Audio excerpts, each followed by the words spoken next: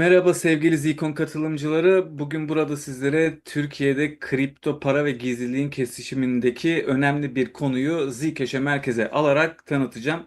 Öncelikle kendimden bahsetmem gerekirse ben Batuhan Yıldırım ve Türkiye'de yaşıyorum. Yaklaşık 4-5 yıllık bir kripto deneyimim, özellikle de gizlilik projelerinde olan deneyimimle şu anda aktif olarak ekibimle birlikte Zcash'e hizmet veriyorum.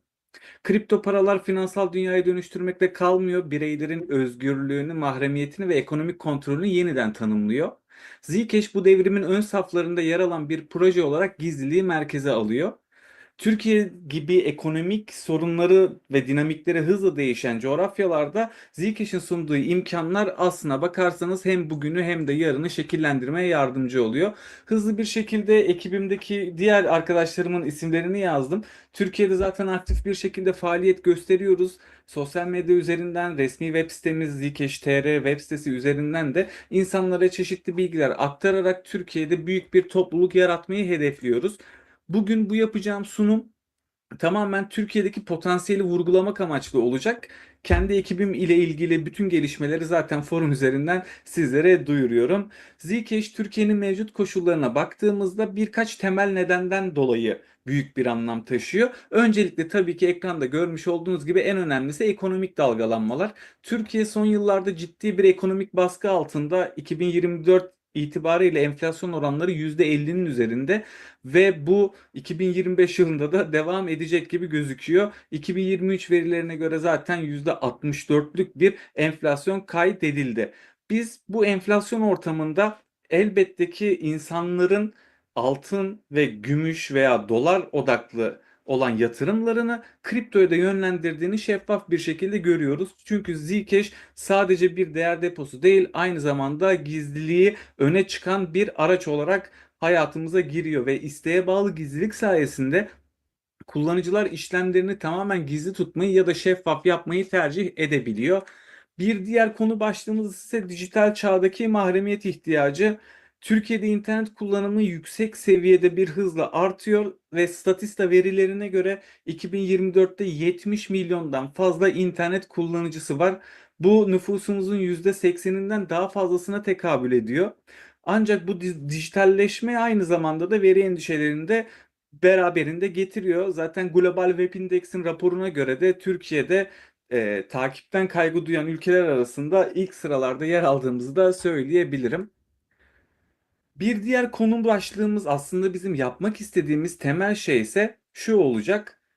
Kripto para benimsemesinde Türkiye gerçekten lider bir konumda. Zaten bunu da birazdan anlatacağım istatistiklerle de görme imkanına sahip olacaksınız. Hemen bir kabaca anlatım yapmamız gerekirse AAA'nin 2024 kripto raporu sahipliğine göre Türkiye nüfusunun %19,3'lük bir kısmı kripto para sahibi. Ve bu sahiplik aslında dünyada bizi, Türkiye'yi üçüncü sıraya yerleştiriyor.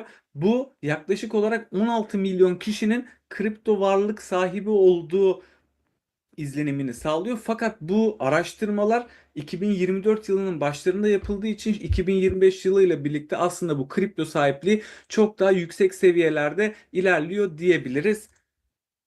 Karşılaştırmalı perspektif yaptığımız zaman Avrupa'da, İsviçre'de tabii ki bu dataların hepsi internetten alınan datalar ve doğruluğu %100 teyide muhtaçtır. Bunun altını özellikle belirtmek istiyorum. İsviçre'de %11,5'luk bir kripto sahipliği oranıyla öne çıkarken Türkiye'nin %19,3'ü tabii ki de daha etkileyici gözüküyor. Peki burada Türkiye'de bu kadar çok kripto sahiplik oranı varken elbette Zcash şu anda ana akım bir proje değil, fakat bizim amacımız zaten Zcash'i ana akım seviyeye getirmek. Peki Zcash ile Türkiye'de yapacağımız gelecek vizyonunda bizleri neler bekliyor? Aslında biraz da ona değinmemiz gerekiyor. Zcash Türkiye'nin kripto ve gizlilik yolculuğunda önemli bir rol oynayabilir. Bunun için bazı adımlar atmamız lazım ve bu adımları sizlere anlatabilmek için bir madde halinde bunları ayarladım. Öncelikle tabii ki de ilk odak noktamız farkındalık ve eğitim. Zcash avantajları halka daha iyi anlatılmalı ve Zcash sınav gibi teknik detaylar sadeleştirerek Bu teknolojilerin bireysel özgürlük için bir araç olduğu vurgulanmalı. Zcon gibi etkinlikler bu bilinci yaymak için ideal bir platform. Zaten biz de kendi platformlarımız üzerinde çalışmalar yapıyoruz ve ilerleyen günlerde bunları duyuracağız. Eğitim kampanyaları ve çalıştaylarla Zcash'in sadece finansal değil toplumsal bir değer sunduğunu da gösterebiliriz. Zaten ben ve ekibim Zcash Türkiye ekibi olarak çalışmaya başladığımız günden beri YouTube, Instagram, Twitter, Instagram tüm sosyal medya platformlarında Zcash hakkında en temelden başlayacak şekilde, yani kripto bilgisi hiç olmayan bir insanın bile Zcash hakkında öğrenmek istediği her şeyi öğrenebileceği bir çalışma gerçekleştiriyoruz ve bu çalışma aktif olarak da devam etmekte. Bir konu başlığımız ise elbette ki yerel inovasyon. Türkiye'deki genç girişimciler, üniversite öğrencileri ve kripto meraklıları Zcash'in sunduğu teknoloji hakkında daha fazla bilgilendirilmeli ve teşvik edilmelidir. Bunun için bir temel eğitimin gerekli olduğunu farkındayız ve adımlarımızı buna göre atacağız ki az önce de belirttiğim gibi atıyoruz, fakat daha fazla aktif olmamız gerekiyor. Daha fazla etkinlik gerçekleştirmemiz, belki kahve toplantıları, küçük bir hackathon gibi etkinlikler gerçekleştirebiliriz. Ve bir diğer konu başlığımız ise elbette ki küresel bağlantılar. Şu anda aktif olarak Brezilya ekibi, İspanya ekibi çalışıyor ve son dönemlerde Nijerya ekibi ve Nijerya ekibini de gördüm. Diğer ekibin adını unuttum. Türkiye'yi gizlilik teknolojilerinde bir merkez üssü haline getirmeyi hedefliyoruz. Çünkü aslına bakarsanız bunun için çok büyük bir ihtiyaç var ve bu ihtiyacın karşılığında da bir bilinçsizlik var. Biz bu bilinçsizliği minimum seviyeye çıkartarak, ihtiyaçları doğru karşılayarak Türkiye'de gizlilik merkezi kurma hedeflerimiz söz konusu. Diğer ülkelerde Brezilya, İspanya ekibi, Nijerya ekibiyle de bu konuda işbirliği yapmayı hedefliyoruz ve planlıyoruz. Şimdi bazı fikirlerimiz var. Bu fikirleri üstünkörü sizlerden bahsedeceğim. Bir diğer konu başlığımız ise fikirlerimiz. Zcash, Base ve Zero Trail, iki uygulama, aslında iki platform üzerinde çalışmalar yapıyoruz. Birisi podcast üzerine olacak, birisi ise daha büyük bir çalışma. Bunları ilerleyen günlerde zaten forum üzerinden duyuracağız. Amacımız Türkiye'de yeni bir vizyon başlatarak en iyi şekilde ilerleme sağlamak ve bu ilerleme karşılığında insanların aradığı mahremiyet özelliğini insanlara Zcash üzerinden sunabilmek olacak. Ve son olarak artık işin finalinde Türkiye kripto para benimsemesinde %19,3'lük bir oranla küresel bir lider.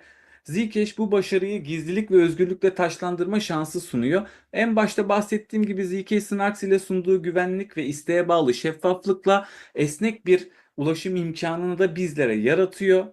Türkiye'de gerçekleştirmek istediğimiz birçok faaliyet mevcut. Türkiye'nin istatistiksel anlamdaki detaylarını size aktarmamın sebebi de tam olarak bu.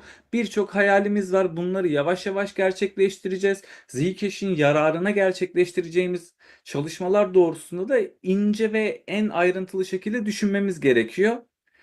Bu vizyonu tartışmak için ve şekillendirmek için burası çok güzel bir başlangıç oldu. Hala daha heyecanlıyım. Burada olmaktan da çok mutluyum.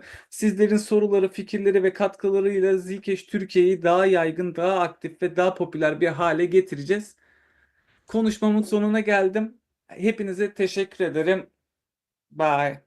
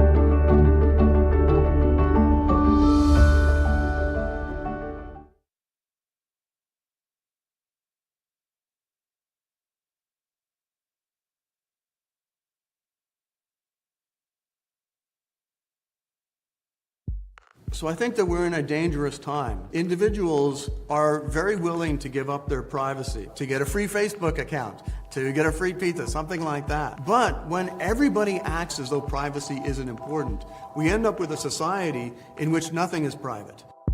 Crypto came out of nowhere, took the world by storm. This was the fastest moving technology we have ever seen. The cypherpunk said the internet and cryptography is going to change everything because it changes the fundamental balance of power. It turned out to be right. As far as my work with cryptocurrency in Washington, D.C., this is the moment that everything came off the rails. Decentralized systems all have trade-offs. Community consensus comes at a cost. I don't want to see people adopting a system that can be used to surveil them. I want to see them adopt something that's trying to protect them. We have to have some kind of optimistic vision of technology, or you just end up getting the thing you fear but a little more slowly. When we talk about crypto today, a lot of the conversation is around financial rewards, not enough on how we take ownership of our life and our data. The big thing in the crypto space is when moon, but I think we should ask, when are we creating a better Earth? That's the real question of this space. What if we could cooperate? What if we could interact? What if we could exchange from anywhere to anywhere at any time?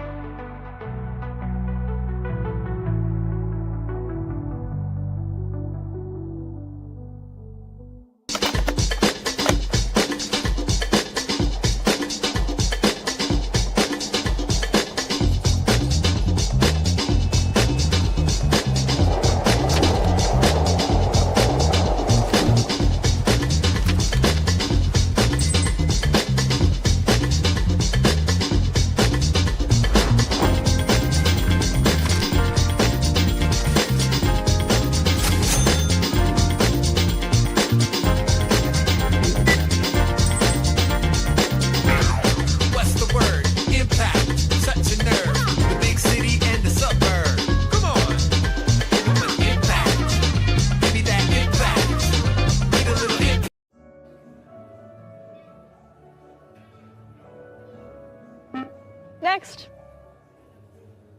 Find everything okay? Yeah, but blueberries are out of season. You should rotate them with something citrusy and equatorial, like a pomelo. You sure do know a lot about horticulture, David Duchovny. Sometimes I think I know too much. Are the chupacabras real? Huh? Have you touched an alien? Oh, God. Has an alien touched you?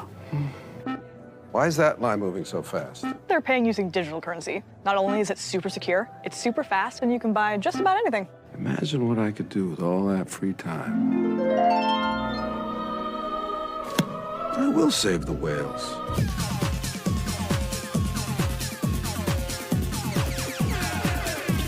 Behold, I've done it! Mr. Duchovny? Mr. Duchovny? Yeah. Can I get your zip code? Come on! There were 6 original members of the ceremony. One of them, whose pseudonym was John Darberton. And he's a world-famous household name, but I don't know if anyone will ever know who he was.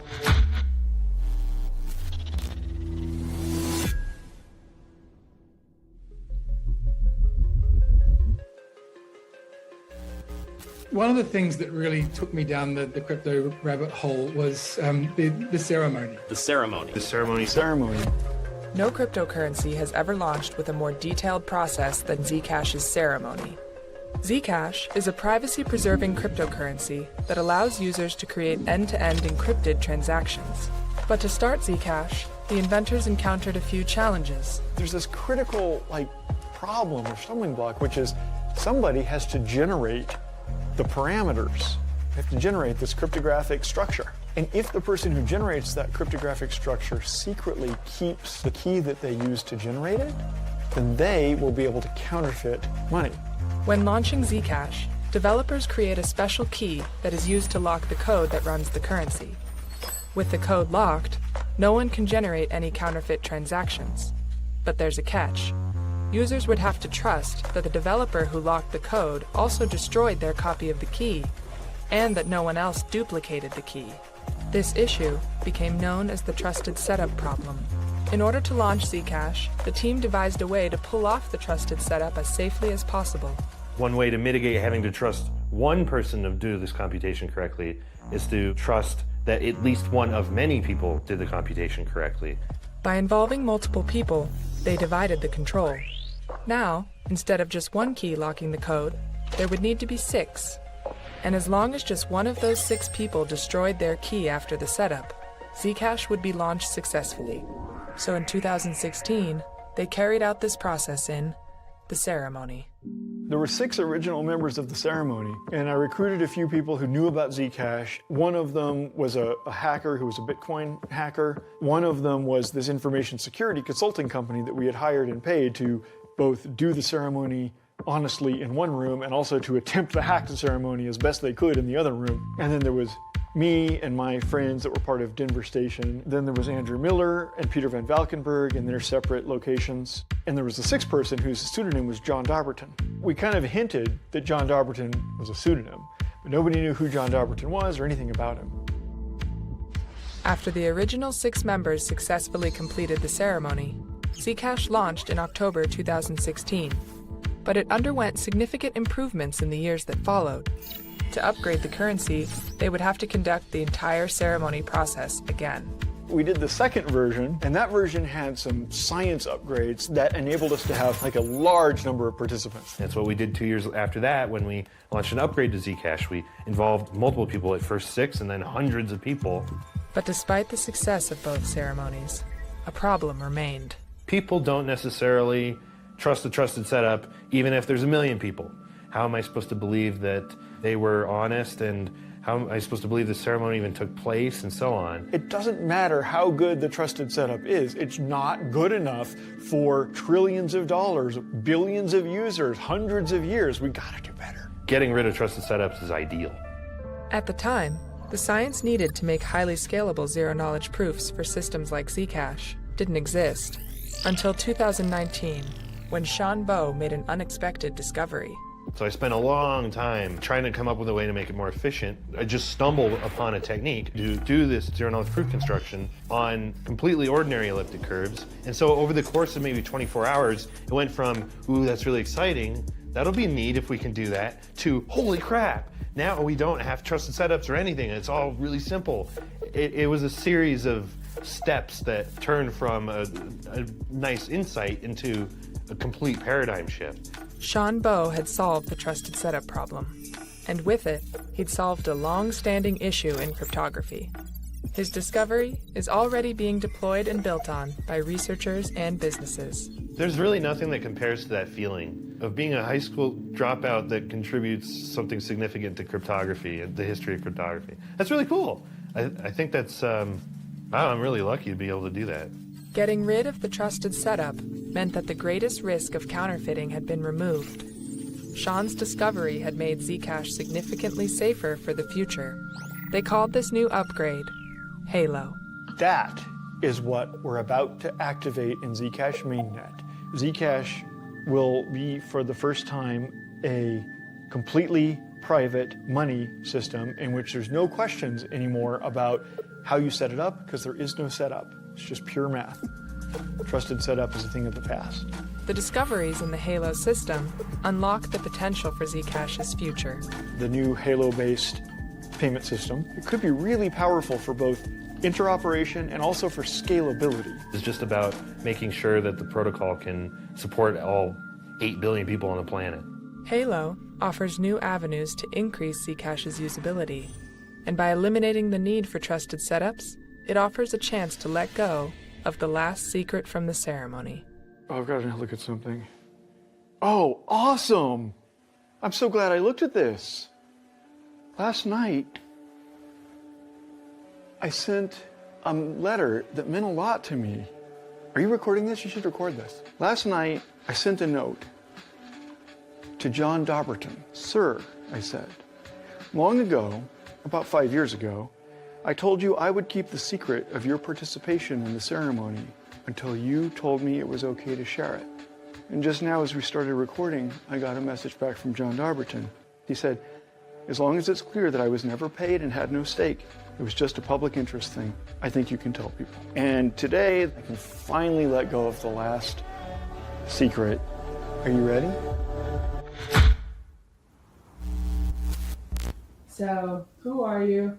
Can you confirm that you are John Dobberton and that you participated in the Zcash ceremony? And can you tell us why you participated? Okay, there's a lot there. But, my name is Edward Snowden. I participated in the Zcash original ceremony under the pseudonym John Dobberton. The reason that I did that was I saw it being worked on by a number of trusted academic cryptographers, and I thought it was a very interesting project because when we look at cryptocurrencies in general, we generally see the cryptographic properties of it being used to make sure it's a fair ledger, but not that it's been used to ensure that it's a private ledger. Bitcoin, quite famously, is an open ledger.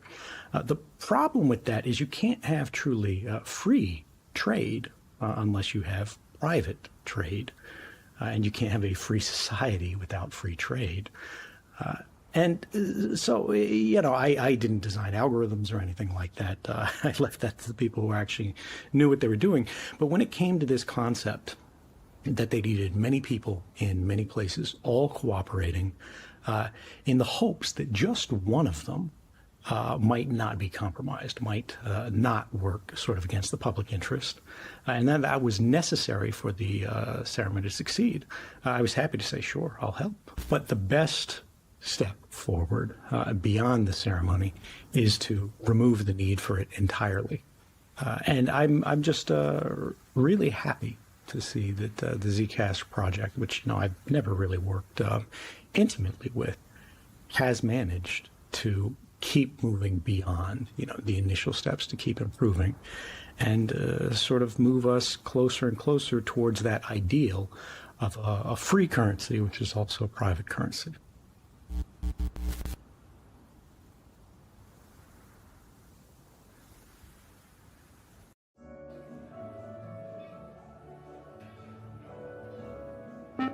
Next. We're for freedom. Freedom from ads. Freedom from borders. Freedom from the past. From constraints. From scrutiny. From expectations. Freedom to express ourselves. Freedom to choose. Freedom to share. To create. To connect. To flourish. Be free.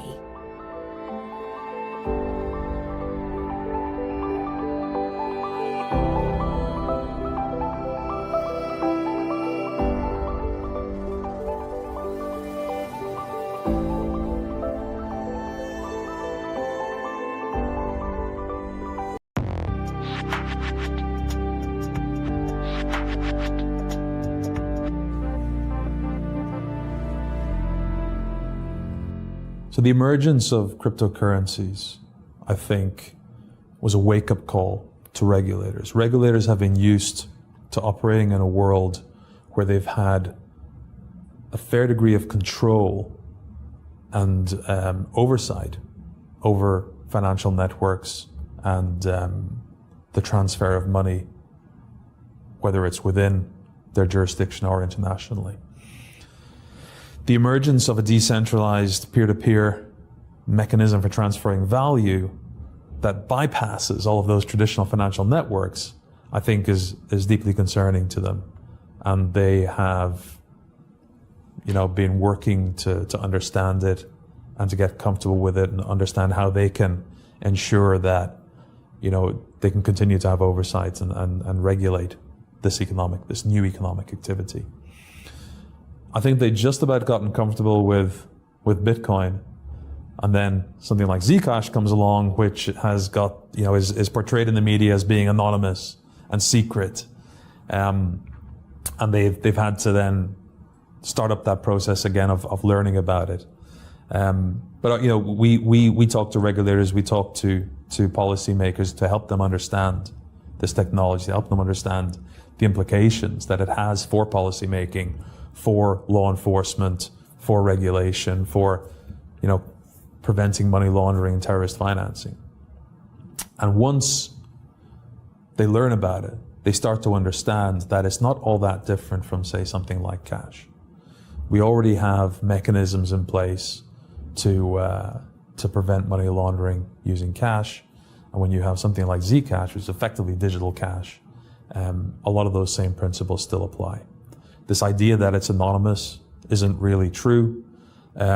If you are depositing funds into an exchange, then implicitly that exchange has to have already done their know your customer checks on you. So they know who you are. They know that it's you that's depositing those funds. And if they need to query where the source of funds are, then they can do so relatively straightforwardly.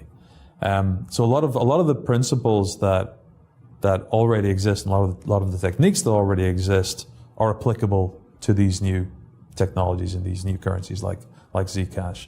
And it's purely a matter of helping the regulators and the policymakers understand that fact. So if you take the New York Department of Financial Services as an example, they worked very hard to understand what Zcash is, what the implications are for regulatory and compliance issues. We helped educate them and help them understand those issues. And the outcome was that they granted Gemini, permission to add Zcash to their exchange.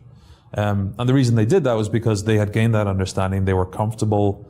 They understood that Gemini would still be able to fulfill its regulatory obligations, that the fact that it was Zcash instead of Bitcoin had no impact on that whatsoever. And the reason that they were so keen to put the effort into understanding it is because they recognize that they have a key role to play in helping New York maintain its position as a global financial center. And if they overregulate and shut out this new industry sector, this new type of finance, then it's simply going to go somewhere else. So around the world, there are regulations and legislation that recognize the importance of personal financial privacy. In the United States, you have the Gramm-Leach-Bliley Act. In the EU, you have the GDPR.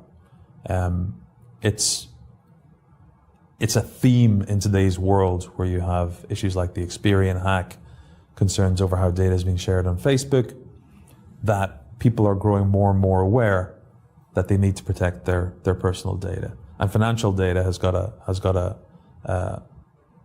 a need for particular protection because it reveals how much you're getting paid, how much you pay in rent or mortgage, what magazines you've subscribed to, what websites you subscribe to, where you shop, what your hobbies are. There's a huge amount of information that can be gleaned if you can get hold of someone's credit card statements or bank statements.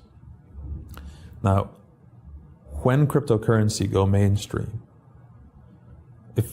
if cryptocurrencies don't have technology in place to protect their users' privacy, then all of that information is going to be exposed to the world. So it seems strange that regulators would try to discourage the use of cryptocurrencies that include such privacy-protecting technologies and encourage ones which are going to expose users' and consumers' information to the world at large. I think there is an argument for saying that actually, if you're going to offer cryptocurrency-based services to users, you at least need to make them aware of the privacy risks that they're incurring if they're not using privacy-protecting currencies. And secondly, to encourage exchanges and payment processors and so on to support currencies like Zcash that protect users' privacy.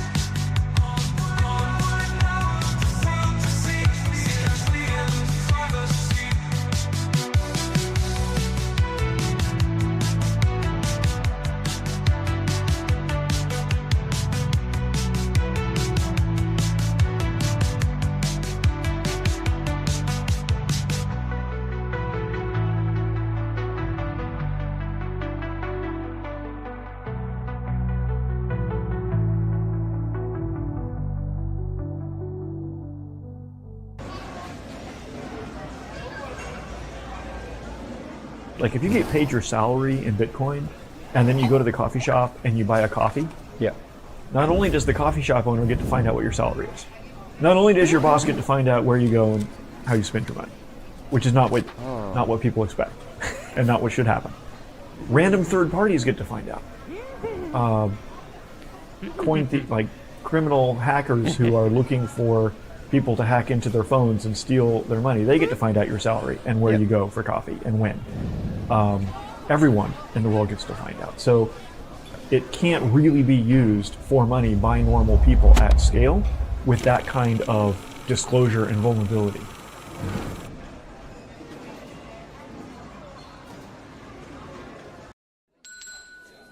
Hey, Chica. Hey, what's up? Who button? Zcash. Zcash? Yeah, it's a cryptocurrency. It's kind of like Bitcoin, but it doesn't like expose your whole financial history every time you use it. And this guy Zuko. Zuko? Yeah, Zuko. He comes in here all the time and buys his coffee with Zcash. And he like started the whole Zcash thing with a team of scientists and someone named Margaret, I think. Okay, Zcash is like an app for buying secret coffees? Speaking of... Good morning, y'all. Hey, Zuko, I was just trying to explain Zcash to Danny here. Hi. Okay, so a necessary part in my mind for freeing humanity from the centralized power structures holding them down was decentralized transaction processing and privacy so that everyone has their own decentralized choice and consent over what they reveal to whom, and a fixed money supply so that some centralized entity can't undermine everyone else's plans for their future to benefit some at the expense of others.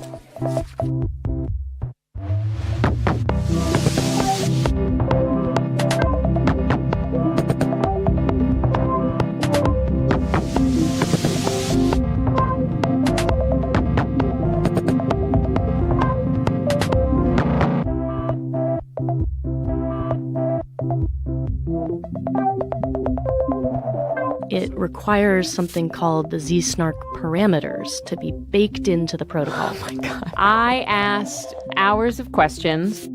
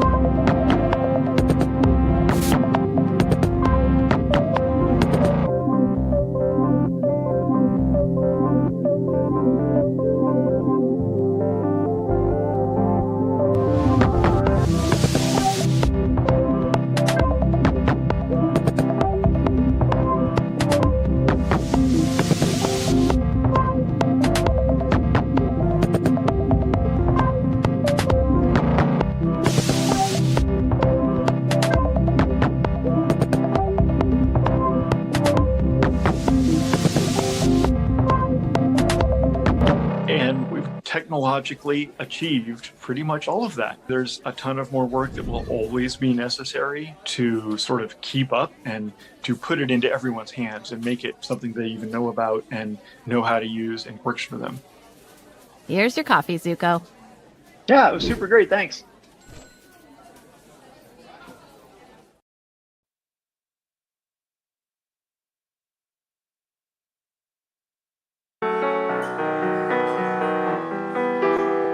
Walk the orchard way, and a shielded zebra band begins to play. Oh, it might be the sound of Halo 2.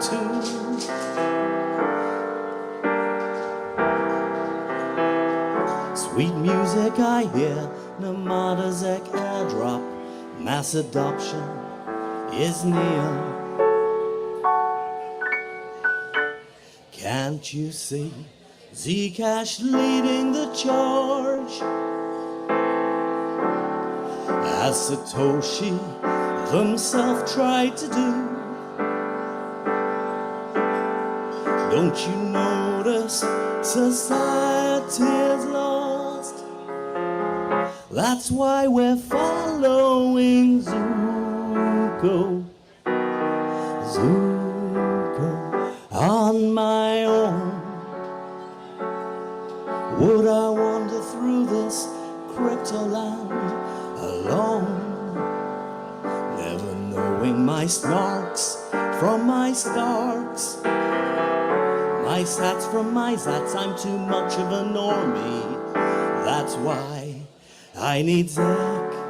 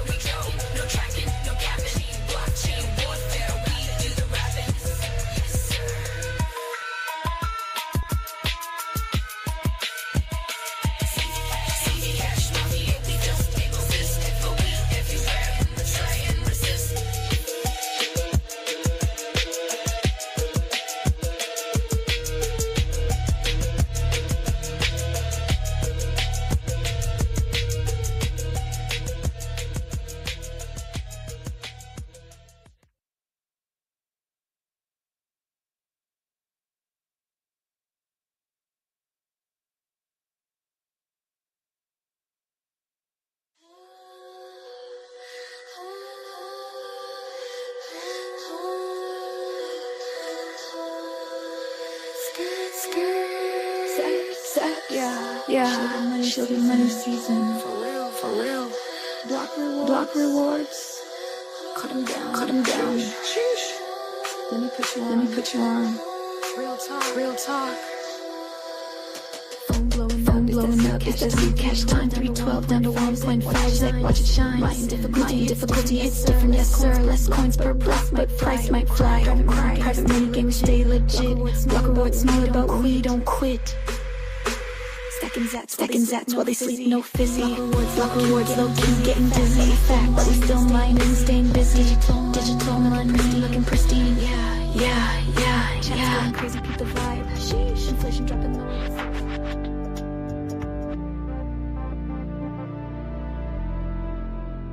I started on this road back in 2010 when I was at MIT working on side channel attacks on cloud computing and how to steal information from those computers that you're not supposed to trust.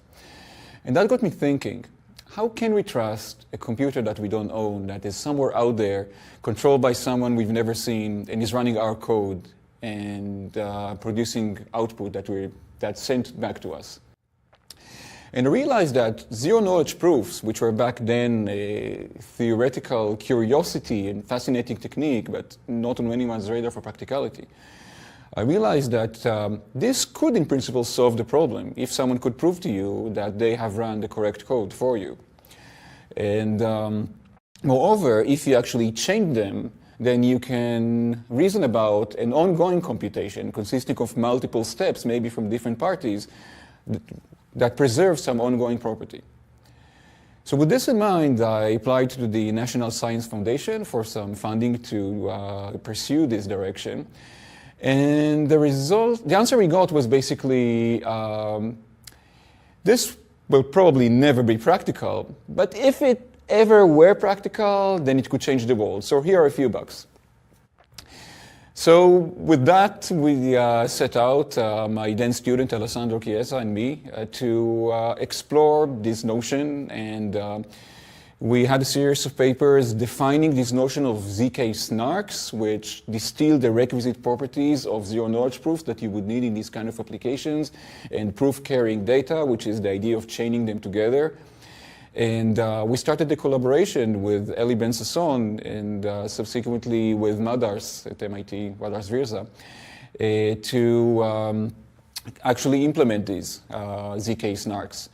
Along the way, a new generation of techniques based on QAPs came along, which provided another approach complementing the PCP-based approach that Eli was leading.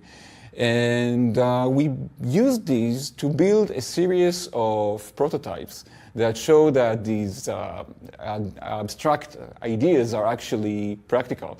We actually were able to have a generic compiler that can take any C program and compile it into a new one that can verify itself and produce a succinct proof, a few hundred bytes, checkable in a few milliseconds, that would convince you that the program ran correctly, even if it was on the cloud or on hardware provided by the cheapest bidder. So we were very happy about that, and then we started thinking, what kind of C programs would we actually plug into this machinery? And that was around 2013. And these were just the days when Bitcoin became popular. People realized that, hey, blockchains are cool. And they were also starting to realize that actually blockchains are not private. They are revealing all of their transactions. We heard of that group over in Johns Hopkins that was also looking at that and actually had an approach for solving that, the zero-coin protocol, that sort of provides a private version of Bitcoin, but not with all the functionality that you would want, and wasn't fast enough, proofs were too large. And it turns out that the machinery that we had, and we were just so eager to find some nice use cases for, was exactly the missing ingredient in the protocol. So we got together in 2013, and we started scheming and finding out how to compose the ingredients and how to build a new protocol that uses those snarks in a way that is tailored for that application. And that actually worked out. Within a few months, we had the first draft. And in 2014, we presented this at an important security conference, but important for academia. And it turns out that that is not quite enough to make an impact in the real world, because we thought we had solved Bitcoin's privacy problem, and we were waiting for the world to beat a path to our door and use it. And after waiting for a while, we realized that we may need to be more proactive, and that the extra effort required to take academic code and making something that you would trust your mother to put her life savings in. That's not something that can be justified within academic research, and it's not something that was on anyone else's radar. So we reached out to ZUCO and to List Authority because of their excellent reputation designing cryptographic protocols for the real world. And together with the Johns Hopkins team, consisting of Matt Green, Ian Mears, and Christina Garman, we set up the Zcash company as the vehicle to create what would become Zcash on top of that zero cash protocol that we have published academically. That took nearly 2 years of additional engineering effort, a lot of review, finding and fixing bugs, learning about all the extra challenges needed to make things usable and trustworthy.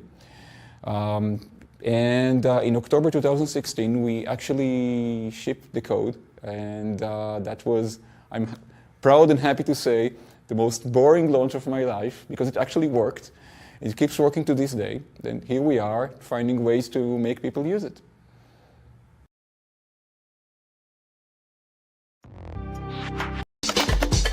How does the Zashi Flexa integration protect consumer privacy?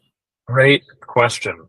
So wallet developers today have a number of options when it comes to enabling payments for their customers. They can enable payments at merchant locations that would natively accept a particular chain like Zcash. They can enable payments by setting up a credit card or debit card partner, or they could use something like Flexa.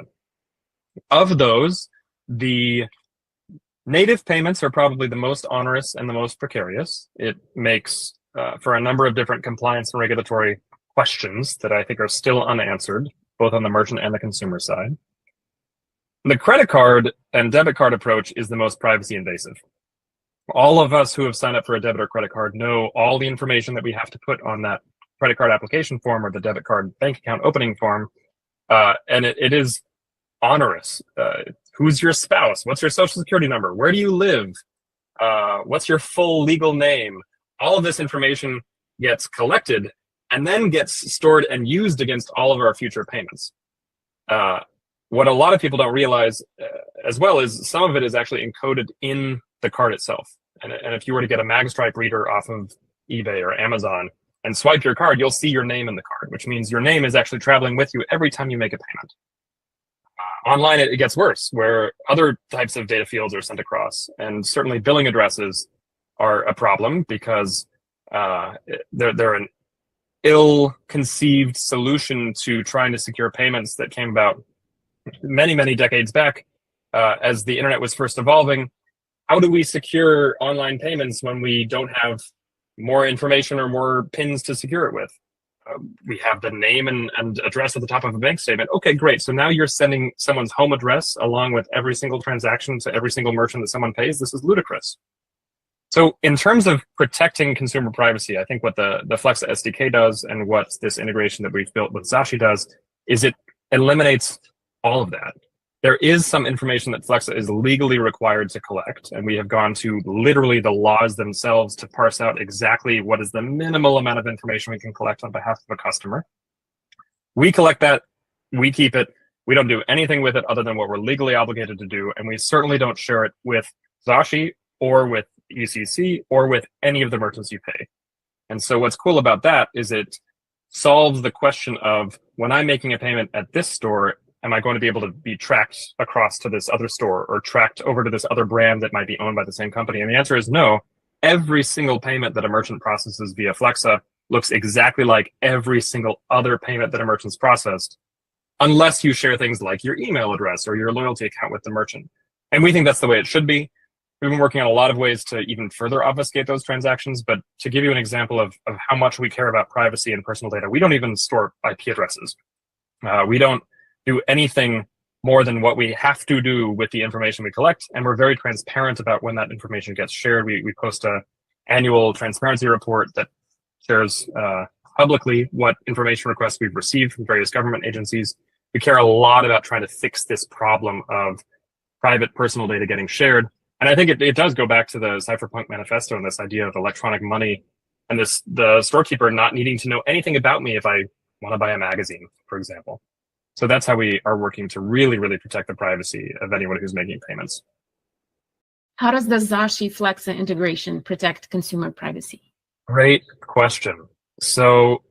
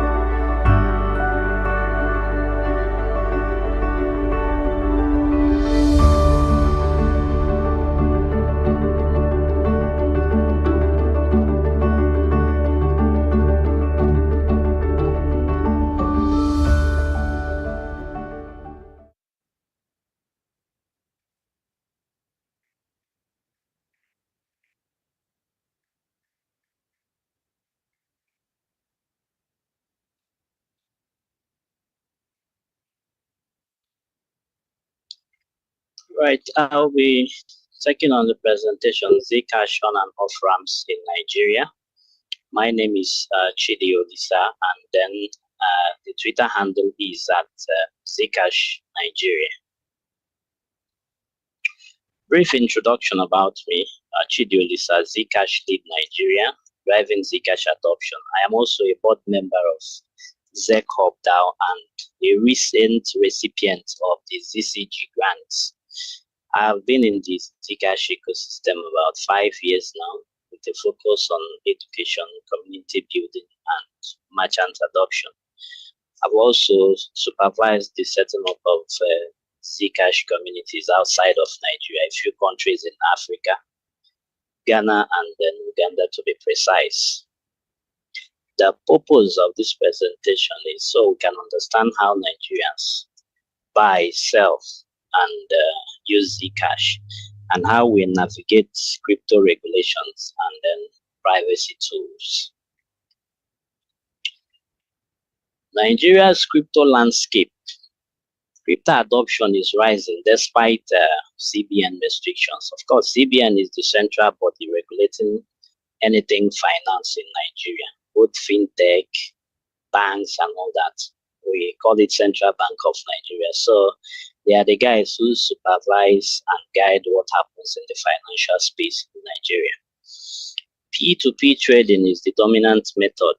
So in Nigeria, what people usually use to transact do their crypto, both from the crypto itself, on ramp, off ramps, is P2P.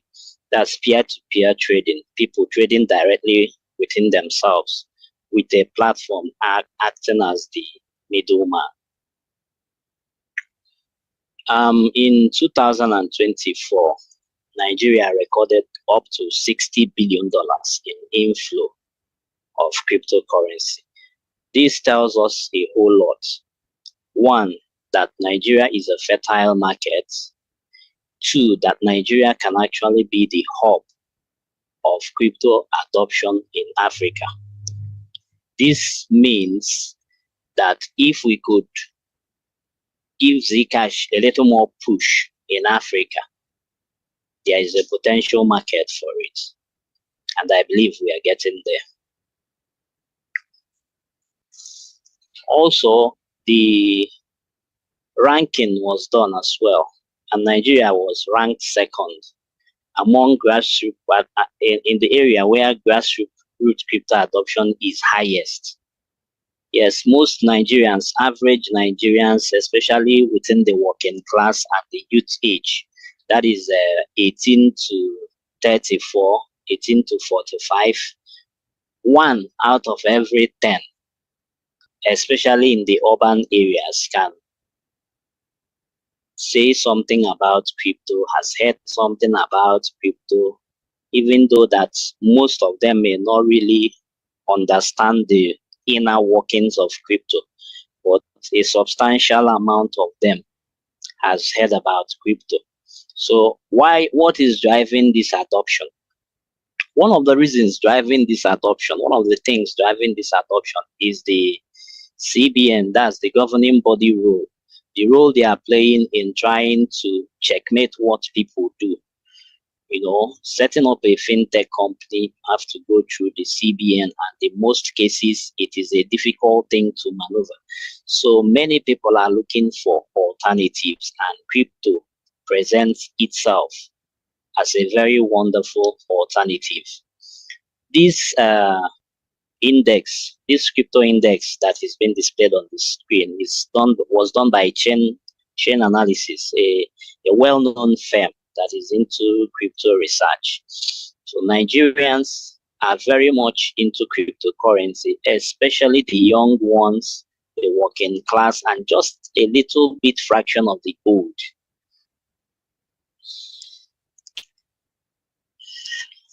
Now, overview of Zcash in Nigeria. What is it being used for? Adoption and awareness. The adoption is growing, but awareness is still limited. Why? Because there is just little, not too much we could do because of the scarce availability of resources. In Nigeria, some persons, few people, use it for private payments to keep their transactions confidential. There are a few merchants adopting it, few businesses accepting Zcash for goods and services. Then another use case is for investment purposes. So many people who buy this cryptocurrency, not just Zcash, but almost all the cryptocurrencies, buy for investment and speculative purpose. That is holding it with an expectation of increase in price. In Nigeria here, there is a popular saying that if you want to get rich fast, invest in real estate. But if you want to get rich quickest, invest in crypto. So many persons who hold cryptocurrencies and Zcash as well, Zcash inclusive, hold it for investment and speculative purposes with an expectation that the price will increase so they could resell and make a profit. So right from 2021, the CBN has been bringing up policies that are not good for the crypto economy in Nigeria.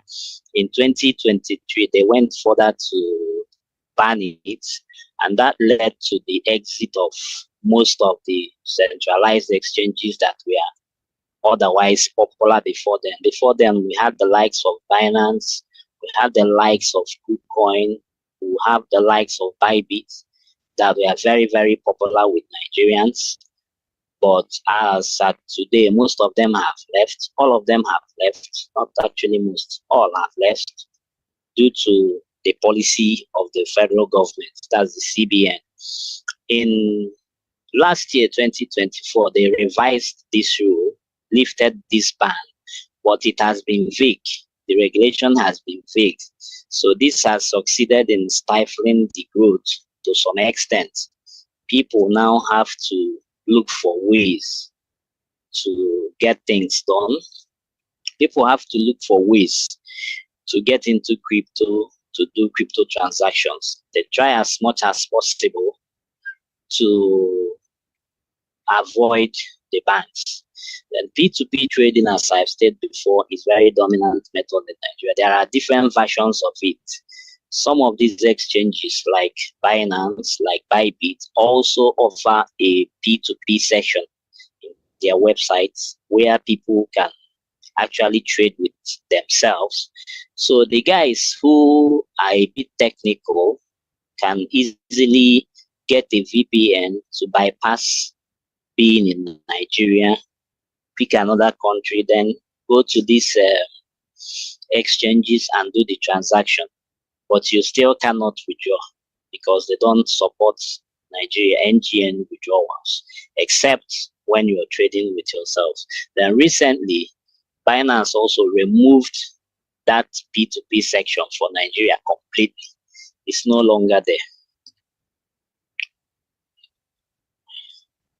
So buying Zcash in Nigeria, there is no direct method of using the local currency, that is NGN, to buy this Zcash. To get your ZEC, you have to get into a stable coin first.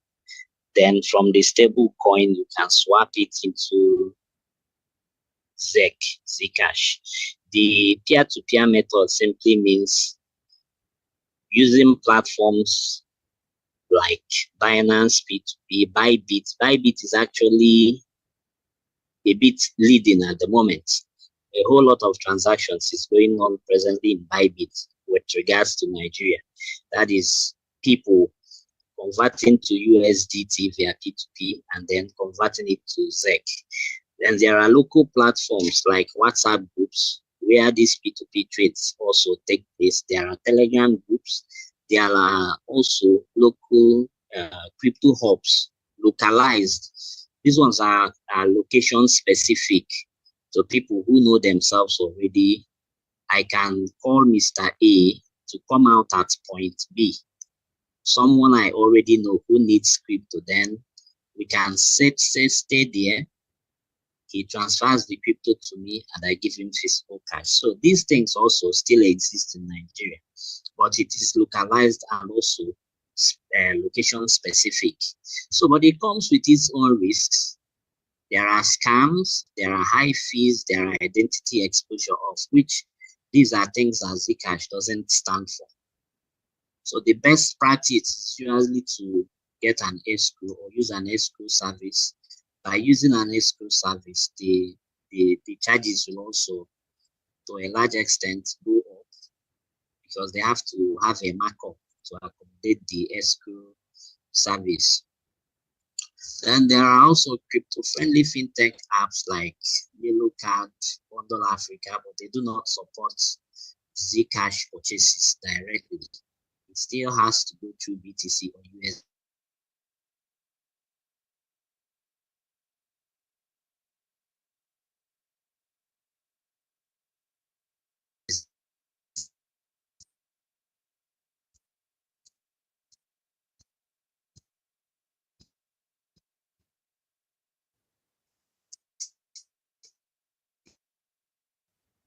Humongous amount of money to get it integrated. So we decided to create an in-house solution.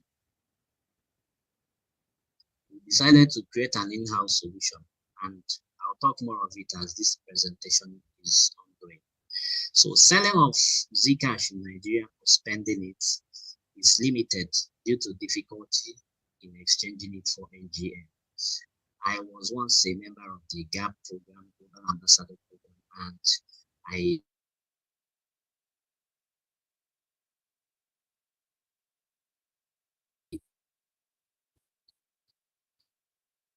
when I received the ZCG grant, I went back to some of these businesses to try to see how they are faring. And most of them no longer accept it because of the problem with exchanging Zcash for Nigeria and vice versa.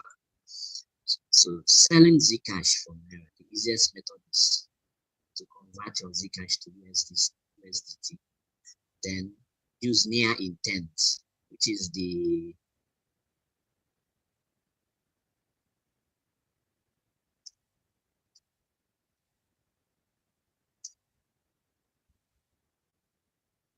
so selling Zcash, the easiest way is to use near intent or changing to convert it.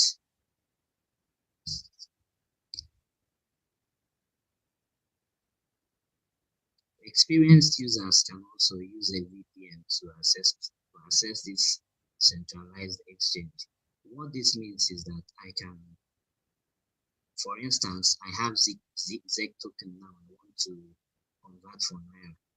I can either go to Changely, convert it to USDT, or go to near intent, swap it into USDT, then use this USDT with the help of a VPN to send it to an exchange. See that, like Bybit. When I send it to Bybit, it makes it easier to now use their P2P service to convert to cash. There are a few businesses currently accepting the Zcash token. Some of them present is the Phoebe Corps. So these guys are into parfait, ice creams, and the owner is one of the members of the Zcash Nigeria team by name CJ Frankie. He's doing well, he's reasonably well known, and he's doing a great job. His business is also accepting Zcash for payments. Then we have the wine shop located in Enugu State. We have the wine shop located in Enugu State.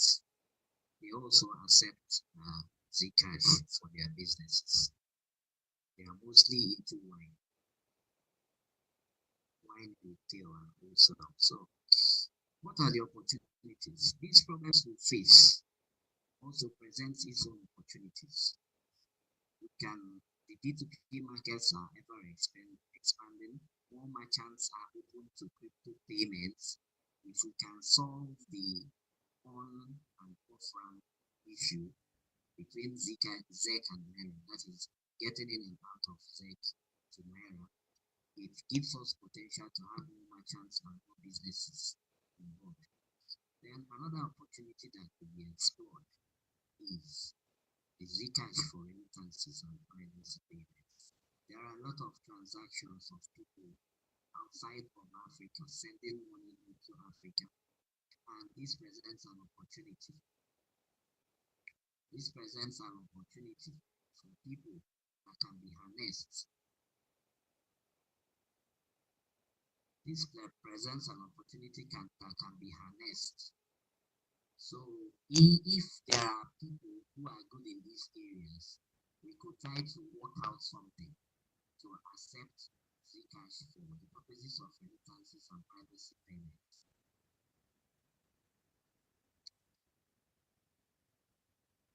So what next? As we are doing all this, what was the future plan of Zcash Nigeria?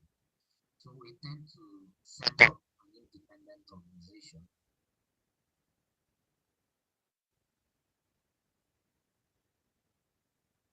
We are setting up an independent organization. So the reason for this is to produce an in-house solution for this on and off-ramp challenges we are having. We are also collaborating with Sinergia. These guys are doing found that this in member.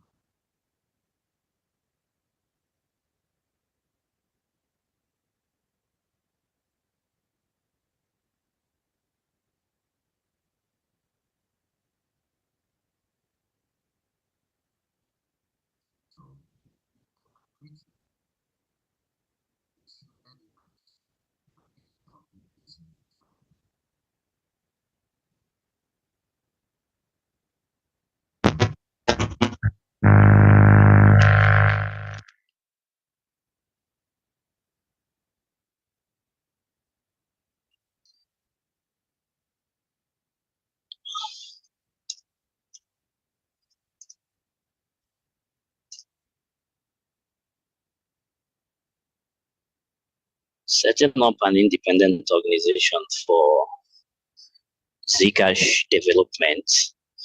This is an in-house solution.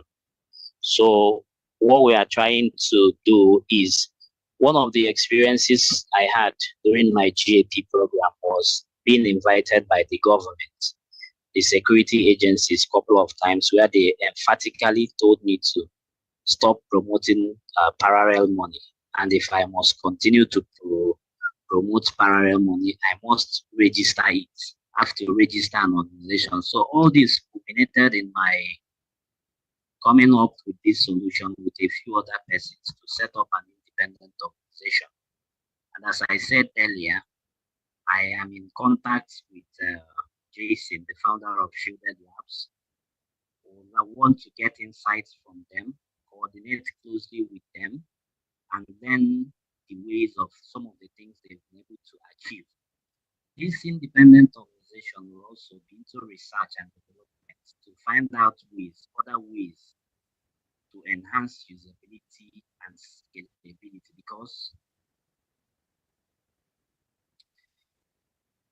because if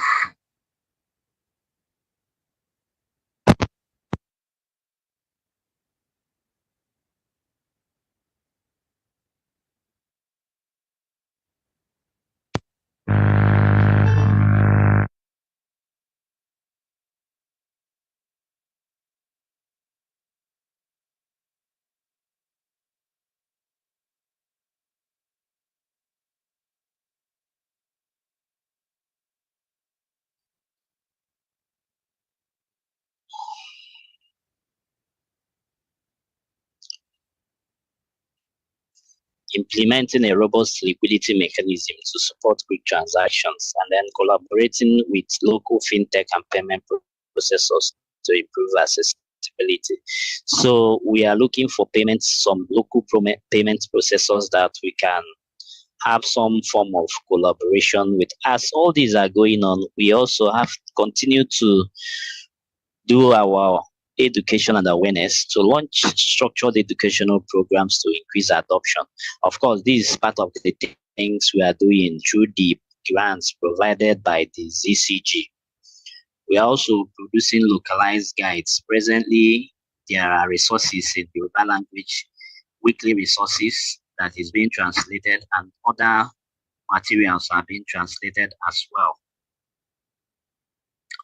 So we are unveiling the Obscuro Labs. It's an independent organization based in Nigeria dedicated to identifying and building solutions that drive Zcash adoption. And we are using this opportunity to call for visionaries, engineers, developers, researchers, and contributors, or people who are generally passionate about financial privacy. So please join us as we create something that will cater for the Nigerian populace. Those into software development, cryptography, research, and security. If you are into any of this,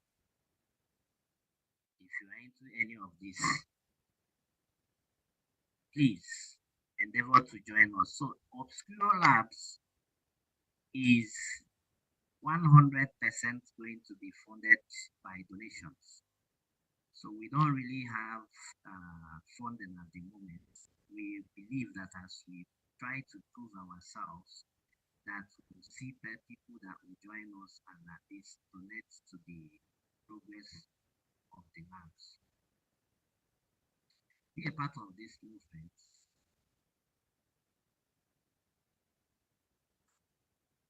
Be a part of this movement.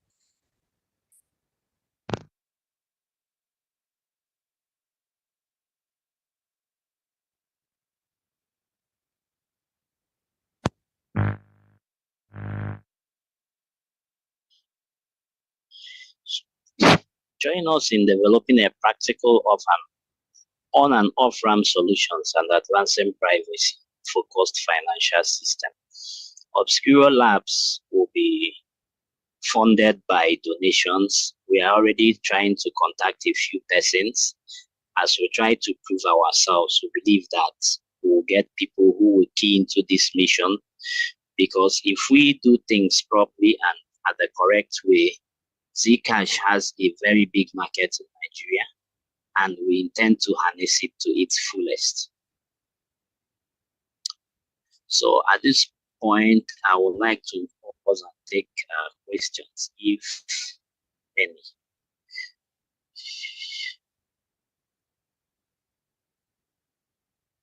Okay, someone is asking, how is the developer community in Nigeria? What can I or we do to better attract Nigerians developers to build their own use case on Zcash? So a lot of projects are actually pitching their tent in Nigeria.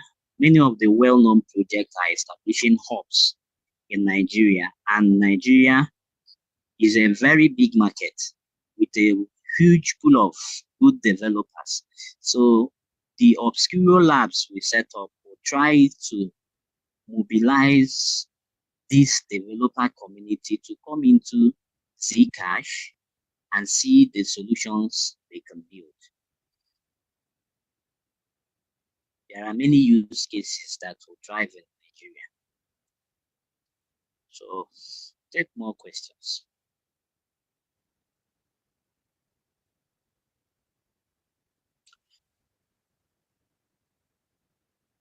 Okay, someone is asking that there is no direct way to buy Zcash in Nigeria. Is the team working on a solution on this? Yes, the solution we are working on is the formation of the obscure labs. It will be a lab, it will be a group of persons that will focus on creating these solutions specifically for the Nigerian market and the African market. And we're actually looking for volunteers who will join to make this a reality. Currently, the organization, we are rounding up the registration, almost at the final point of the registration. So probably in a few weeks from now, obscure labs will be fully functional. All right. While we wait for any other questions, we may also discuss a bit more. I may have to just briefly summarize the presentation in the few minutes remaining. So I said a summary of the presentation. The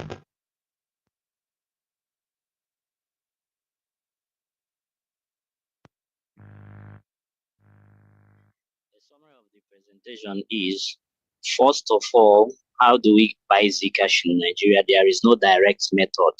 You have to have some experience in buying it directly or selling it. You have to first of all use your Nigeria local currency, get into a stable coin, USDT or USDC, depending on your preference. Then from there, you can use a P2P exchange such as Bybit. Okay, someone, have you heard of No One's P2P market? They are popular and privacy-friendly exchange focused on Africa. I've heard it, someone has referenced it to me, and I'll take a closer look at it and see how we can cooperate.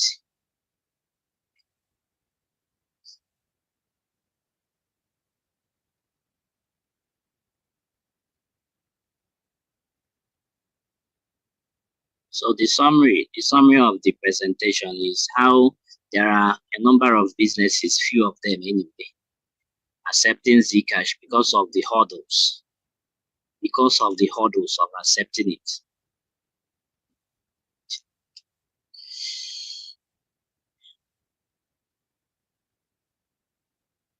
All right, guys.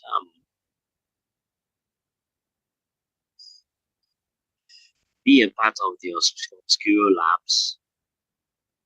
Join us as we make something great out of Zcash. Let's continue to push the boundaries of awareness. Let's continue to offer solutions. Let's continue to make it easy for people to get in and out of Zcash. And as we do this, we will have a great Zcash community in Nigeria.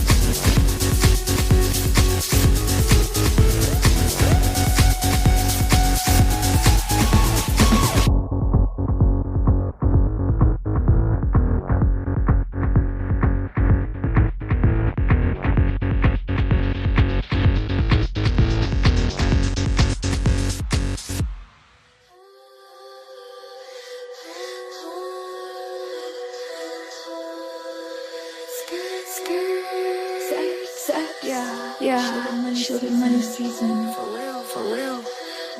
Block rewards. Cut them down. Let me put you on. Real talk. Phone blowing up. It's that Zcash time. 312 down to 1.5 sec. Watch it shine. My difficulty hits different. Yes sir. Less coins per blast, but price might fly. Private money game stay legit. Block rewards smile about we don't quit. Stacking zats while they sleep, no fizzy. Block rewards low key, getting dizzy. Fact, but we still mining, staying busy. Digital money, looking pristine. Yeah. Chat's going crazy, people vibe. Inflation dropping lower, that's the ride. Miners stay up, we don't sleep at night. Stack them zats till we feeling right. Hard money game, we too clean. Halvin got the whole blockchain scene lit for real. Mining, straight.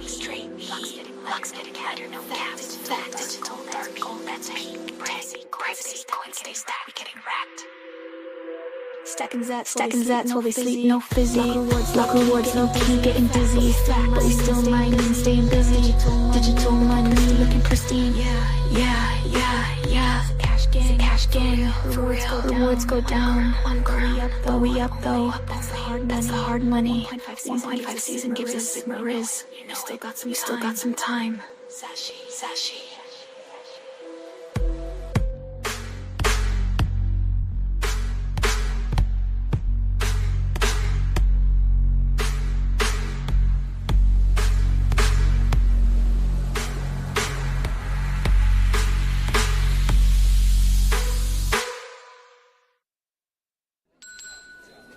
Hey, Chica.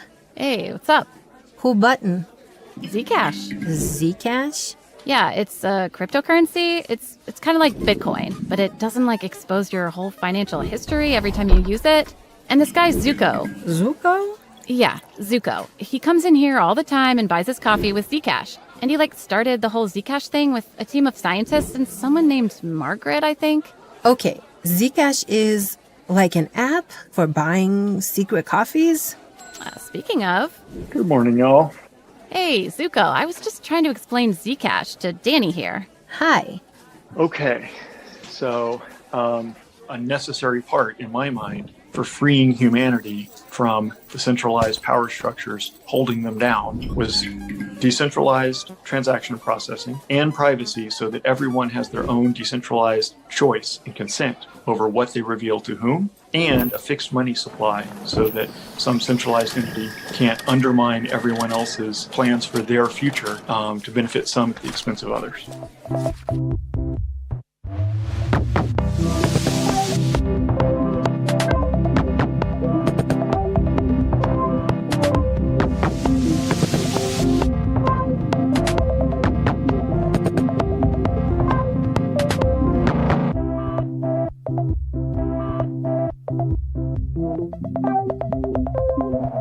It requires something called the ZSnark parameters to be baked into the protocol. Oh my God. I asked hours of questions.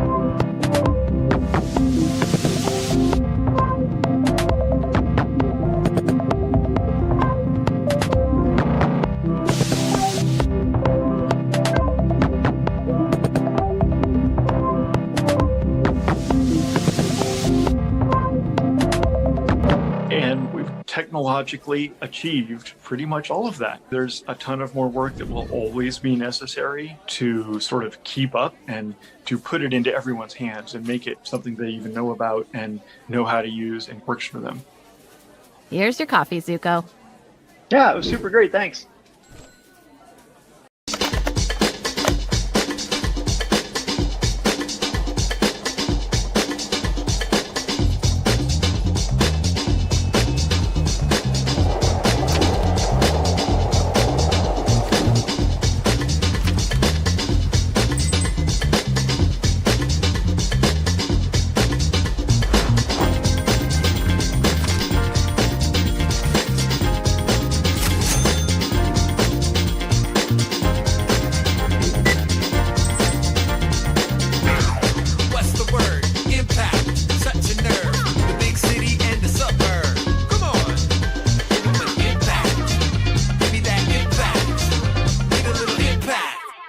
Privacy is normal, I think is something that not everyone understands about why it is so important. But that's not the case. Why should it be normal to be private and it not mean that you're doing something nefarious? If you think about it, our world made privacy suddenly taboo. By making it taboo and saying, well, do you have anything to hide? It's given a lot of the superpowers in our world the ability to just simply dive into our private lives, whether digitally, physically, or whatnot, because they'll simply beg that question, well, are you doing anything poor? Well, ask yourself, if you don't need privacy, why don't you have glass on every wall in your house? Why don't you just run down the street naked whenever you feel like it? There's things that you simply want as your own. You want to have your own thoughts and emotions private when you choose. If anything, I know personally that what I express usually goes through a filter process, right? All of us have a filter. Do we want everything that we say to get out there before we've kind of thought about it carefully, right? Before we can express it? Not necessarily. And that's a level of privacy. And sometimes the thoughts that we have are what we put on our computer, what we put on our phone, what we scribble in a blog, not a blog post, but even like a diary. They're just thoughts. And then we refine that to be able to share that with the public. That's one aspect of, hey, these are just simply unrefined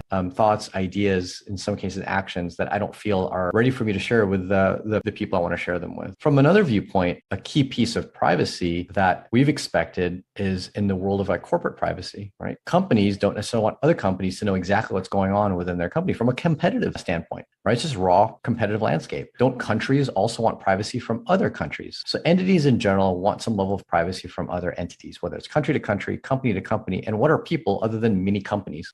Privacy is normal, I think, is something.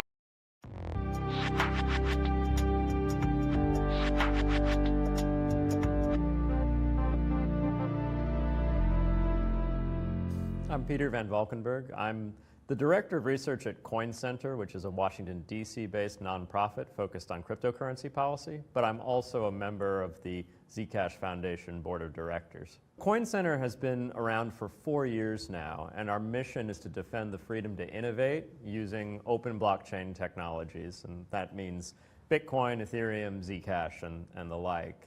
And really we do three things. We do education, policy research, and advocacy. There are three main branches of regulatory policy that touch cryptocurrency: investor protection, consumer protection, and anti-money laundering, or counterterrorism financing, which you could also call financial surveillance because it's about the government collecting information that could lead to the arrest of those laundering money or financing terrorism. There's also tax, but I hate talking about tax. On the investor protection front, what we've seen over the last year, 2018, has been increased interest of the SEC in people who are creating brand new cryptocurrencies, making promises about them, and fundraising in order to develop that software in advance of releasing the open network. That pre-funding or pre-sale or pre-mine activity in some ways could fit the US definition of what is securities issuance. And if that's true, to the extent that that's true, then there are a lot of people who need to comply with securities laws in order to do that fundraising compliantly.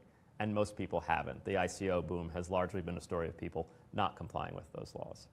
So that's been a hot spot. What's heartening about that progress has been that recently the SEC, which has had a steep learning curve and has actually done quite well getting up to speed on the fundamentals of the technology, has come out and said, look, for the truly decentralized cryptocurrencies, and we've heard this from Chairman Clayton and from Director Hinman at the SEC, for the decentralized cryptocurrencies, where there is no longer an issuer upon whom people really are relying, people are relying on open source software and an open network of people participating in the consensus mechanism.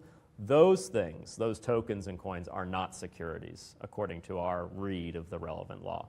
And so that's great, because frankly, if all cryptocurrencies, especially the decentralized ones, were to be treated as securities, it would be horrible for the progress and innovation of this technology in this country, because it would put up so many roadblocks, and it simply wouldn't make sense. Who's the issuer of this thing that is now actually part of a decentralized network, where we rely on everyone instead of one person? On the consumer protection front, it's always been a focus on the exchanges, really. So the exchanges are the companies out there that you can regulate for consumer protection purposes. They're where most people go and they buy the thing, and they're where a lot of people go and store cryptocurrency. So there, the story's been about money transmission licensing in the US, which is basically a consumer protection approach that says only certain people should be allowed to do this activity because it has this risk where you could lose the customer's funds. And so we're going to ask that people get a license in order to perform that activity. And every state in the US regulates money transmission licensing differently. So some states, those laws apply to an exchange, and in some states they don't, and in most states it's unclear whether they do.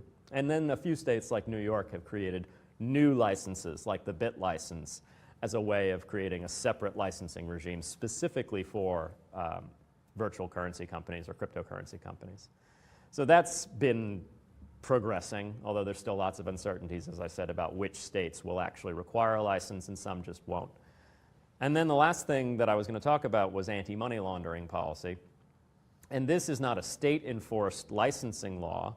Anti-money laundering policy is a federal government-enforced law where if you are a money transmitter or something like a money transmitter, and there's a separate definition for that, which may cover a lot of exchanges, then you're obligated to register with the federal regulator, FinCEN, and collect certain information about all your customers and file suspicious activity reports and keep all that information up to date. You basically have to surveil your customers.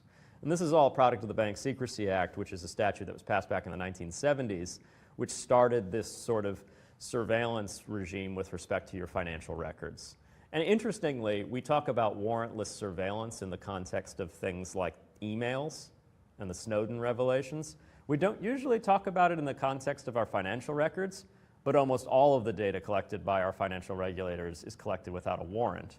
And we've actually, according to the Supreme Court in a 1976 case, given up our reasonable expectation of privacy over our financial records with respect to our Fourth Amendment rights, because we handed them over to a third party, and therefore we made them effectively in the public domain, which is kind of strange. I think a warrant requirement for investigations into your financial bank records might be reasonable, and that's a big part of why I believe in privacy protecting technologies like Zcash.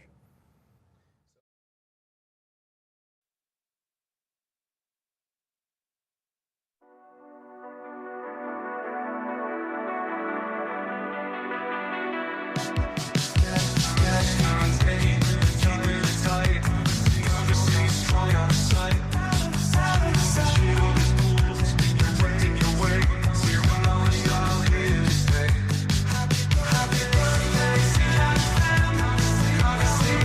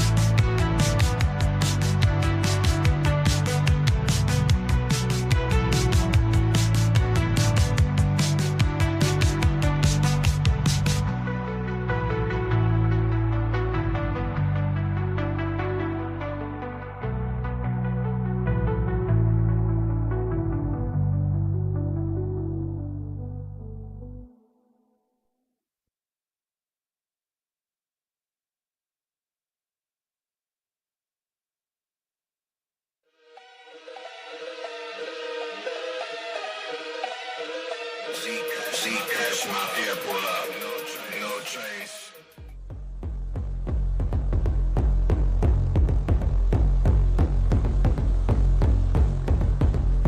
The world is cold as fuck.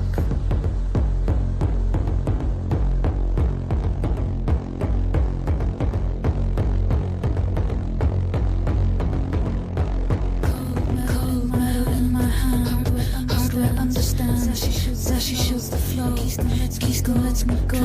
Transactions in the night. Shielded from their sight.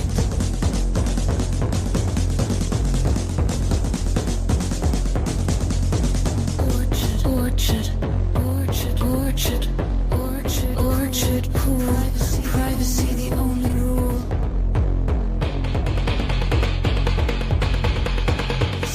Second water deep. Secrets we wanna keep. No traces left behind. Freedom of the mind. Multi-sig secured. Future now assured.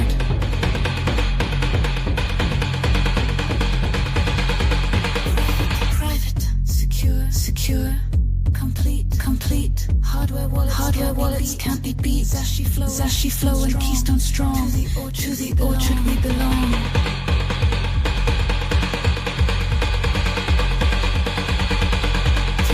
Transaction pool runs free. From prying eyes we flee. Shielded protocol. Protecting one and all. Keys within our grasp. Digital future fast. Orchard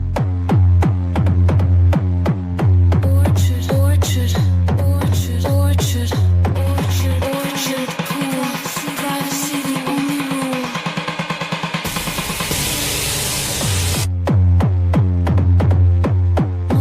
Multi-signature defense, making perfect crypto sense. Hardware keeps us safe at night.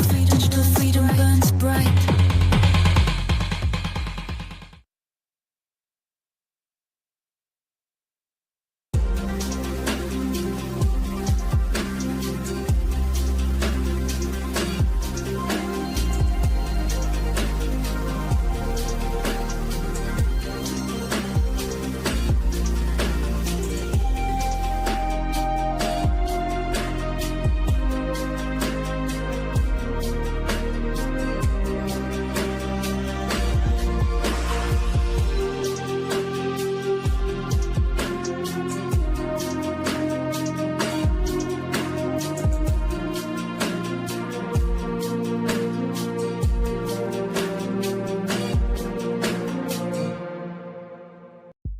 So I think that we're in a dangerous time. Individuals are very willing to give up their privacy, to get a free Facebook account, to get a free pizza, something like that. But when everybody acts as though privacy isn't important, we end up with a society in which nothing is private.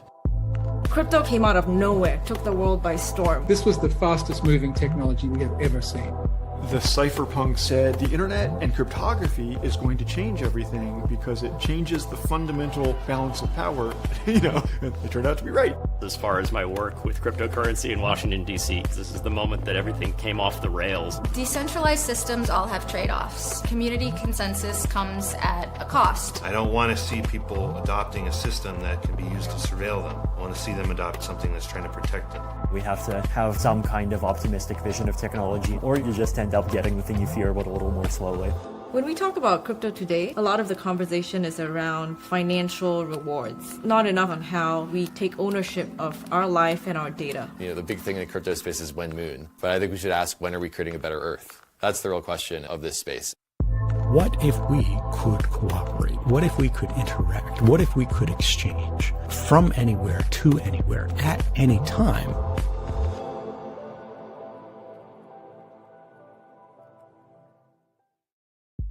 So I think that We're for freedom. Freedom from ads. Freedom from borders. Freedom from the past. From constraints. From scrutiny. From expectations. Freedom to express ourselves. Freedom to choose. Freedom to share. To create. To connect. To flourish. Be free.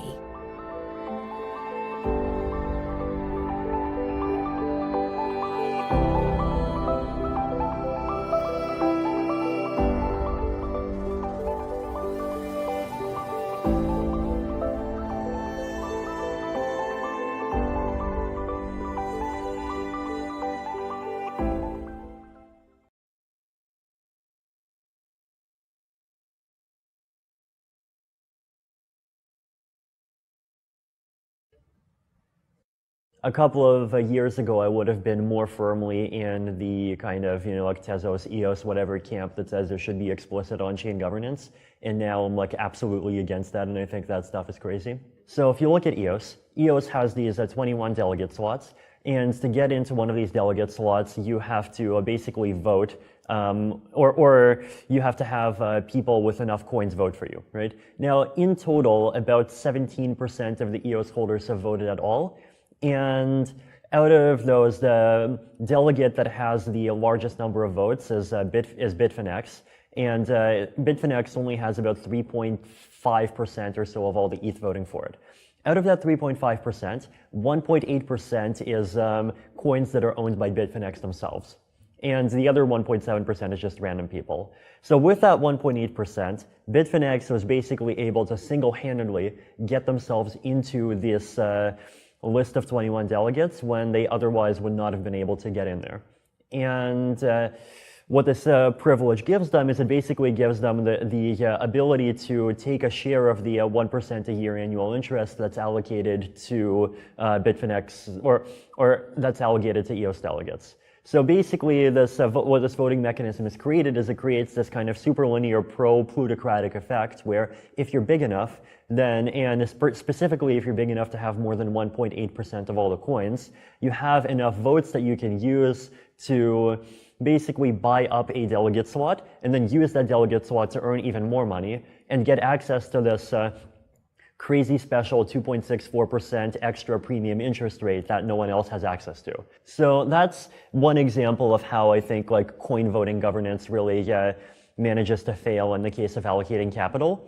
And I actually do think that allocating capital really is the kind of killer app of on-chain governance, basically because like ultimately in terms of quality of decision making, right? Like, I mean, I obviously have the public opinion that Bitcoin's governance has been like fairly bad because it's like overly conservative and values very specific things to much more extreme extents than most actual users of the technology. But aside from that, I think like Ethereum has been fairly capable of just delivering on feature improvements that people want.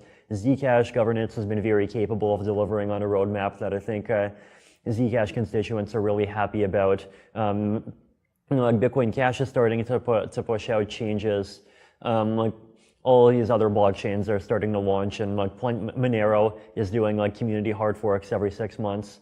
And I do think that like on the protocol level decision making side, there just isn't really a case to say that this off-chain governance really has serious problems that need to be solved. Now, the one big argument that on-chain governance has in its favor is this idea that, oh, now you can have these big treasury pools that inflate the currency by 5% every year and then use that to pay out, big bounties and donations.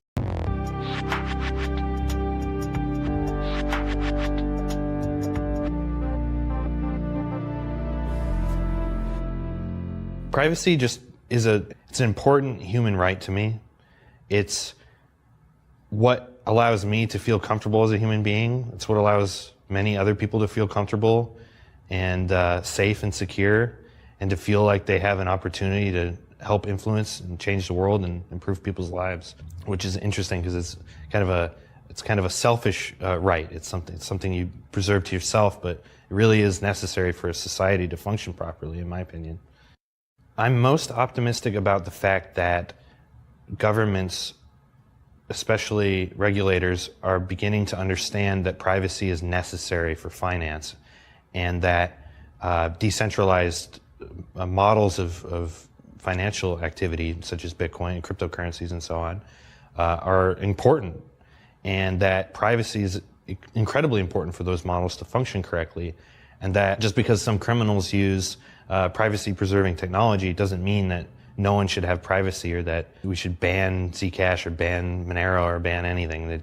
It's really, I'm really optimistic about the fact that regulators are seeing, at least in the United States, are seeing that privacy is important. I'm a little pessimistic about kind of the risk of privacy, at least inferred risk from regulators overseas is kind of concerning. Hopefully they'll realize that with time, I'm sure they'll realize that privacy is very important, hopefully.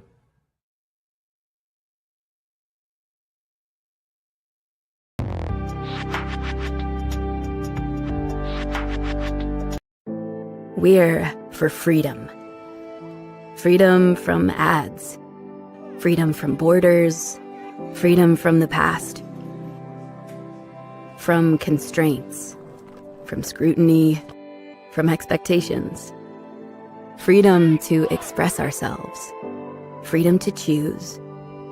Freedom to share. To create. To connect. To flourish.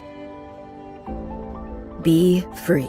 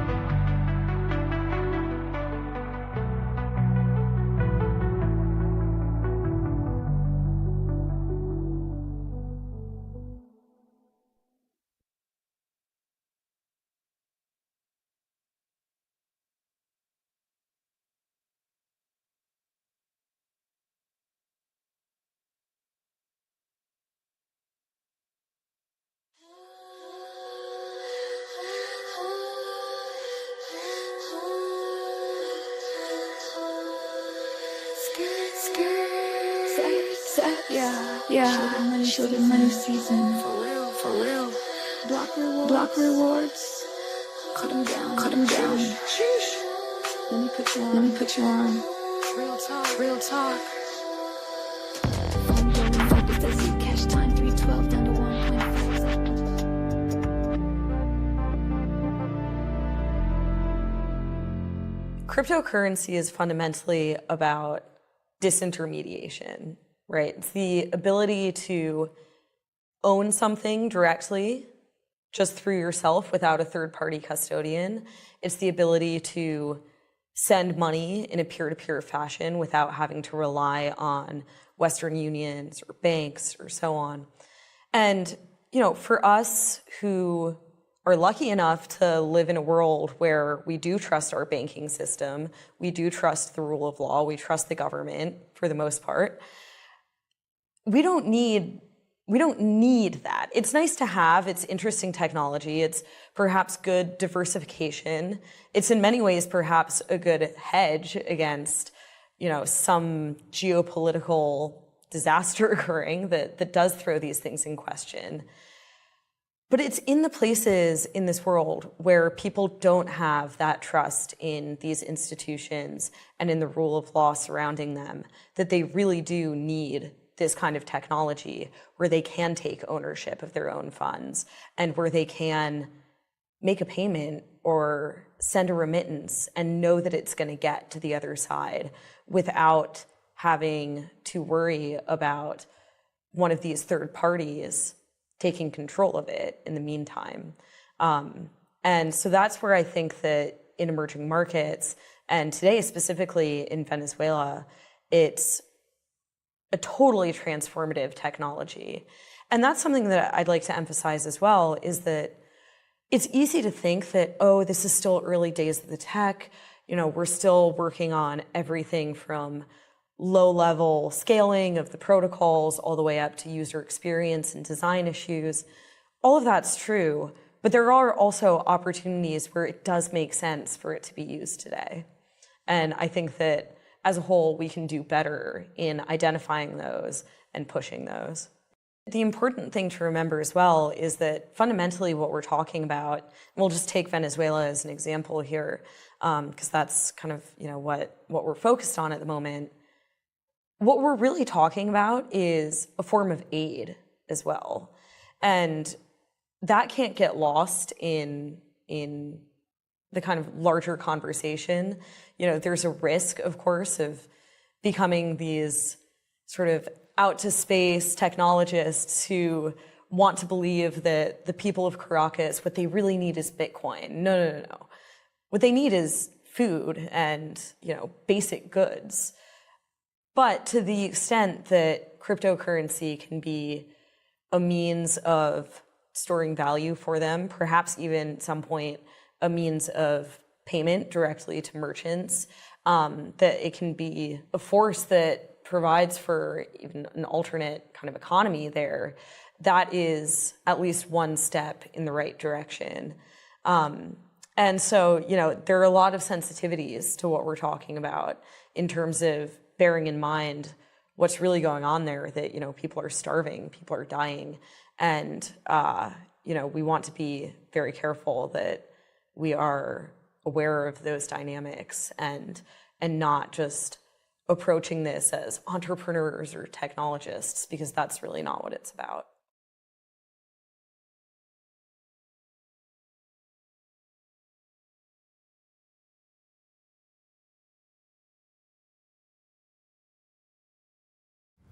A lot of engineers and technical people often don't realize that what they're designing involves trade-offs that impact end users in important and fundamental ways.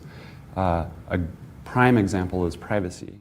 And so far, the general sort of status quo with technology is that there's many ways to gather information from multiple angles to build really deep profiles of people that I think violate most people's expectations about the privacy that they have. People don't easily understand what is happening to their privacy in our world with these technological changes.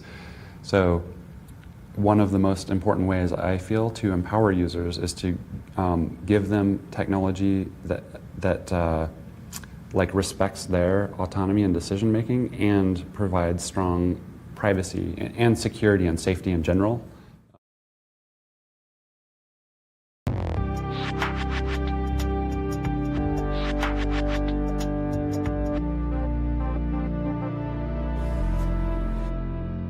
Privacy just it's an important human right to me. It's what allows me to feel comfortable as a human being. It's what allows many other people to feel comfortable and safe and secure, and to feel like they have an opportunity to help influence and change the world and improve people's lives, which is interesting because it's kind of a it's kind of a selfish right. It's something you preserve to yourself, but it really is necessary for a society to function properly, in my opinion. I'm most optimistic about the fact that governments, especially regulators, are beginning to understand that privacy is necessary for finance, and that decentralized models of financial activity, such as Bitcoin, cryptocurrencies, and so on, are important, and that privacy is incredibly important for those models to function correctly, and that just because some criminals use privacy-preserving technology doesn't mean that no one should have privacy, or that we should ban Zcash or ban Monero or ban anything. It's really, I'm really optimistic about the fact that regulators are seeing, at least in the United States, are seeing that privacy is important. I'm a little pessimistic about kind of the risk of privacy, at least inferred risk from regulators overseas is kind of concerning. Hopefully they'll realize that with time, I'm sure they'll realize that privacy is very important. Hopefully.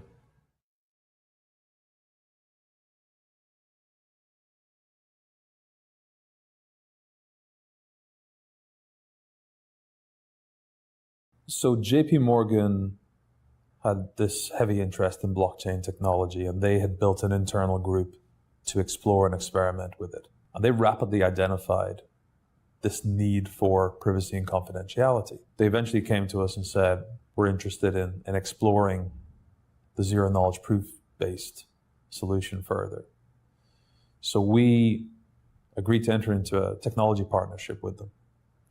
And we added the technology that underpins privacy in Zcash to JP Morgan's blockchain distributed ledger solution, which is called Quorum. And we did it as a proof of concept last year to demonstrate A, that it could be done, and B, to then have something that could be used in a experimental, proof of concept type environment to experiment with different use cases and so on. And that, I think, has yielded a lot of learnings, both for us and for them. For us, it's given us some ideas that we can then take back and look at applying to Zcash about different use cases or features and functionality that can enable different use cases. And for JP Morgan and the other members of the Enterprise Ethereum Alliance who also benefit from that work, it's given them some instead of this idea of zero knowledge proofs being this solution but never actually having their hands on it and seeing how it works, it's given them hands-on experience with it, and they appear to like it and to be interested in pursuing it further. So I think blockchain distributed ledger technology solves two problems in the traditional financial markets. The first one is that in order to discover counterparties when you're trading, you currently have to go to a centralized trading environment. The people who operate those centralized environments, whether they're exchanges or multilateral trading facilities or brokers, they inevitably extract economic rent from their users. If you can disintermediate those centralized parties, those trusted third parties effectively, then you can save money. When you get rid of centralization and when you get rid of those middlemen, then costs go down. The second aspect that I think is attractive is the idea that there is a single record that is shared amongst the parties to a transaction or a trade. Currently in financial markets, what we call trade breaks are a big source of cost. Somebody decides that the trade happened using 6-month LIBOR, somebody else records it as being 3-month LIBOR. And there's then the cost of having to figure out what was actually said on the phone or what was actually written in the email or the message, and then correcting whichever system happens to be wrong. If you have a single ledger that everybody uses, then you get rid of those trade breaks and you have a single source of truth. I think the technology is still relatively immature. But we're operating on a timescale that's similar to what the internet timescale was back during the dot-com boom, where things were accelerated.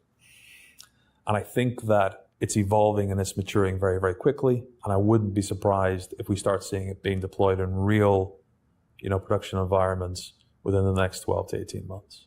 There's no doubt that it is a young technology and it is evolving, and it's going to look very, very different in a few years' time to what it looks like today. Some of the problems that we think are insurmountable today, like scalability and efficiency, I think will get solved. I'm not sure how they're going to get solved, but my experience of dealing with technology over the past 25 years tells me that it advances quicker often than you would expect.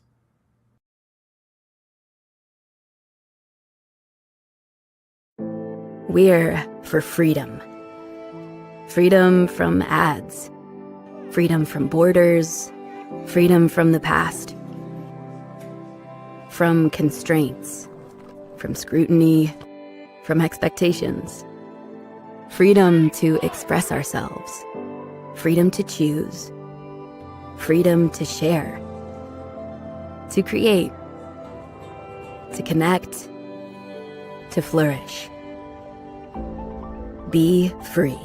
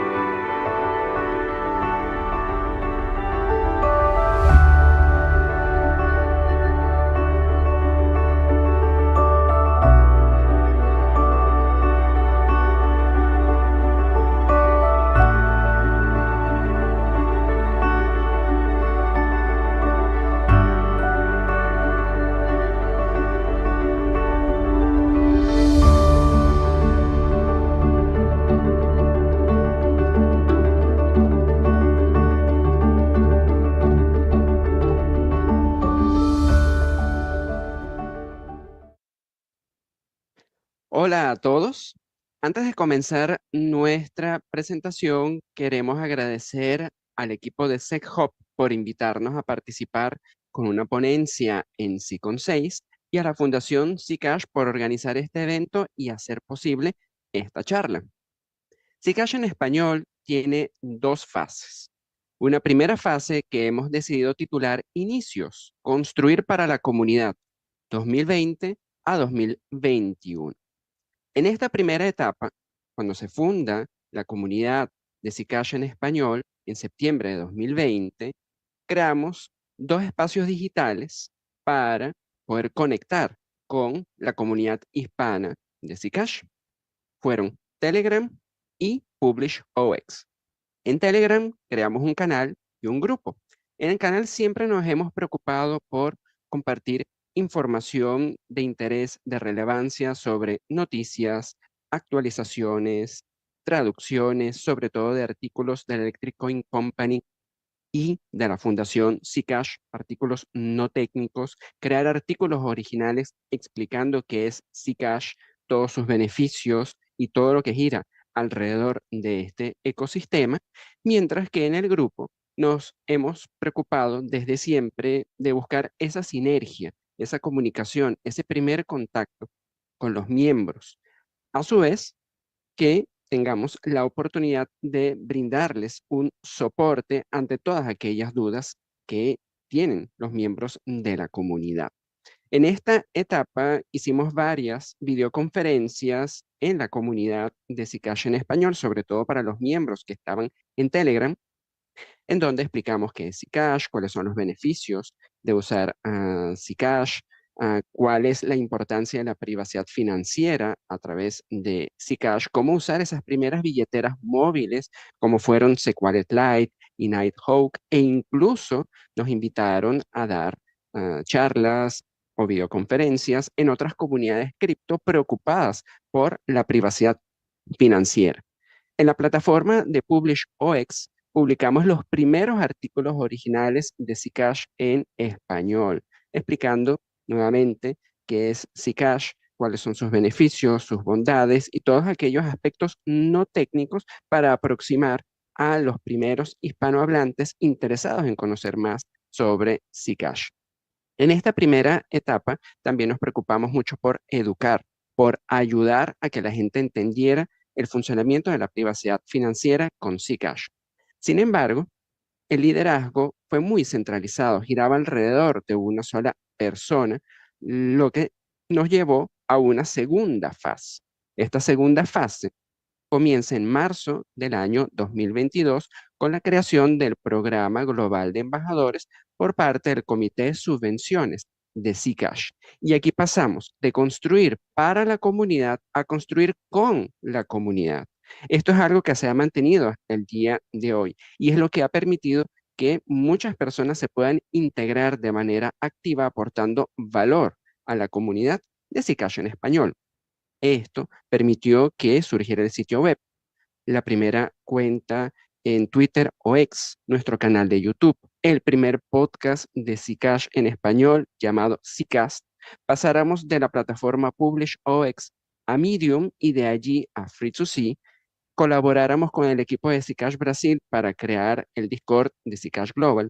Dimos varios talleres, charlas, sobre todo virtuales y algunas presenciales en Venezuela. Llevamos a cabo diversos retos, concursos, entre muchas otras actividades. Esta es una etapa que hemos llamado de descentralización social, en donde se configura una nueva arquitectura basada en nodos humanos, lo cual comienza con la incorporación de nuevas personas dentro de ese equipo de liderazgo. Ya no es una sola persona, ahora somos varias las personas las que lideramos la comunidad de Zcash en español, entre ellos Roosevelt Gordones y Edixon González, que fueron los primeros en incorporarse activamente en la comunidad para dar soporte, educar, llevar a cabo diversas actividades en la comunidad, y luego poco a poco se sumaron otros miembros, como Rob Marenoé y Aura Brito. Y llegaron los primeros colaboradores, Alexis, Ender, Yalexis, Mayra, Zula, entre otras personas que se convirtieron en autores o escritores del blog de Zcash en español, el cual se publica semanalmente en el sitio web del mismo nombre. Por supuesto, no pudimos quedarnos quietos nada más en este tipo de actividades, sino que decidimos empezar a colaborar activamente en otras comunidades, como el Club Audiovisual, Free2C, Singo y ZecHop. Esto nos ha llevado a construir una robusta comunidad digital en distintos espacios, nuevamente ofreciendo soporte, educación, contenido, traducciones y diversos tipos de actividades para aproximar la privacidad financiera de Zcash a la mayor cantidad de hispanos posibles a lo largo del mundo. Sin embargo, también nos hemos preocupado por realizar diversas actividades presenciales. Eso nos llevó a que en las dos últimas subvenciones que presentamos ante el Comité de Subvenciones de Zcash, creáramos el proyecto del Club Zcash.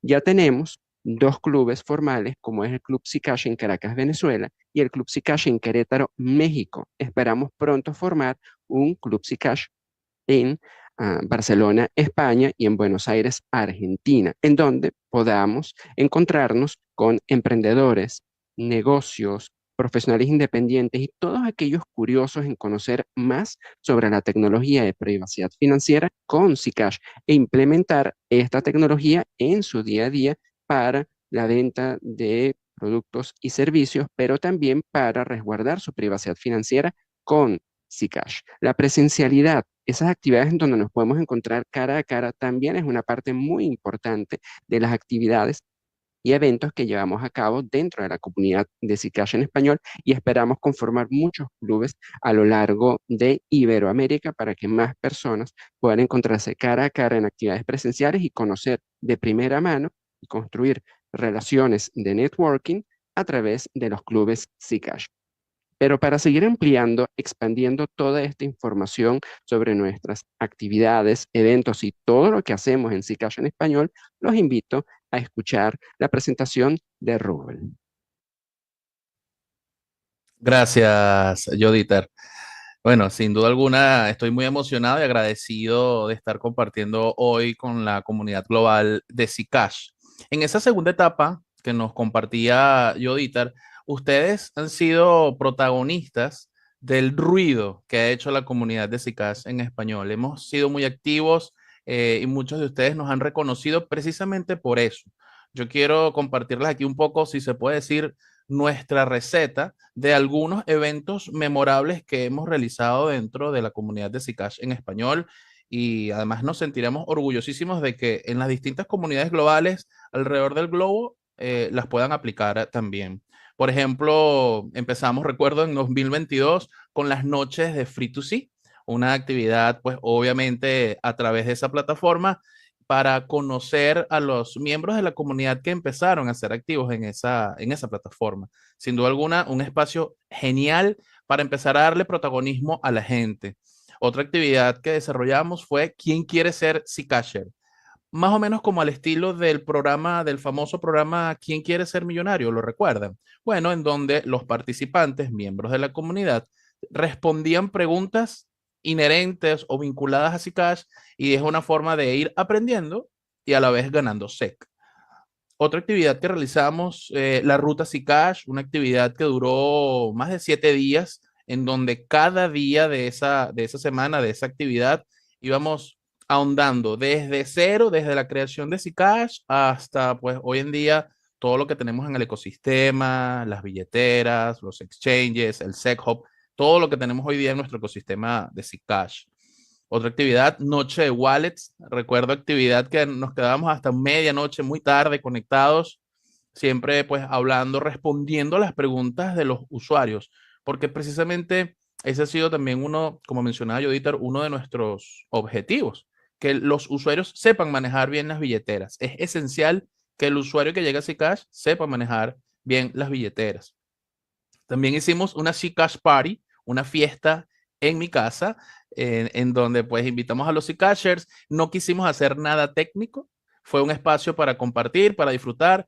Todos aportaron SEC, compramos comida, comimos pizza, bebimos cerveza, pasamos un rato pues distendido, relajado, compartiendo, porque además pensamos que algo importante es que no podemos convertir las comunidades en solamente un espacio de clases, capacitaciones, cursos. Las comunidades deben ser un espacio en donde la gente quiera pertenecer, un espacio en donde la gente se pueda divertir también. Recuerdo que también hicimos el meetup de WordPress, cómo utilizar Zcash en WordPress. Yo soy diseñador web y en ese meetup pues expliqué algunos plugins que funcionan muy bien dentro de WordPress, y pues los usuarios pues aprendieron cómo aplicar eso en sus sitios web. Otra actividad, encuentro con un live entrevistando a distintos miembros de la comunidad, fueran usuarios de Free2C o no, simplemente usuarios que están activos dentro de Zcash, un poco para conocer sus experiencias, sus testimonios, cómo llegaron a Zcash, cómo lo están usando. Eso nos ha permitido llegar a un montón de emprendedores, reposteros, taxistas, personas normales, comunes y corrientes que han empezado a utilizar las billeteras de Zcash. Tuvimos también un concurso de redacción en Free2C, que de verdad que fue bastante exitoso, fue una competencia bien emocionante, las personas compartiendo sus escritos en esa plataforma. Tenemos Zcash 360 grados, que es un space que lo estamos llevando actualmente Joditer, Edison González y yo, en donde pues simplemente revisamos todo lo que ha pasado en el ecosistema de Zcash y allí compartimos nuestras opiniones. También tenemos un space a través de Twitter, de X, de Zcast, el podcast que junto a Aura llevo, en donde tratamos distintos temas, porque no solamente es noticias, noticias, noticias o información, sino tocar distintos tópicos de privacidad, de open source, de emprendimiento, tips, recomendaciones. Y la idea de ese space es precisamente que la gente participe y opine. Es importante también en las comunidades, no solamente que seamos nosotros los que demos información, debe haber una bidireccionalidad también allí. Hemos dictado también varios talleres de Singo, tanto presenciales como online, de forma virtual. El taller que dimos también, Aprende a monetizar en la blockchain, ¿okay? Que fue un taller en donde vinculamos Singo con Free2C, y bueno, fue espectacular que las personas descubrieran cómo pueden monetizar por contenido en Internet. Y la última actividad que realizamos en Venezuela en septiembre del año pasado fue el Campamento Digital Generación Z, una actividad espectacular que duró una semana en donde atendimos a más de 40 jóvenes y los enseñamos un montón de herramientas. Por supuesto, les enseñamos a manejar las billeteras de Zcash, los acercamos a la tecnología blockchain, los acercamos a Free2C y de verdad que fue muy, muy gratificante. Todas estas actividades, sin duda alguna, nos han dejado algunos aprendizajes que queremos compartir con ustedes. Por ejemplo, siempre que haya 2 o más personas, se puede hablar de Zcash. Eso es importante. Eso es muy importante entenderlo porque con 2 personas que haya ya uno puede empezar a hablar de temas inherentes a la tecnología, a la privacidad. Y esto es importante entenderlo. No necesitamos un auditorio de 100 personas para poder expresar y compartir lo que sabemos o lo que queremos que las personas se lleven de Zcash. Hemos entendido también que hay distintos niveles. Es decir, nuestra audiencia, no toda es experta, no toda es novata. Hay un mix allí bien interesante y por eso los contenidos que hacemos y las actividades que hacemos van dirigidas a los 2 tipos de usuarios. El usuario avanzado que sabe mucho, pero también el usuario novato que no sabe nada, que está llegando y que está desde cero. Otro aprendizaje también es que particularmente en Venezuela, y por eso es importante entender la realidad de cada comunidad, particularmente en Venezuela, la gente no se preocupa mucho por la privacidad. La preocupación principal de la gente es cómo generar dinero. Por eso vieron que en algunas de las actividades nos enfocamos en cómo monetizar, cómo generar dinero, porque precisamente le estamos dando el contenido que la gente necesita. Por eso es importante que desde las comunidades escuchemos a los miembros y en función a eso desarrollemos contenidos para ellos. El tema del idioma también es un tema muy interesante porque a pesar de que todo el contenido, y ustedes lo saben, todo el contenido de Zcash se genera principalmente en inglés, no ha sido una barrera porque lo hemos podido sortear. Además, tenemos muy buenas herramientas, navegadores, traductores, que nos permiten hacer llegar toda esa gran cantidad de contenidos, de tutoriales y todo eso, hacerlo llegar a nuestro idioma español para que las personas lo puedan consumir. Un dato importante con todo esto, y se han dado cuenta con esta segunda fase que nos habló Joditar, es que desde 2022 para acá hemos sido muy constantes con las actividades. A pesar de que el programa global de embajadores se detuvo, nosotros no dejamos de hacer actividades. Por supuesto, con todas las limitaciones financieras que eso pueda representar, no dejamos de hacer actividades y mantuvimos siempre viva la comunidad porque la gente estaba ávida de conocimiento y de información. Entonces, la constancia es vital en todas las actividades que se quieran hacer dentro de la comunidad. Y es importante también entender y aprovechar las necesidades de cada región. Joditar habló de los clubes Zcash, que es un experimento que estamos haciendo y ojalá ustedes también lo puedan replicar en distintas partes del mundo. Entender que la realidad de Venezuela no es igual a la realidad de Argentina, no es igual a la realidad de México, no es igual a la realidad de acá de España, en donde yo estoy actualmente. Y eso es vital, entender esa realidad y esa necesidad de ese ciudadano, de ese usuario, de esa persona común, es vital para saber qué le vamos a ofrecer, qué le vamos a enseñar, qué le vamos a proponer de Zcash a esos usuarios. Y algo muy importante, porque también yo he visto dentro del foro y en nuestro ecosistema, que muchas veces las personas quieren rápido, quieren los efectos rápidos, quieren un retorno de inversión o resultados rápidos. Todas estas actividades que se están haciendo desde la comunidad y desde la comunidad de Zcash en español, son semillas que se siembran, pero que son de crecimiento lento. Vamos a ver los resultados, no los vamos a ver mañana, probablemente los veamos dentro de un par de meses o el año que viene. Fíjense que ha venido un proceso y tenemos que entender eso, pero lo importante es no dejar de hacer las actividades porque, bueno, precisamente es lo que queremos, seguir siendo constantes. Ahora nos va a compartir algo de las comunidades que tienen poder. Qué bueno poder escuchar un poco todo el resumen del trabajo que se ha hecho dentro de Zcash en español, porque definitivamente las comunidades empiezan a ser exitosas una vez que empiezan a tener estrategias aplicadas. Y yo voy a hablarles un poco de 4 estrategias que nosotros hemos aplicado dentro de Zcash en español, que han funcionado y es lo que nos ha traído hasta este momento a tener los resultados que ustedes han podido escuchar hoy. La primera cosa que nosotros hemos decidido hacer dentro de Zcash en español es precisamente empezar a crear contenido educativo. Nosotros creemos fervientemente que el desarrollo de contenido que tiene que ver con artículos, videos, tutoriales, podcasts, ha llevado a que la gente aprenda qué es Zcash y por supuesto se pueda empapar un poco más de lo que es esta tecnología. Esto lo hemos hecho a través de Zcash, el podcast que tenemos en español, nuestro canal de YouTube y algunas otras plataformas. ¿Cuál ha sido el impacto de esto? Tener mayor comprensión de Zcash y por ende que podamos optar por nuevas oportunidades de adopción del proyecto. La segunda estrategia, y bueno, Rugel acaba de hablar muy bien de esto, es la organización de eventos y meetups. La realización de eventos virtuales y presenciales nos ha ayudado a conectar con la comunidad. Eso quiere decir que nosotros hemos tenido un fortalecimiento de los lazos de los miembros que están acompañándonos dentro de Zcash en español.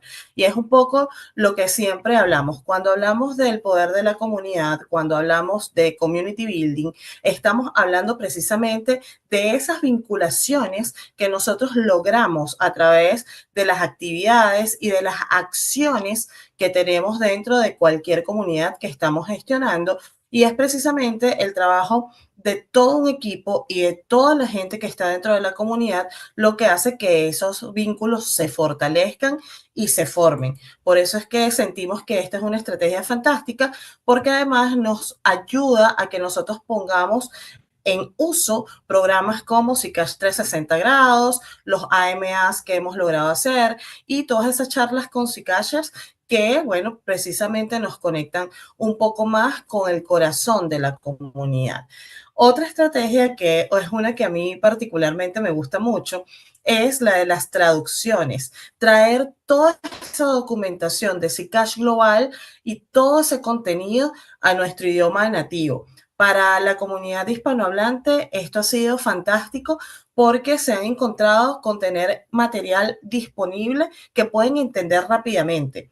Y sí es cierto que, bueno, pueden encontrar mucha información en todos los espacios, pero cuando la tenemos ya digerida, es mucho más sencillo que la comunidad se conecte con mayor impacto. Por supuesto, esto ha traído mayor accesibilidad y más participación de la gente porque ya no tiene la traba del idioma, que era un poco lo que comentábamos en el segmento anterior. Y una estrategia que a nosotros nos ha encantado y que esto habla muy bien de lo que es la técnica del community building aplicada a la comunidad de Zcash en español es el apoyo y la resolución de las dudas, necesidades y problemas que a veces tiene la gente dentro de la comunidad. ¿Por qué? Porque hemos creado canales de comunicación como el Telegram, como el Discord, donde hemos podido atender el uno a uno de esas necesidades que la gente tiene dentro de la comunidad. El impacto de esto, hemos podido generar mayor confianza y mayor sentido de pertenencia dentro de los miembros y dentro de la comunidad global. Y por supuesto, esto nos ha permitido crear un puente entre lo que es la comunidad de Zcash global y lo que es la comunidad hispanohablante, en este caso, Zcash en español. Entonces, esto me lleva a hablar un poco de el poder que tienen las comunidades y aquí yo me detengo siempre a hablar un poco de las razones por las cuales nosotros deberíamos en este punto considerar pertenecer a las comunidades del ecosistema de Zcash en general. Lo primero es que cuando hay una comunidad que está empoderada, que está gestionada, esa comunidad te da la oportunidad de compartir con personas que tienen tus mismos intereses. Eso pasa muchísimo cuando entramos a Zcash y vemos qué es lo que está sucediendo en el ecosistema. Siempre lo digo. Una de las cosas que me hizo quedarme dentro de este proyecto y aportar todo lo que he podido aportar en casi 3 años fue su comunidad. Y esto es lo que me habla a mí del poder que tiene la comunidad, no solo para mí en este caso, sino para las personas que están llegando, porque no solamente nos estamos basando en el desarrollo del proyecto, en todo lo que tiene que ver con la parte técnica, sino que adicionalmente estamos poniendo de manifiesto nuestro interés genuino por la gente, que es lo importante también. Cuando nosotros estamos en una comunidad digital, además, vivimos una especie de networking permanente. Estamos siempre haciendo conexiones. Y algo que me gusta destacar de este punto y de lo que yo siento que es importante es que cuando estamos en esa vinculación, en ese conocernos, en ese compartir, nosotros podemos identificar según nuestras habilidades, qué más podemos aportar al ecosistema. Y es buenísimo cuando nosotros podemos pensar que hay alguien que no solamente está conectado según nuestros intereses, sino que además puede aportar desde ahí a toda la comunidad. Algo más que siempre digo en estas razones para pertenecer a comunidades es que la permanencia y la convivencia es clave. Cuando las comunidades están cohesionadas, es muchísimo más fácil convivir ahí. Nos gusta estar en el espacio y eso es algo en lo que nosotros estamos trabajando día a día para que las personas que lleguen se queden y se sientan agradadas. Y, por supuesto, entender que los beneficios de las comunidades digitales en general, pero sobre todo en comunidades que están gestionadas, como en este caso las de Zcash, bueno, tenemos beneficios infinitos. Nosotros vamos a poder conseguir aliados, vamos a poder conseguir soluciones, vamos a poder conocer tecnología, vamos a poder hablar con gente que tiene niveles de conocimientos distintos a los de nosotros y adicionalmente nosotros vamos a tener la oportunidad de aprender, pero también de enseñar, porque todos tenemos ciertas habilidades con las que podemos empezar a trabajar dentro de ese espacio precisamente para que funcione, no solo para quien está poniendo al servicio de otros esa habilidad, sino para quienes están recibiendo ese conocimiento. Y es desde ahí donde nosotros estamos convencidos que las comunidades tienen poder.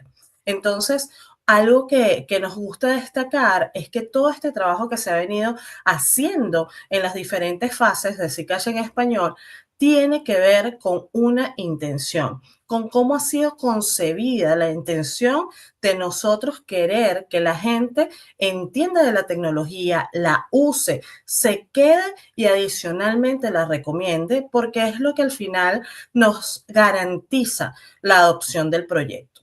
Entonces, ¿cómo nosotros, entendiendo todo esto que acabamos de hablar, podemos aprovechar el poder de una comunidad? Yo lo he dividido como en 5 cosas que me parecen bien importantes y fundamentales.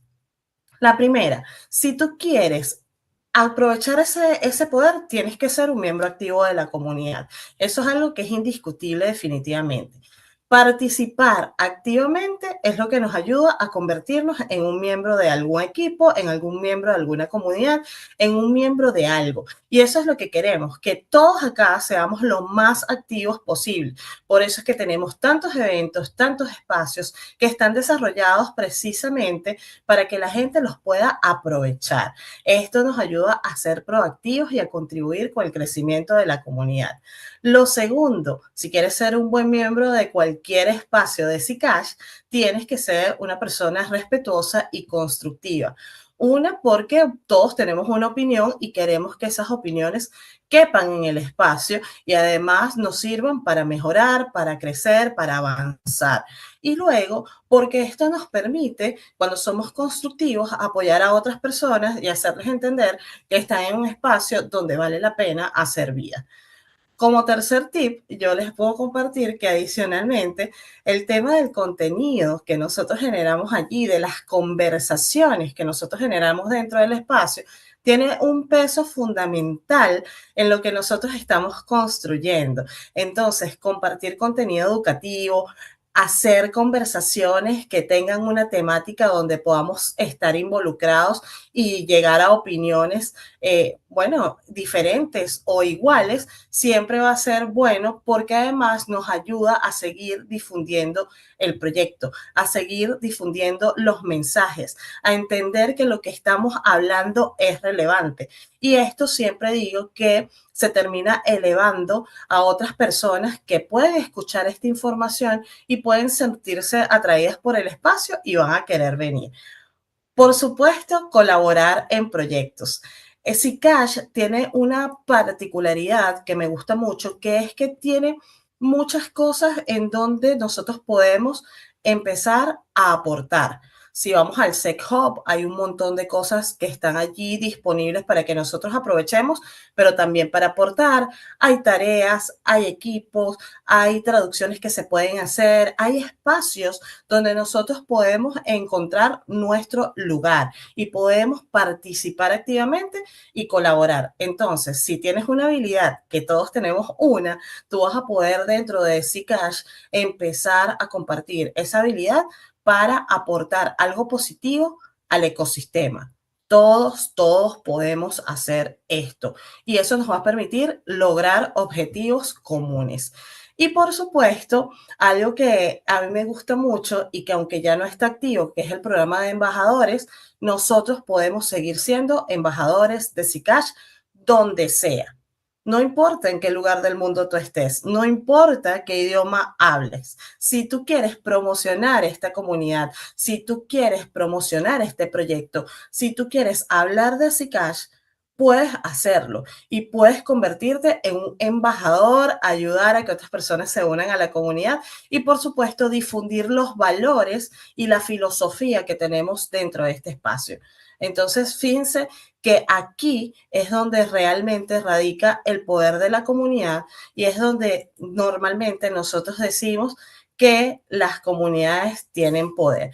Así que yo quiero que dejemos este siguiente mensaje en pantalla porque creo que todos aquí vamos a estar de acuerdo que el poder está en la gente. Así que de verdad yo los invito a ser súper activos en este espacio, a seguir asistiendo a eventos como este que están diseñados para que nosotros no solamente aprendamos, sino que compartamos y sigamos haciendo comunidad. Y por supuesto que si tienen la oportunidad de alzar su voz y ser embajadores de espacios como Zcash, lo hagan con total libertad, porque eso es lo que queremos, seguir construyendo un ecosistema sólido y poderoso. Así que bienvenidos sean todos. Si tienen preguntas, estamos súper atentos para contestarlas.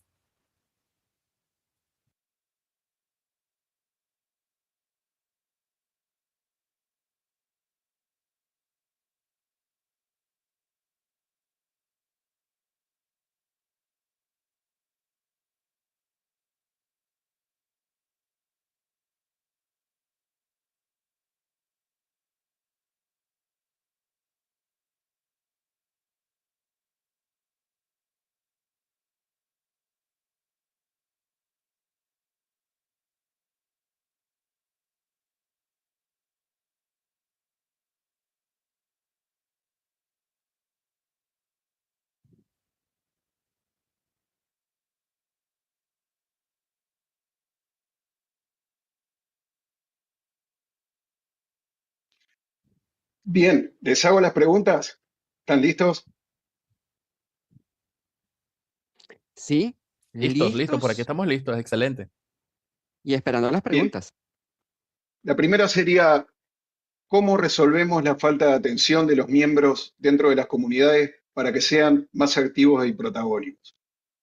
In English, this will be, how we resolve the lack of attention of the members of communities to be more active and protagonical.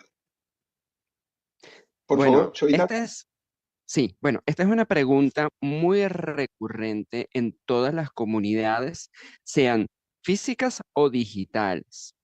Una de las primeras cosas que hay que atender y que la compartieron tanto Aura como Roosevelt es entender cuáles son las necesidades. ¿Qué es lo que está buscando una comunidad? ¿Por qué las personas se unen a esa comunidad?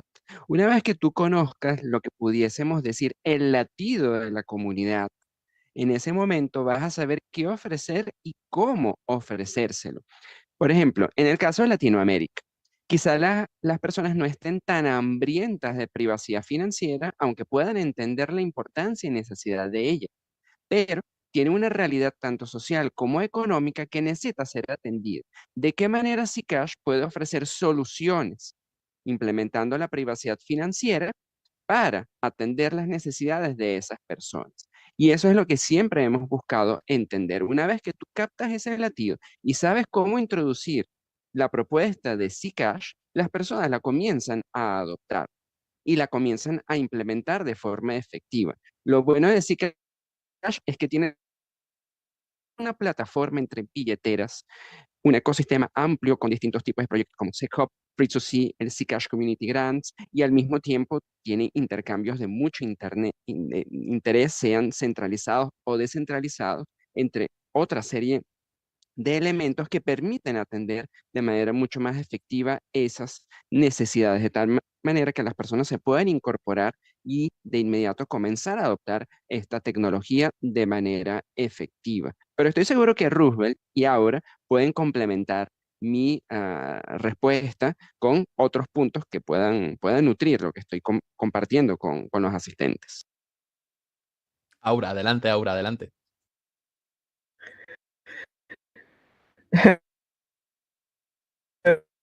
Bien, bueno, yo una de las cosas que siempre digo es que al final esto se trata de vinculación y es un poco lo que comentaba. Nosotros podemos tener una mejor vinculación. Otros tienen, pues las comunidades funcionan muchísimo mejor y los miembros se sienten más atraídos por lo que está sucediendo ahí. Entonces es como bidireccional. Lo que nosotros ofrecemos como comunidad más lo que logramos hacer en la gente para que ellos puedan participar. Rápidamente, Alfredo, y para todos los que nos están viendo, yo agregaría a lo que tú mencionaste, Joditer, que sin duda ahí lo que hay que buscar es, como lo dije en mi ponencia, todo el mundo tiene una necesidad y es muy distinta. Ese es el acertijo que en las comunidades tenemos que resolver, ver qué necesita esa comunidad y en función a eso, según esas necesidades, disparar el contenido o disparar la actividad, esa actividad generadora de atraer gente. Entonces, los community builders nos toca allí estar sondeando mucho las necesidades de la gente dentro de las comunidades. Bien. So I can't translate everything, but the most important, I think it was that is to feel the heartbeat of the community, and the realities of each community are different. And if you can figure out that, then you are in a good position to keep going. Bueno, hice lo que pude. Vamos con la segunda. La segunda,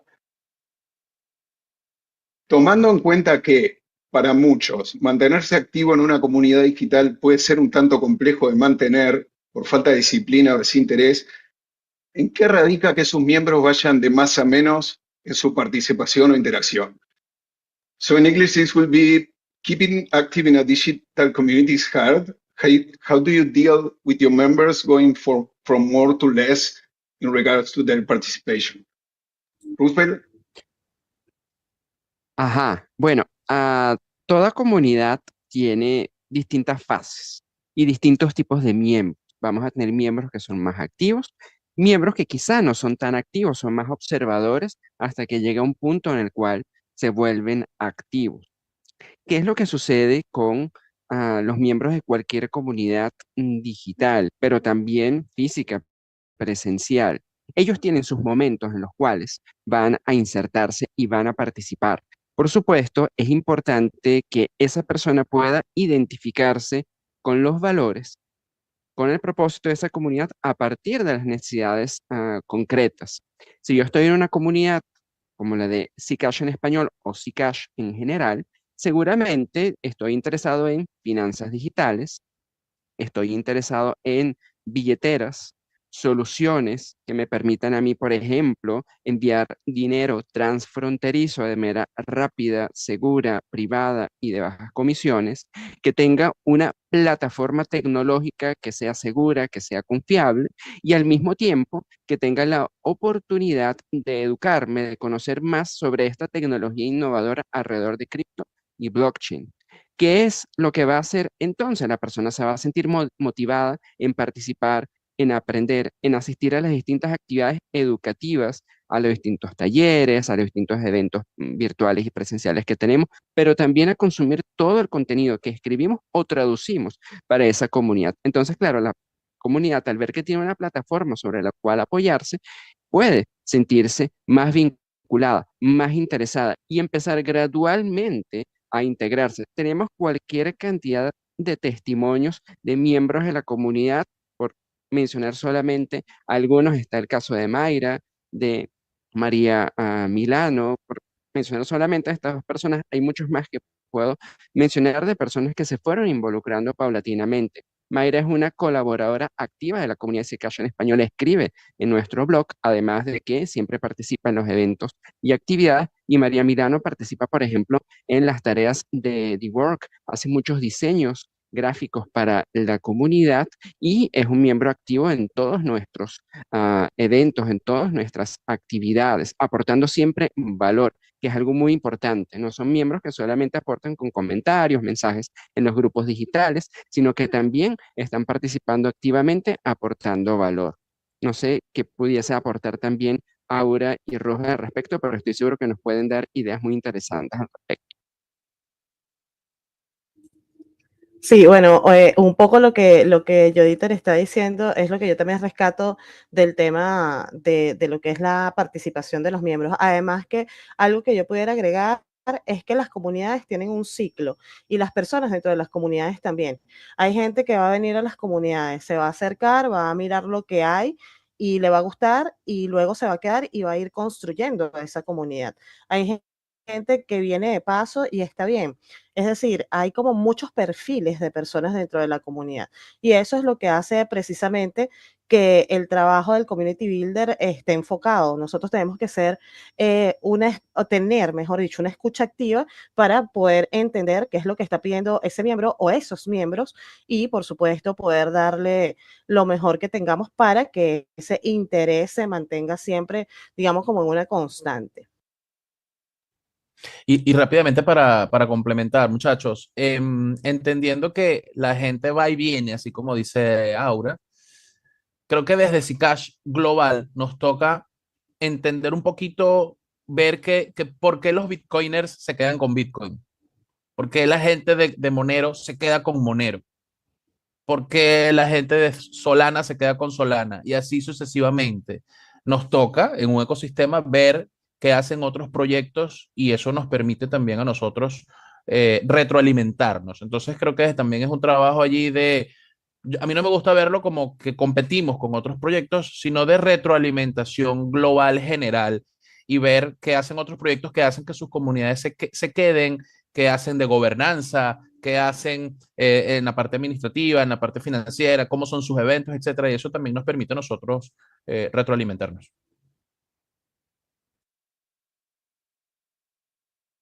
Bien.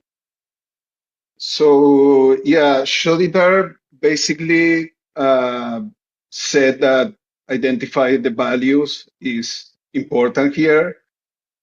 Then Aura described that community have cycles and different profiles. People are here and then are not here anymore.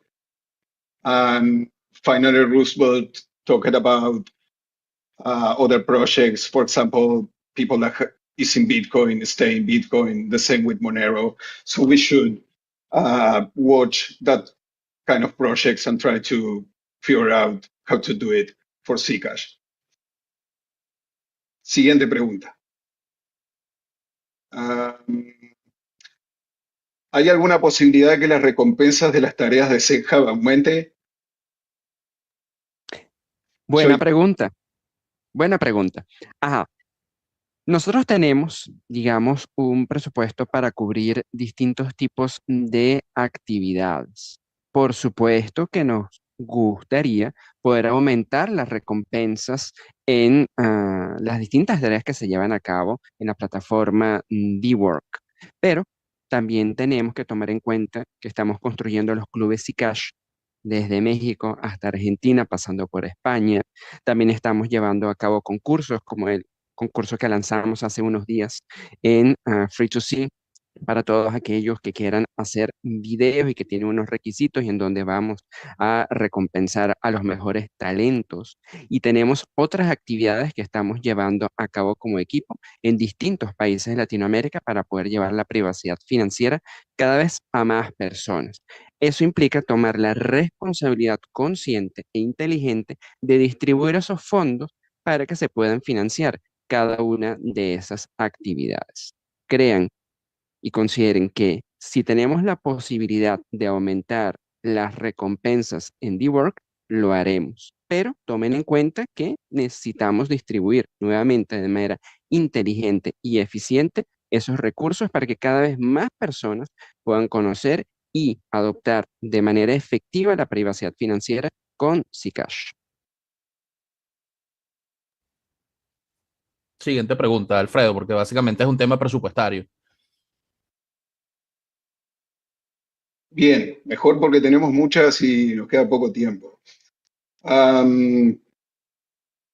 siguiente sería, ¿qué ha sido lo más motivador, excitante y lo más frustrante de que son community builder de los espacios de Zcash en español? This is what is the most motivating, exciting, and frustrating thing since you are community builder in Zcash in Spanish. Yoitar, o Bueno, algún otro sí. quiera contestarla.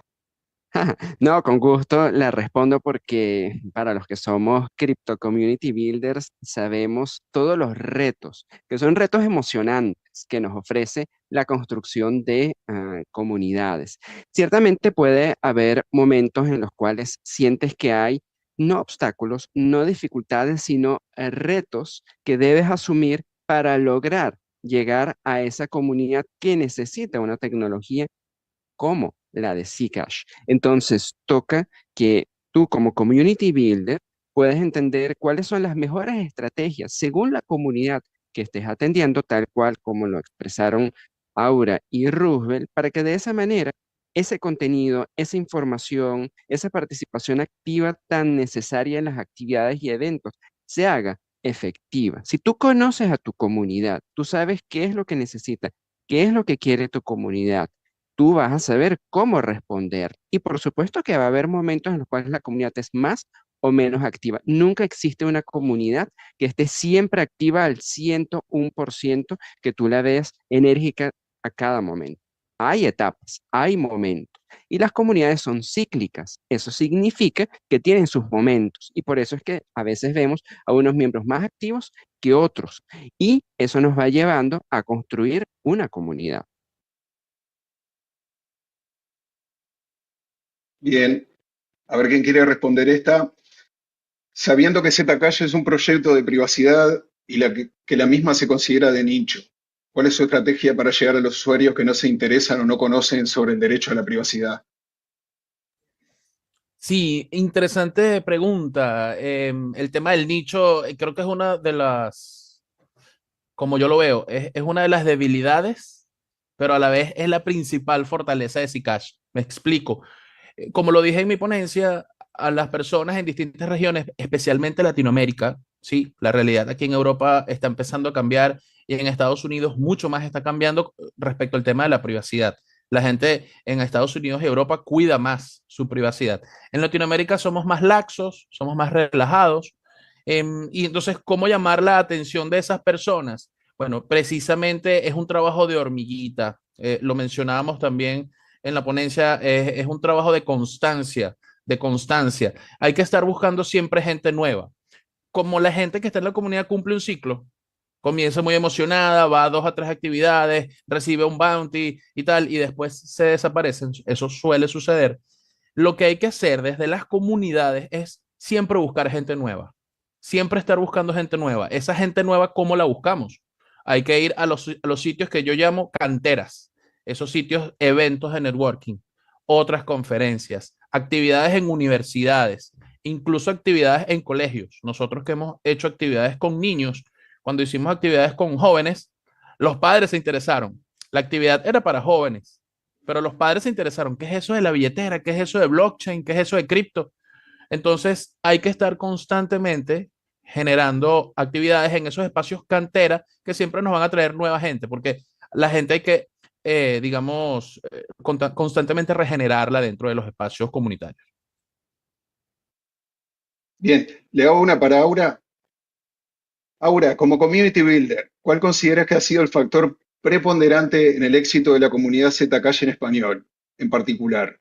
Porque como diría la canción, está arrasando desde la ZconVI.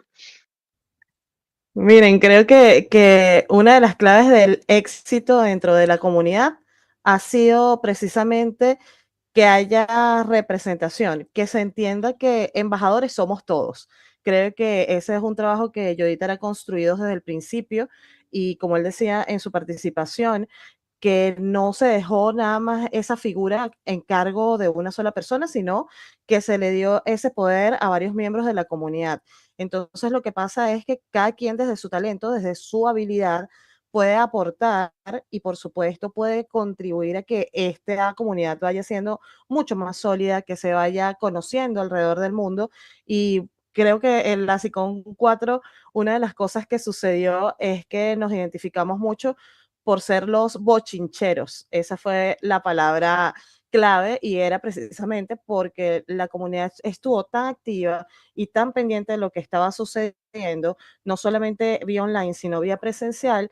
Eso nos dio como una apertura con el resto de personas del ecosistema global. Entonces, siento que ese ha sido uno de los grandes éxitos. Y el otro, por supuesto, el tema de ser muy constantes en el tema educativo.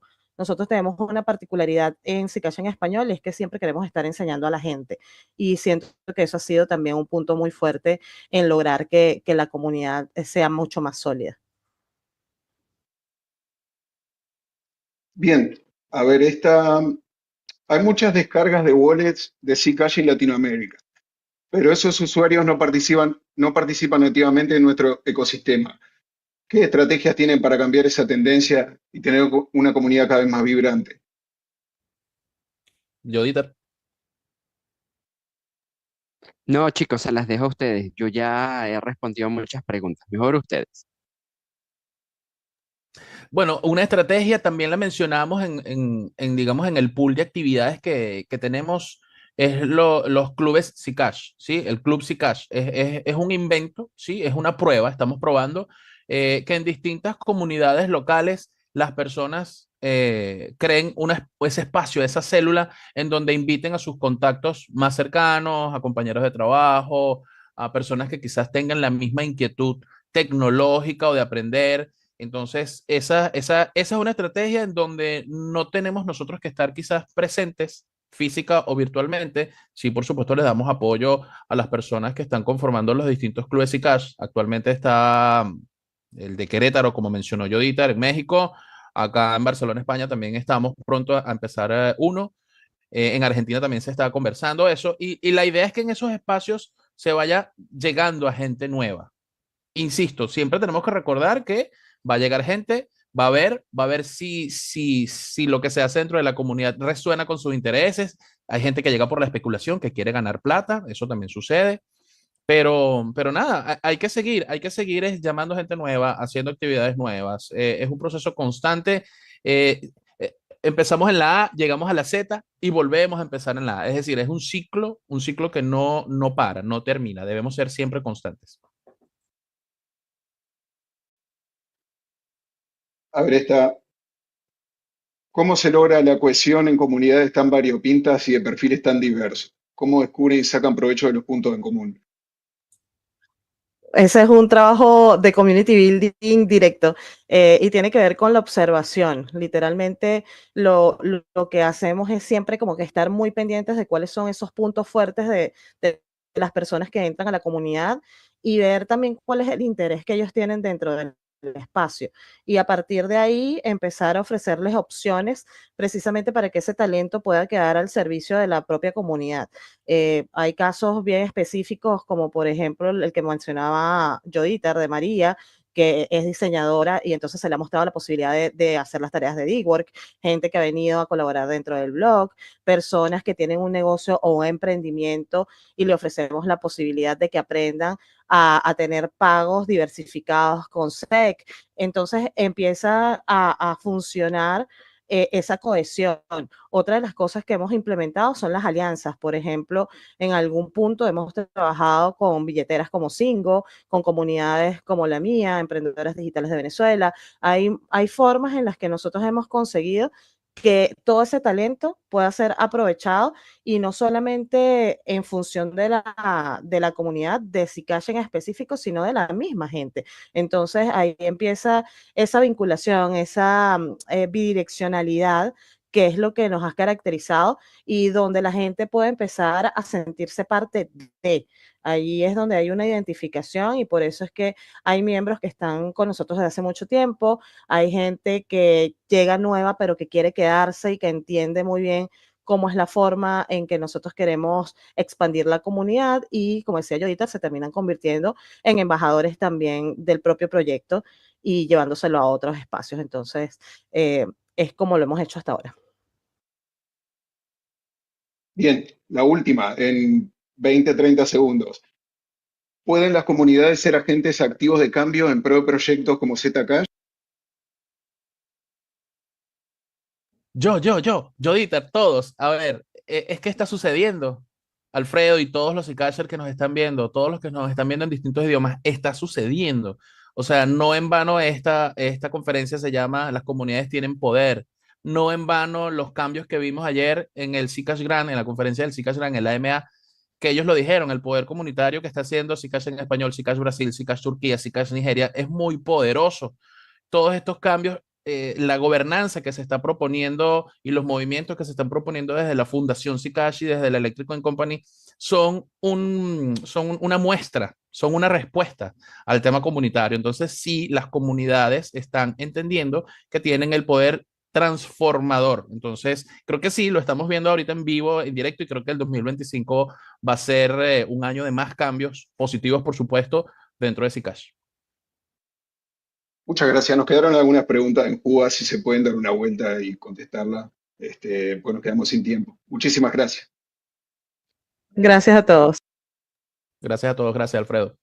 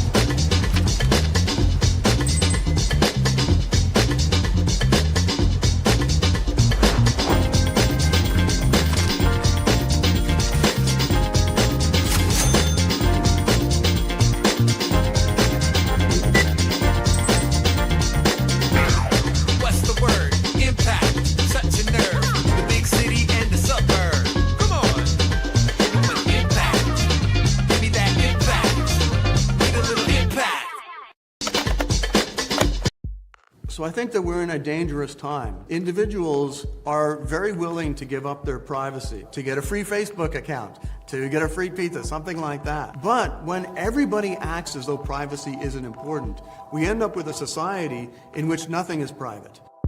Crypto came out of nowhere, took the world by storm. This was the fastest moving technology we have ever seen. The cypherpunk said the internet and cryptography is going to change everything because it changes the fundamental balance of power. You know, it turned out to be right. As far as my work with cryptocurrency in Washington, D.C., this is the moment that everything came off the rails. Decentralized systems all have trade-offs. Community consensus comes at a cost. I don't want to see people adopting a system that can be used to surveil them. I want to see them adopt something that's trying to protect them. We have to have some kind of optimistic vision of technology, or you just end up getting the thing you fear but a little more slowly. When we talk about crypto today, a lot of the conversation is around financial rewards, not enough on how we take ownership of our life and our data. You know, the big thing in the crypto space is when moon, but I think we should ask, when are we creating a better Earth? That's the real question of this space. What if we could cooperate? What if we could interact? What if we could exchange from anywhere to anywhere at any time?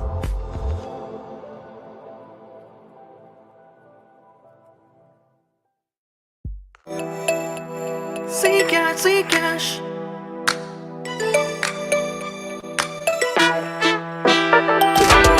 My heart is beating on a blockchain you can see. Disrupt that status quo, the future that you need. Inflation puts a hole in my wallet, I can feel. World of crypto is mine, I only want relief. What's in my pocket, why should you know? Money, technology on the go. Consent to privacy is my right. Digital money redefined. Zcash, Zcash. I got my freedom.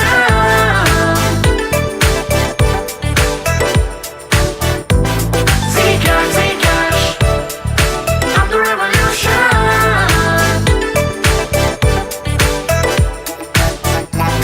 Zero knowledge proof shielded transaction. You're in a metaverse, get your dreams in action. In fear we dump, on greed we buy. I'm the new age investor who wants his land and skies. An FT art and virtual lands with my smart contracts. Got my future plan.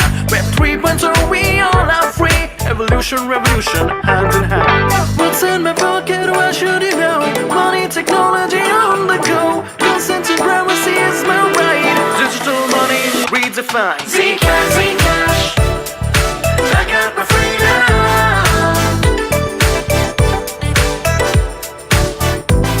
Zcash, Zcash.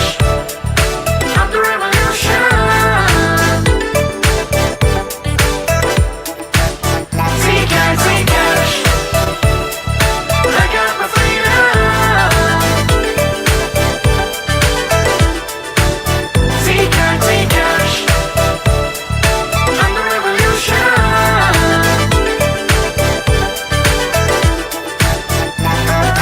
What's in the pocket, why should you know? Zcash, Zcash. Money, technology on the go. Zcash, Zcash. What's in the pocket, why should you know? Zcash, Zcash. Money, technology on the go. Zcash, Zcash.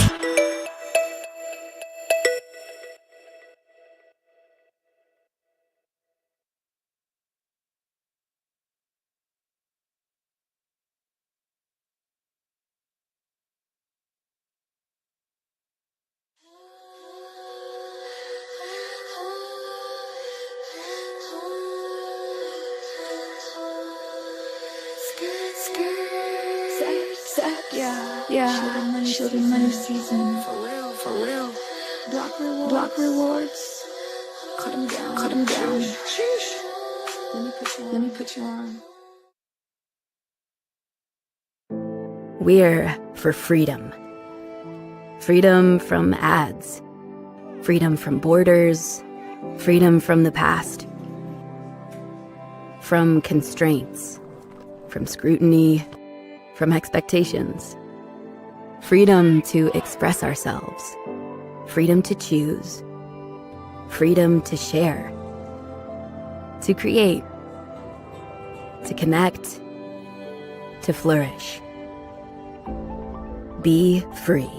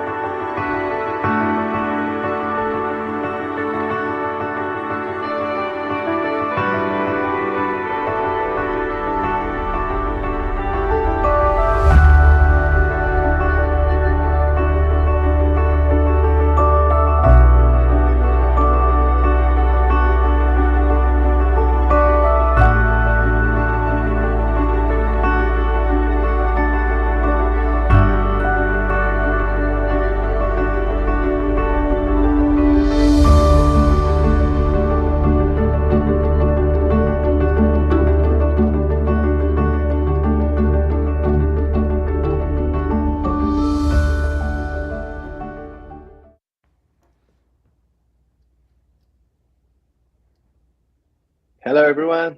My name is Michael.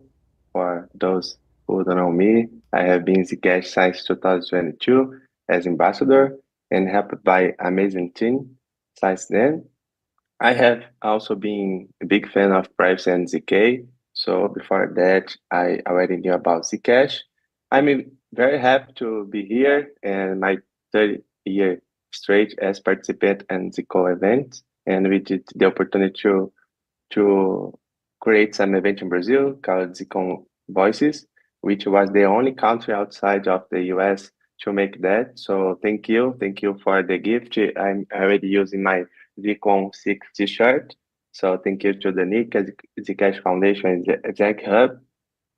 Today, we will talk about a very important topic about CDBCs. Like I think is all over the world, this topic is important. Bringing updates about CDBC, which Zcash Brazil has sponsored for 2 years in a row on a special podcast called Block Café. So where he brought experts and people who work there and to talk about it. So today I have pleasure of being with Casta to talk about this topic. Hey Casta, thank you for agreeing to be with me on this. We are the guy in Brazil, so please introduce yourself to Zcash community. Hello, all. First of all, Michael, thanks for the invitation. Thanks for Zcash for hosting the event. It's a pleasure to be here. I'll be quick about myself because we have a lot of good content to pass on. I'm an entrepreneur in the crypto space, but also have a long career as a professor, researcher, and software consultant on the Web2 space, like almost 20 years doing that. I'm also from academic formation, software engineer, so I have a master thesis on computer science, and the specialization of my thesis was on parallel and distributed computing. So when I got into blockchain, it was very intuitive and very natural for me, and is where I feel at home today. I'm also a content producer. I have my own channel and Instagram channels, and I regularly produce content in Brazil. Not talking about how to get rich with crypto, but talking about the socio-economical implications of our technology in the world. That's great. To continue with Casta, he will give a short presentation explain the Pix and Drex in Brazil. I think this will be an amazing presentation because that's a Brazilian current payment system. So that will be good to tell more people about that, how it works. So, and the questions you answer at the end, okay? So go ahead, Casta. Great. We have the slides here. So we're going to talk about the Drex, which is the Brazilian CBDC project, and of course, wrap up with the privacy implications of such a project. Before we even talk about Drex, we have to talk about Pix, all right? We have in Brazil a system called Pix. Pix is not like an abbreviation, an acronym, or not an initialism. It's really a brand name that should like talk about pixels and technology and transactions. The system went live on the end of 2020 in Brazil. It's a payment system. What does it do? It offers like easy transactions, real-time 24/7 transactions. It costs nothing for retail users. So individuals in Brazil can do like free interbank, cross-institutional transactions free of charge. It's really easy to use. You rely on QR codes or based IDs. It is not really the brightest idea in the world, but you can refer to your Pix account using your cell phone number, your email, or even our correspondent to your social security number. This is the kind of IDs that we tend to use when dealing with the Pix systems. You can also use like random keys, but they are strange for the everyday person, and they tend to use like this more based IDs approach. How does this system works? It's important to understand the workings of this system to see where are we going. You have on the end part, payer and payee. It's a payment system. You use like an account provider or an app, but at the end you have banks, which are direct participants of a kind of centralized interbank ledger. It's called the STR, or the Reserve Transfer System. So the way that our central bank is solving the issue of cross-payment between banks, between institutions, is by building itself a centralized ledger with instant settlement, with instant transfers, with instant payments. The system is really more than that. You have several actors working for making the system like build up. So you have the RSFIN, which is a kind of a private internet for big banks. It does not operate on the internet. It's a dedicated internet only for big banks to talk with the central bank. You have also a kind of an RPC for smaller banks or fintechs or like lesser services to connect. What this network does is that it pushes transactions to another system called SPI, which is an instant payment system that settles the transactions inside of the STR. If we think about this architecture in terms of blockchain, you will get something like that. This is a gross approximation, okay? It's more for didactic purpose than anything else. But if we compare this system to a blockchain solution, direct participants can have node-like access, or mean they are inside the network. They have direct access, or you have RPC-like access when you are using the PSTI. The network itself, RSFN, acts like a relayer which fills up a mempool of transactions to the SPI. Then the SPI job is to act somewhat like a layer 2 solution, sequencing and doing the validation of those transactions before pushing those transactions to the STR, which acts as a layer 1 settlement blockchain. Of course, these are not blockchains, these are centralized systems, and that is the catch. Our central bank has ownership, regulation, surveillance, and enforcement power over all of these parts or these modules of the PIX ecosystem. So PIX runs over this family of products and of institutions and of technologies. Well, if that is PIX, what is DREX then? Because when we talk about CBDCs, most of the people will think that governments and countries are pursuing CBDCs to achieve something like PIX, using CBDCs to have instant and cost-free transactions. In Brazil, we already have that with PIX, so we don't need blockchain technology to build the PIX because we have already built it using centralized solutions. When you talk about DREX, DREX is something more like an acronym. It stands for Digital Real Electronic or Economy, and the X there, who knows why it's there, just sounds modern. It's like of the Elon Musk syndrome. Let's put an X, and X is cool, and X is technology, and X is modern. DREX is not up and running. It's under experimentation. It's a pilot project under our central bank. It is a CBDC project by itself. But what does DREX offers, okay? It's more than payments. DREX aims for programmability. It intends to do smart contracts. It is directly derived from Ethereum. It uses Ethereum-like technology, not on the Ethereum public network, but using the frameworks of Hyperledger Besu. Unlike Ethereum, of course, DREX is not free to use. It's not free to operate. It is permissioned. It means not anyone can validate, not anyone can use. It is not exactly private. It does not classify itself as a private blockchain because transactions are visible by those who are inside of the network. This is including a problem to DREX, like if you say our commercial banks are part of the DREX blockchain, they do not want to see their like competitors' balance sheet. Banco do Brasil does not want Banco Itaú to see its ledger. And this is one of the main roadblocks right now of the DREX project, is that how do we implement privacy inside of this blockchain? There are many approaches being pursued for that end, but so far not one single has been determined as the final solution. Well, and of course, we must talk about which kind of CBDC DREX is, because there are CBDCs and there are CBDCs. DREX is like a hybrid two-tier CBDC solution, which means that it starts as a wholesale CBDC.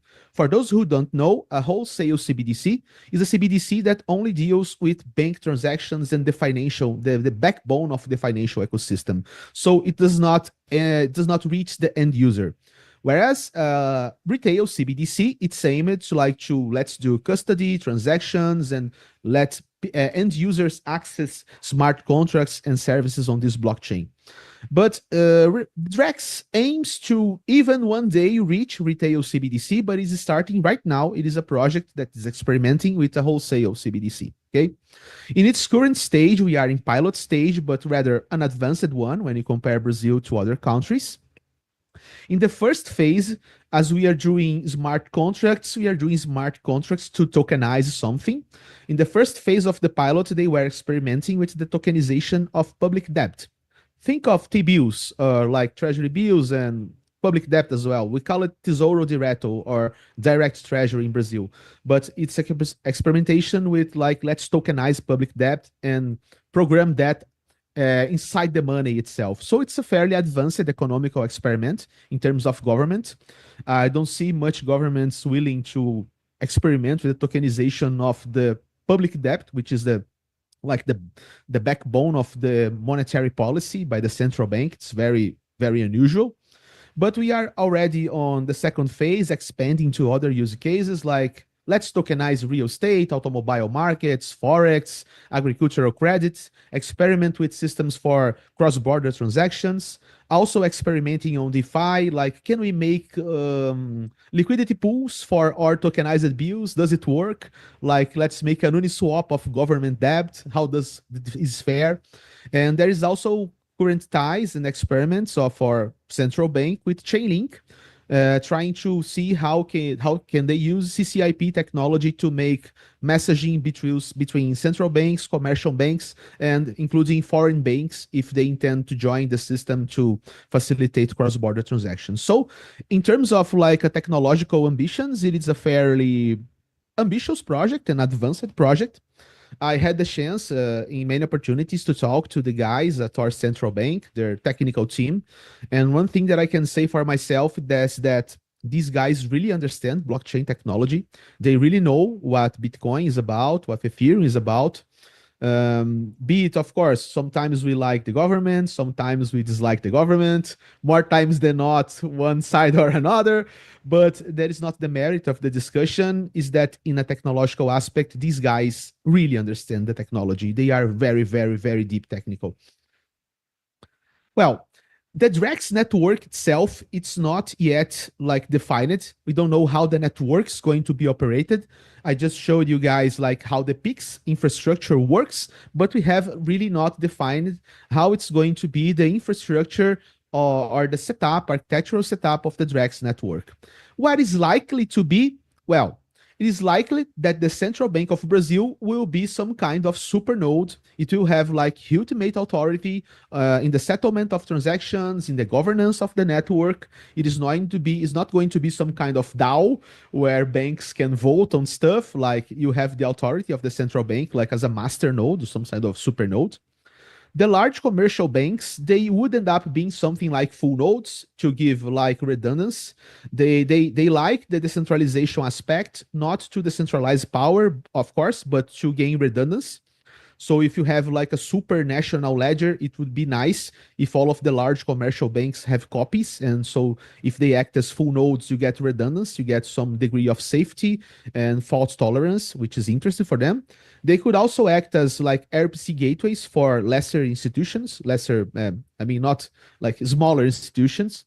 And of course, smaller banks and fintechs could operate as light nodes to help in the validation. They could even like set up RPC gateways for retail wallets to connect in a retail CBDC ecosystem. Foreign banks which want to talk with this system and facilitate cross-border transactions could also serve as full or light nodes. It is fairly possible.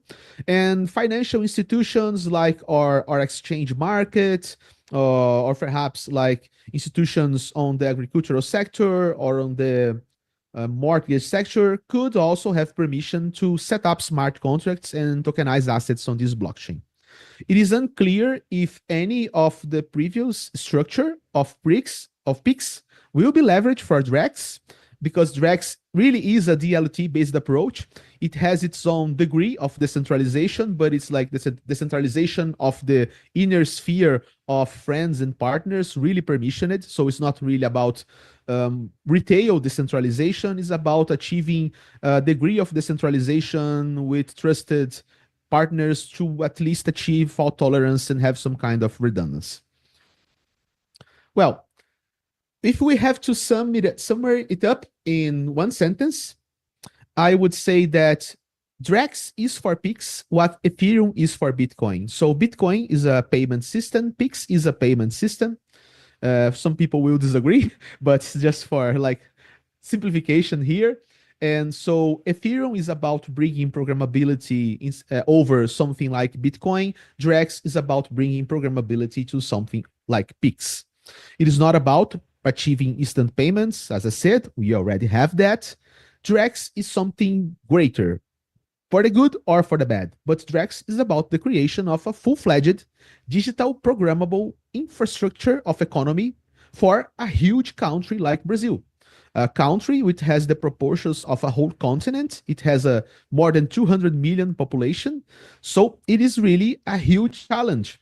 There are like technical challenges that are like implementation challenges. Not all of Brazil individuals are connected to the internet. Not all of Brazilians have access to a smartphone. So of course, on emerging markets such as Brazil and other countries, when you try to do full-scale digitalization of any sort, you have to wonder what will happen to people access to technology, or even if they have like access to technology, they don't have the capacity to operate the technology. They have to be educated. They have to be like instructed on how to do it. There is a case that is very, very interesting in Brazil.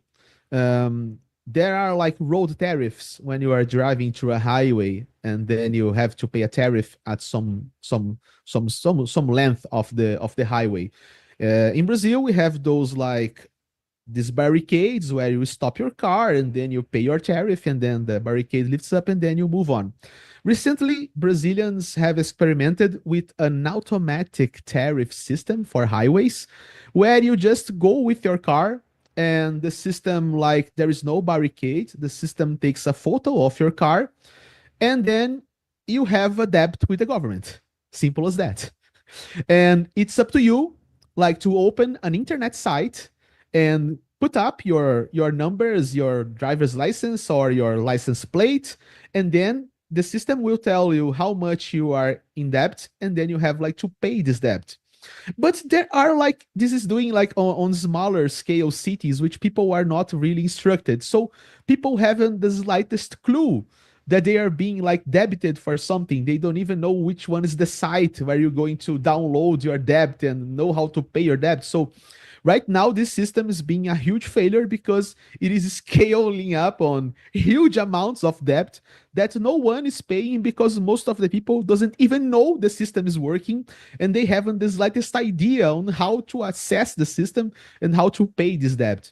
So you must, of course, be really careful when you talk about like, let's do automation, do digitalization, let's get out of this stuff and put it on the internet and let's make it digital, because people may not be up to it, may not catch up to it, may not have the means or the instruction necessary to operate such a system. This is the kind of challenges that such a project will face, of course, when it tries to go mainstream. We'll talk about that in a few minutes.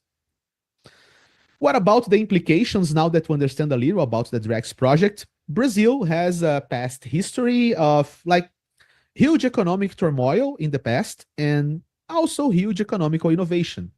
So we had in our past a moment in which our first elected president, after the fall of the dictatorial regime, this president literally had the greatest idea of ever to seize and freeze and like hijack all the savings of the population in one time.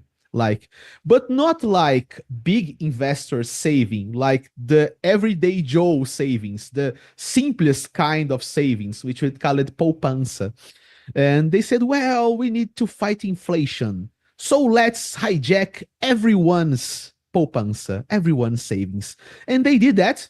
And I know that lots of Brazilians have fears nowadays that, well, if Brazil does Drex, then the government of Brazil can like freeze and hijack our money. I said, well, guys, we did that 30 years ago, and we didn't even have a nice telephone infrastructure at that time. Like, it was difficult to phone someone, let alone have an internet or something like that. So this is in our past history. This is like a huge stain on our economical history and of failed projects and failed initiatives. But we also have in our history like the real plan, which is a great like feint, economical feint, or like we could talk a little about Plano Real, but don't have time for that. But there are good videos on the internet that the title states something like how fake money saved Brazil's economy, because we literally made some kind of fake money to pretend that we are stabilizing the prices, and people believed that prices were being stabilized, so the economy stabilized itself. It also tells a lot about how the expectation of inflation causes inflation more than economical consequences at some times.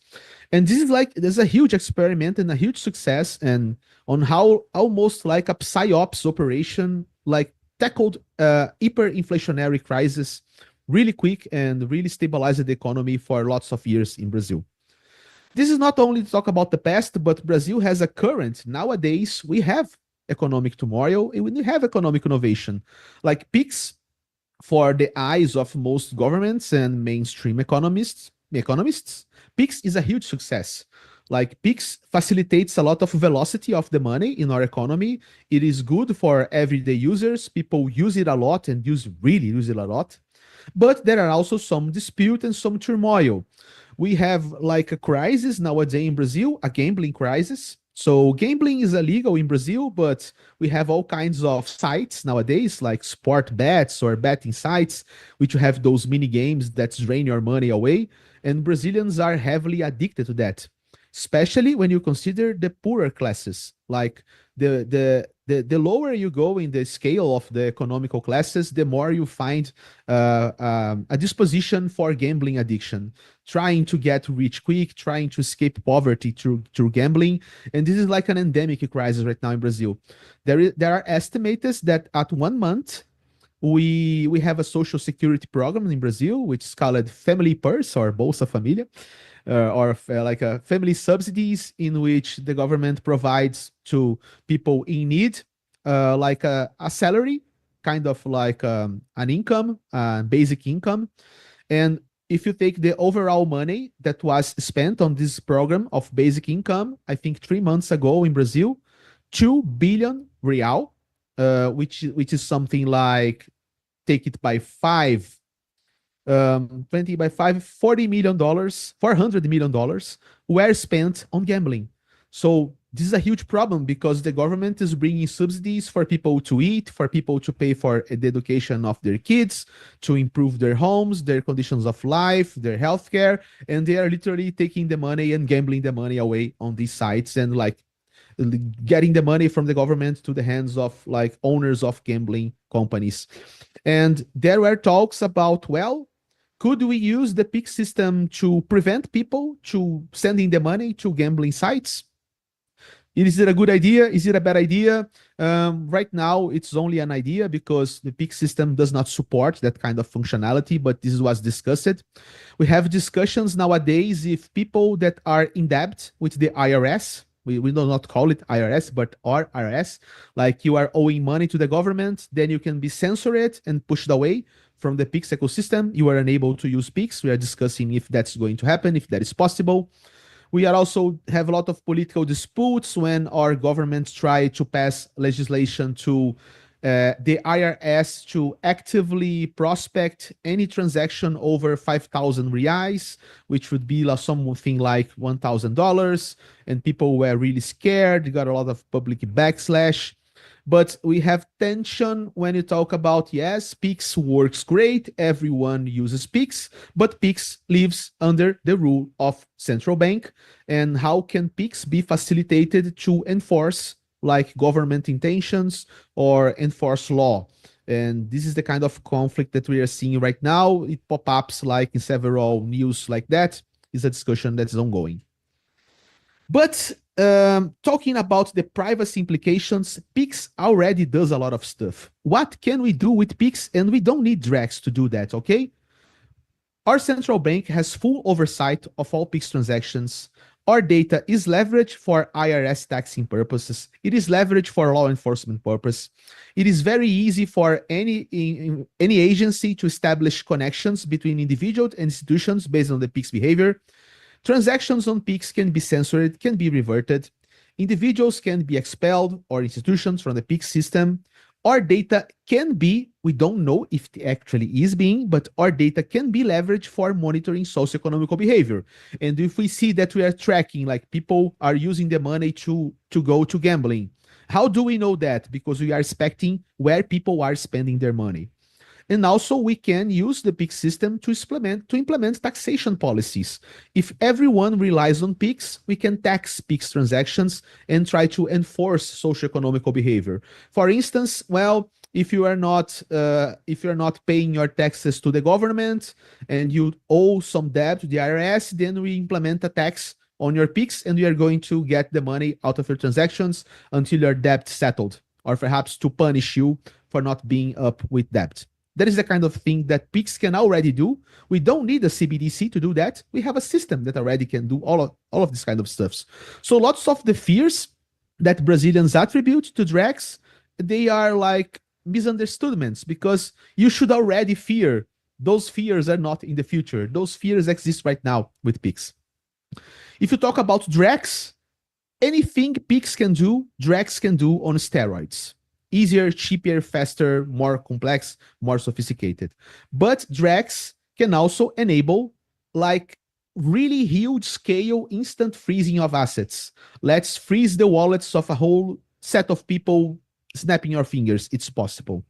You can tell about like implementing restrictions on how people can spend money, like you must spend money up to some date, you can only spend money for a specific purpose, you can only spend such an amount of money. Drex enables that. We can use Drex to do social score system in the likes of China. Drex is the perfect infrastructure for AI surveillance, because AI is good, but AI needs a good set of data. And if you do the whole economy on a blockchain, you standardize everything. And if all the data and all of the assets are standardized, it's really fairly easier for an AI to implement surveillance and enforcement. So more often than not, the big money likes crypto not because of decentralization. The big money likes crypto because it means standardization, and that means like reduce the cost efficiency of operating financial networks. We could have like taxation systems that are automatic, dynamic, self-adjusted, applied for different set of individuals based on any category the government seems fit. And if all of that comes to term, we really will have in Brazil one of the most advanced implementations of the Big Brother concept that was ever seen in the whole world. That's what we're talking about. But of course, Casta, are we there yet?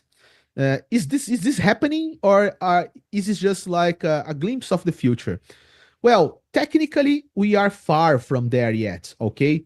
We are like scrambling our heads on how to make privacy work on the Drex blockchain. The central bank is really making sluggish progress on that. And overall, the project is really challenging. So they intended to launch it on last year, then launch next year, and then all being postponed. So guys, this is not going to happen tomorrow. This is really like a really challenging project, and they are facing a lot of difficulties. We don't know if this is going to term, but if it does come to term, it will take some time. But from a philosophical perspective, it doesn't matter if Hyperledger Bezo will create the Brazilian CBDC. We live like in a broader philosophical perspective of a world in crisis. The word perma-crisis was elected the word of the year in 2022 by the Collins Dictionary. When a dictionary elects perma-crisis as the word of the year, you know that the world is like really in problem. We live in an era of crisis. All of governments do one thing when they see crisis. The first instinct of any government is to survive. And if the world is in turmoil, if the world is in crisis, it is natural that governments will scale up on the authoritarian axis of the political compass.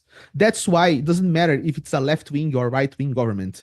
Governments overall, they tend to be more and more authoritarian. As a response, it is natural that people will drive on the other side and will try to be more and more libertarian. What we are seeing right now is a technological clash where governments will try to use this technology to scale up the authoritarian axis, and people will think how we can use this technology to scale down on the libertarian axis. That is the kind of thing that we have today, so I wrap up in half an hour. like we agreed here. I hope you enjoyed our presentation. I don't know if there is time for questions, but if there is, I will answer them to you. Oh, there is a question here. Is Drex posing a risk of digitally unbanking citizens that can't or won't operate on it either because they economically can't or they refuse to do its nature? Yes, there is a risk, okay, but I don't think that our central bank would like implement Drex and remove all of the paper notes from the economy. That would be like dumb as well, because you will like unbank a lot of people from the economy and they will suffer, and this is not good for the government.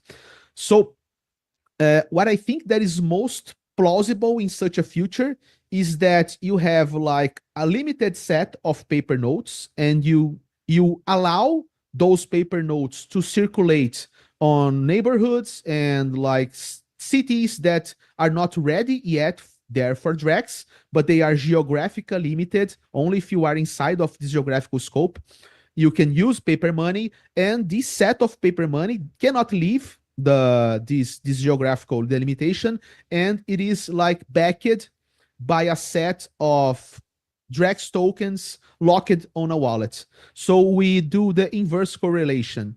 We do the digital money as a backing for the physical money and not the physical money as a backing for the digital money. For me, this would be like the best strategy. But this is the kind of thing that I am extrapolating by myself because our central bank doesn't even go that far and discuss such a future yet. Another one, how can Brazil Drex CBDC ensure financial inclusion while addressing privacy risks from fully traceable transactions? Well, first of all, we are assuming that our government has any interest in preserving privacy or dealing with privacy risks for individuals. I think that if you get the Drex for retail, like the retail CBDC, we will not have a block explorer. It will not be available for us like, well, let's check my transaction, how many wallets, let's explore this. We do not have that kind of functionality. But it may enable financial inclusion because there are like complex markets that will be made easier and have more liquidity. For instance, it is not easy to invest in treasury bills. It is not easy to invest like in mortgage funds. And if you get all of that stuff and all of that become tokens, and you have a system which enables you to deal with tokens, and Drex itself is another token, then it's not about like bringing more people, but people that already know Pix, they will have access to a more sophisticated suite of financial services and solutions, and that of course can improve like financial markets, can get economical efficiency for the overall population. Last one, and I pass on to Michael. Do you want to answer this last one, Michael? Let's ask this together and then we wrap up. Do you believe Drex would add real value for Brazil, setting aside privacy concerns? I think so. All right, because we are a huge country. We have like lots of intermediaries. Commercial banks in Brazil are really predatory.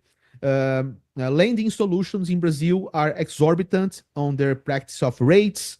Like good investment opportunities are set aside for the wealthy. And if Drex enables people to engage better financially, I think setting aside privacy concerns, I see this kind of innovation with good eyes. And also, one thing that I usually say is that while we are trying to put hats on dogs on the blockchain, our government's doing something like that. So if we don't wake up from our delusion of what does being in a DGen and making money get rich quick schemes are, and we keep like trying to put hats on dogs, if governments keep pursuing that way, then they are going to be the crypto revolution, and we will see our dogs with hats go to zero, and that concerns me a lot. So it is good to see that the government is stepping up because it may help us to wake up from our like feverish delusion of richness and do something that actually matters instead of putting hats on dogs. So Michael, I pass on the question for you as well, and I think you can wrap up our session. Yeah. 100% after this post degree about Brazilian current payment system. I think everyone here is enjoy and learn a lot about this. And by my knowledge, I think, like you said, Drex, we have a big challenge in Brazil for technical perspective about implementing privacy. They are under to include some implementation, but they are thinking about ZK, zero knowledge proof, which is Zcash is pioneered this technology.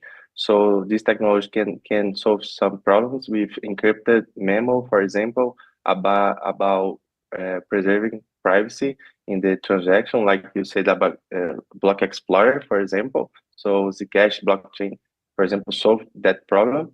And yeah, I think privacy is normal. I think privacy is a human right. So privacy can be like a self-defense and being attacked by government and state, because this is a true value that people can hold with this. So yeah, privacy is normal, and I'm here, I put my face off to tell people, educate people about like this financial system. Like I said, it's all over the world. It's not just Brazil. So yeah, I think privacy is totally important in this question and this implementation of new system in Brazil. Okay, so for me, it's wrapping up. Thanks a lot, Michael, for the invitation. Huge thanks to all of the Zcash community and the Zcon organizers. Yeah, thanks so much. Big thanks to Casta to bring this concerns and history of Brazil for many people. So that was amazing. Thanks so much. Bye-bye. Bye-bye.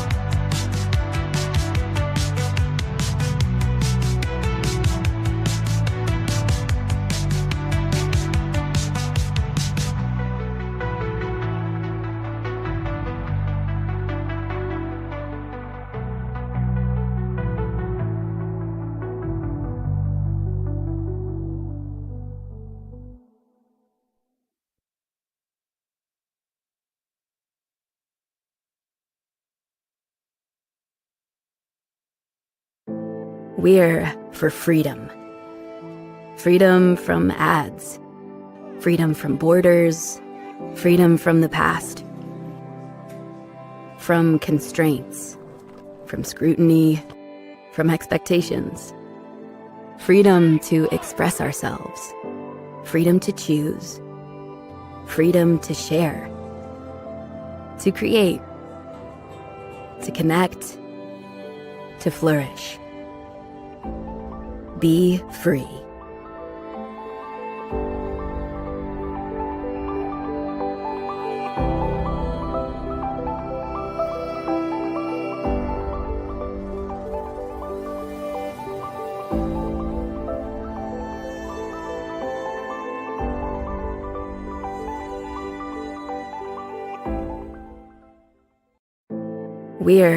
There were 6 original members of the ceremony, one of them whose pseudonym was John Dobbertin.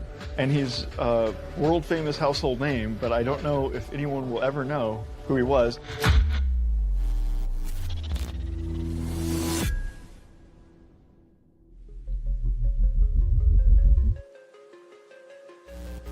One of the things that really took me down the crypto rabbit hole was the ceremony. The ceremony. The ceremony. Ceremony. No cryptocurrency has ever launched with a more detailed process than Zcash's ceremony. Zcash is a privacy-preserving cryptocurrency that allows users to create end-to-end encrypted transactions. But to start Zcash, the inventors encountered a few challenges. There's this critical problem or stumbling block, which is somebody has to generate the parameters. They have to generate this cryptographic structure. And if the person who generates that cryptographic structure secretly keeps the key that they use to generate it, then they will be able to counterfeit money. When launching Zcash, developers create a special key that is used to lock the code that runs the currency. With the code locked, no one can generate any counterfeit transactions. But there's a catch. Users would have to trust that the developer who locked the code also destroyed their copy of the key, and that no one else duplicated the key. This issue became known as the trusted setup problem.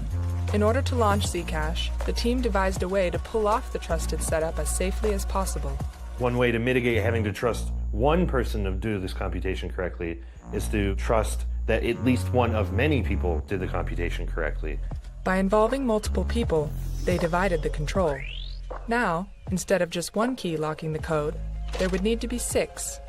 And as long as just one of those 6 people destroyed their key after the setup, Zcash would be launched successfully. So in 2016, they carried out this process in the ceremony. There were 6 original members of the ceremony, and I recruited a few people who knew about Zcash. One of them was a hacker who was a Bitcoin hacker. One of them was this information security consulting company that we had hired and paid to both do the ceremony honestly in one room and also to attempt to hack the ceremony as best they could in the other room. And then there was me and my friends that were part of Denver Station. Then there was Andrew Miller and Peter Van Valkenburg in their separate locations. And there was the 6th person whose pseudonym was John Dobbertin. We kind of hinted that John Dobbertin was a pseudonym, but nobody knew who John Dobbertin was or anything about him. After the original 6 members successfully completed the ceremony, Zcash launched in October 2016, but it underwent significant improvements in the years that followed. To upgrade the currency, they would have to conduct the entire ceremony process again. We did the second version, and that version had some science upgrades that enabled us to have a large number of participants. That's what we did 2 years after that when we launched an upgrade to Zcash. We involved multiple people, at first 6 and then hundreds of people. But despite the success of both ceremonies, a problem remained. People don't necessarily trust a trusted setup, even if there's 1 million people. How am I supposed to believe that they were honest, and how am I supposed to believe the ceremony even took place, and so on? It doesn't matter how good the trusted setup is. It's not good enough for trillions of dollars, billions of users, hundreds of years. We gotta do better. Getting rid of trusted setups is ideal. At the time, the science needed to make highly scalable zero-knowledge proofs for systems like Zcash didn't exist until 2019, when Sean Bowe made an unexpected discovery. So I spent a long time trying to come up with a way to make it more efficient. I just stumbled upon a technique to do this zero-knowledge proof construction on completely ordinary elliptic curves. And so over the course of maybe 24 hours, it went from, ooh, that's really exciting, that'll be neat if we can do that, to holy crap, now we don't have trusted setups or anything. It's all really simple. It was a series of steps that turned from a nice insight into a complete paradigm shift. Sean Bowe had solved the trusted setup problem, and with it, he'd solved a long-standing issue in cryptography. His discovery is already being deployed and built on by researchers and businesses. There's really nothing that compares to that feeling of being a high school dropout that contributes something significant to cryptography and the history of cryptography. That's really cool. I think that's, I'm really lucky to be able to do that. Getting rid of the trusted setup meant that the greatest risk of counterfeiting had been removed.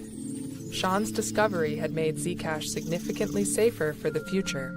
They called this new upgrade Halo. That is what we're about to activate in Zcash mainnet. Zcash will be, for the first time, a completely private money system in which there's no questions anymore about how you set it up, because there is no setup. It's just pure math. Trusted setup is a thing of the past. The discoveries in the Halo system unlock the potential for Zcash's future. The new Halo-based payment system, it could be really powerful for both interoperation and also for scalability. It's just about making sure that the protocol can support all 8 billion people on the planet. Halo offers new avenues to increase Zcash's usability, and by eliminating the need for trusted setups, it offers a chance to let go of the last secret from the ceremony. Oh, I've got to look at something.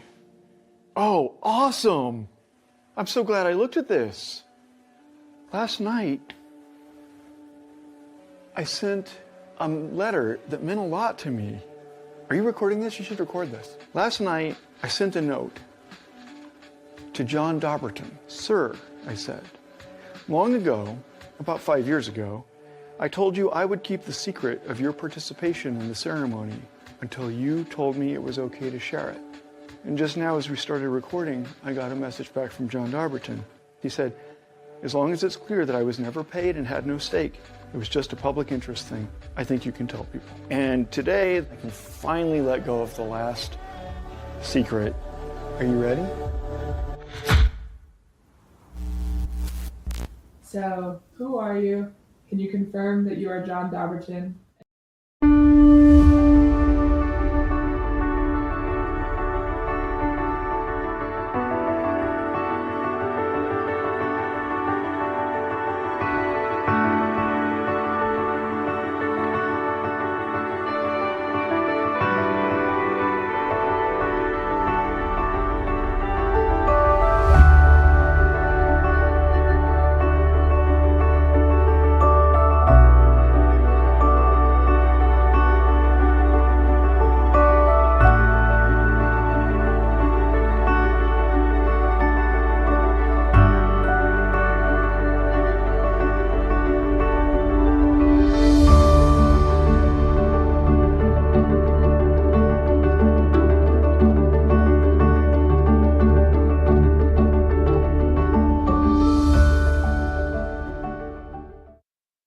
Hello, everyone.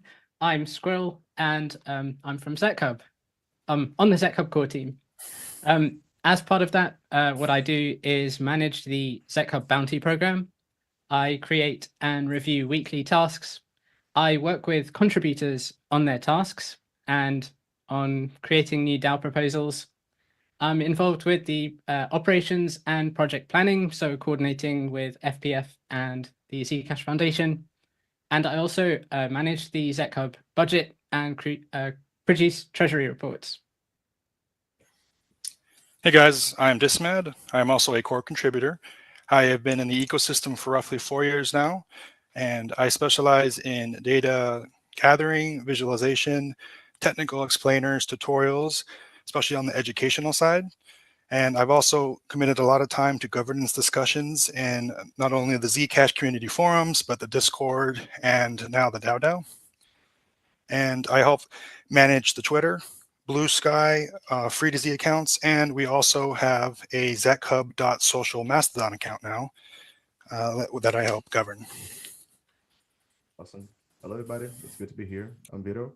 So over the past few years, I have been working as community manager in public relations for Zcash Brazil and the broader Zcash community. Well, my work has included organizing community events, managing the Zcash global server, writing articles, and support. It's better supporting various projects within the ecosystem, particularly those focused on privacy. Recently in December, I made my transition to ZCub Cartoon to enhance the content quality by editing videos, design thumbnails, refine articles, and expand the outreach through partnerships with other projects, which we will discuss later. I continue to oversee the Zcash global server administration and events coordination as well. Okay, so one of the important things we do is produce the Zcash Ecosystem Digest. So these are weekly ecosystem news summaries, providing updates on Zcash Foundation, Electric Coin Company, Shielded Labs, ZCG, and all of the community projects. So Zcash Brazil, Zcash Espanol, Zk AB Club, Zcash Nigeria, all of them. And as part of the ecosystem digests, we include network stats over the past week. This includes shielded supply, number of transactions, number of transfers, current node count, and even the favorite Zcash meme of the week. So if you're interested in that, you can head over to the link and subscribe. Also want to add that all this data that is being collected is being gathered from a local Zcash node, and it's all available free of charge in our GitHub, in our open source nature. And we are looking forward to moving to Zebra as soon as the RPCs are available. So something new that we've done is take the Zcash ecosystem digests, which we send out via email, and instead make them available to people or subscribers through their Zcash wallet. And so we're trying to encourage people to interact with their Zcash wallets a bit more, whilst providing useful metrics such as the network stats every week. And this is a kind of proof of concept for a service which is paid for in ZEC and just uses the Zcash network. And we're hoping to provide a tool that anyone can use to host their own private newsletter. So subscribe, please. Put your unified address in there and subscribe. So on Zcash Shooting News, formerly Weekly Call and Weekly News, was created last year to provide the Brazilian community with easy to digest updates on the Zcash ecosystem. Over time, I began sharing these updates in English on ZChub as well. The main goal of the Zcash Shooting News is to highlight the most important updates from the Zcash Ecosystem Digest, which is published like every Sunday. This article breaks down key events and developments in the Zcash ecosystem from the past week. New editions are published every Wednesday on Substack, X, Free2Z, and Blue Sky. And it's also important to highlight that the name Zcash Shooting News was created by the Zcash Brazil team, and the artwork has been designed by Yogi since the beginning. As part of our work in the article space, we kicked off this year by moving the 020 Knowledge series forward in partnership with Croy, who handles the design. Our focus is on covering important topics that often go unnoticed by users. And the main goal of this series is to provide clear and accessible education about privacy tools, explaining the technology behind them, and help users transition to privacy-focused solutions without barriers. The first article of the year focused on password managers, teaching users how to create strong passwords to enhance security. We also listed open source options such as 1Password, Bitwarden, KeePass, and others. Last month, we published our second article exploring secure messaging alternatives and explaining why apps like Signal, SimpleX, and Session offer better privacy than WhatsApp and Telegram. Don't trust Meta. Looking ahead, we plan to expand these efforts by covering more privacy-focused tools, forming partnerships with key projects such as NIN and SimpleX, with who we are already in touch, and incorporating Zcash features into future articles to drive user adoption. You can check these articles on Free2Z, and all of them are available for, if you want to translate or do whatever you want. Thank you. I also want to add that if anyone in the community has ideas that they want us to deep dive, we'd highly encourage that in our open source nature. Next up, we want to talk about our ZCub dashboard. If you go to zcub.wiki and you click on the dashboard on the top, this is one of my favorite features of the site, because it not only uses data that's freely available by running a node running this, supporting the network.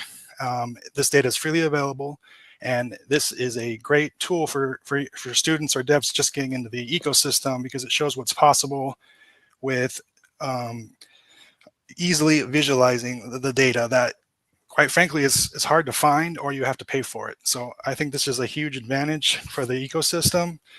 And there's a few different things that we include, and that includes shielded transactions, node count, network difficulty, and shielded transaction count. And if you notice the GIF that's playing, we now have a feature which was added by a ZCub community member that lets you zoom in on intervals of time. And this works not only for the total shielded pool, but for the individual sprouts, sapling, and orchard pools. And they're all color coded. It's awesome. Highly recommend checking this out. And that's available on our ZCub wiki.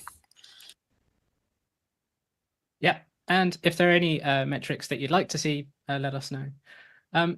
We also added other things across the wiki. So there's now Prax Wallet Connect on our donate page.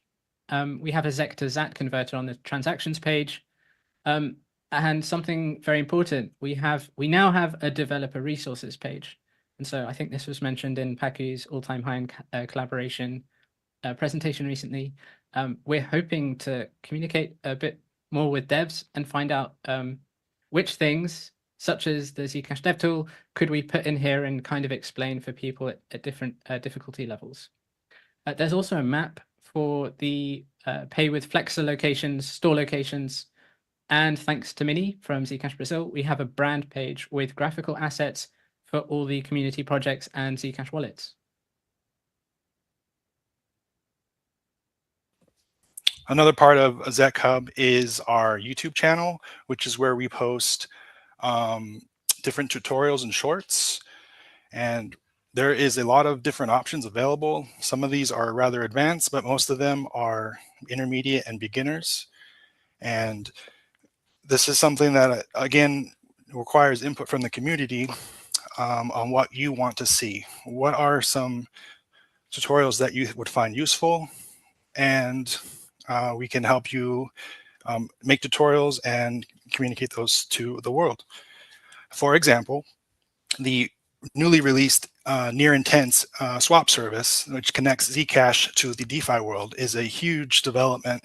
And Squirrel and I and Vito helped develop this tutorial, which I highly recommend you check out if you're interested in DeFi and how it connects to Zcash.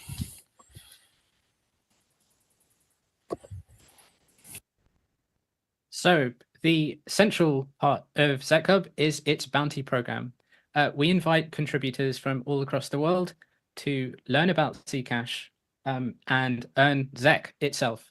And so we think having people actually receive ZEC, make transactions, is the best way to learn. And if they can provide graphical designs, documentation, or help with web development towards Zcash, that would be even better. And so this is the reason for the bounty program. Currently, we have 178 contributors, 92 forks of our GitHub repo. And I'd also like to make a special thank you to the Financial Privacy Foundation for helping us administer this bounty program. They make payments every week, sometimes 2 times a week. So thank you to Alex and Danica for the help. It's greatly helped us and made our whole process more efficient. A from the past 6 months, 153 tasks have been completed, and 374 ZEC has been distributed through tasks, so bounty tasks, and through DAO proposals, and through My First Zcash. Just want to add one quick thing, and that is anyone in the community can submit a task that they want to complete and fill out the info. It's not just us making these. Everyone is free to submit a task, and we will review it, and more than likely we can help get that squared away. So I just wanted to throw that out there. So one of the things that we did last year was host a hackathon. And so we had 2 submissions. The winning submission was the Zebra racing game created by James Katz. And this allows you to connect your wallet by making a Zcash transaction with a special code. And we had a runner-up, which was really a proof of concept for a ZChat messenger created by QDev. And so having these kind of fun events where talented developers can create like proof of concepts or actual real games for Zcash is really good. And the things they made, completely open source, you can take from them and build on them if you like. So it's something that we're hoping to kind of improve on and do again. So on community events over the past 2 years, we have organized and hosted conversations with community members and the special guests on various topics. A great example is this slide showing case an EMA with Will Cox about the first crypto war and the creation of the Bitcoin. A discussion on Halo 2 with Town House on Zcash governance and a collaboration like ZChub and PageDAO. We have also hosted major events such as the Zcash birthday celebration on October 28th last year, which brought together 60 participants on a call. So looking ahead, one of our key goals is to bring in more projects and people to further enhance Zcash's visibility across media platforms. And we are constantly posting events updates on the Zcash Forum X or Discord, ensuring that the community never miss out. If you're planning to create events like this or do something with us, please reach out me or Squirrel or Dismad. And we are planning something big for the privacy ecosystem soon. I also want to just make sure everyone's aware that all of these spaces are available on our YouTube. There's a lot of good information, especially nuggets for governance and just small details that sometimes are overlooked. So there's a good history there, and these are freely available on YouTube, on our YouTube. So please check them out and like them. And probably one of the uniquest aspects of ZChub is the ZChub DAO, which is about 19 members from all around the world. Right now, we have 68 proposals that have been either approved or denied. And we also have one sub-DAO that's been formally formed. And as we speak, there is an open proposition for a new research sub-DAO. So we'll see how that goes. But to step back a little, there's a bit of history here. When we first started, we started with the ETH snapshot governance tool, which was ETH-based, and we each had an ETH NFT, which allowed us to have membership. But we also wanted to explore other governance tools, so we moved to DAO, which is in the Cosmos ecosystem. And I can't say enough for DAO in terms of how easy it makes to run a DAO. In our case, we have a multi-sig. So we have 19 members. Each member has 1/19 vote, and it's completely open source. And it allows us to do things like swap our treasury with proposal and approval on osmosis, where you click a button and the code is created for you. It's almost like a mini AI. It's awesome. But this is one of my favorite parts of moving forward with Zcash, because I think, especially with coin voting coming up, I think the ZChub DAO might have a role to play, and I'm curious how the community feels And I think we need to play with these tools more so that we can get comfortable, mess up a few times, because that's how you learn. You mess up, you learn. So this is a highly liquid area of ZCub, and please contribute and ask questions, because this is awesome stuff. And there's a QR code here. Use your phone. You can go to vote.zcub.xyz to get a first-hand view of what we're talking about.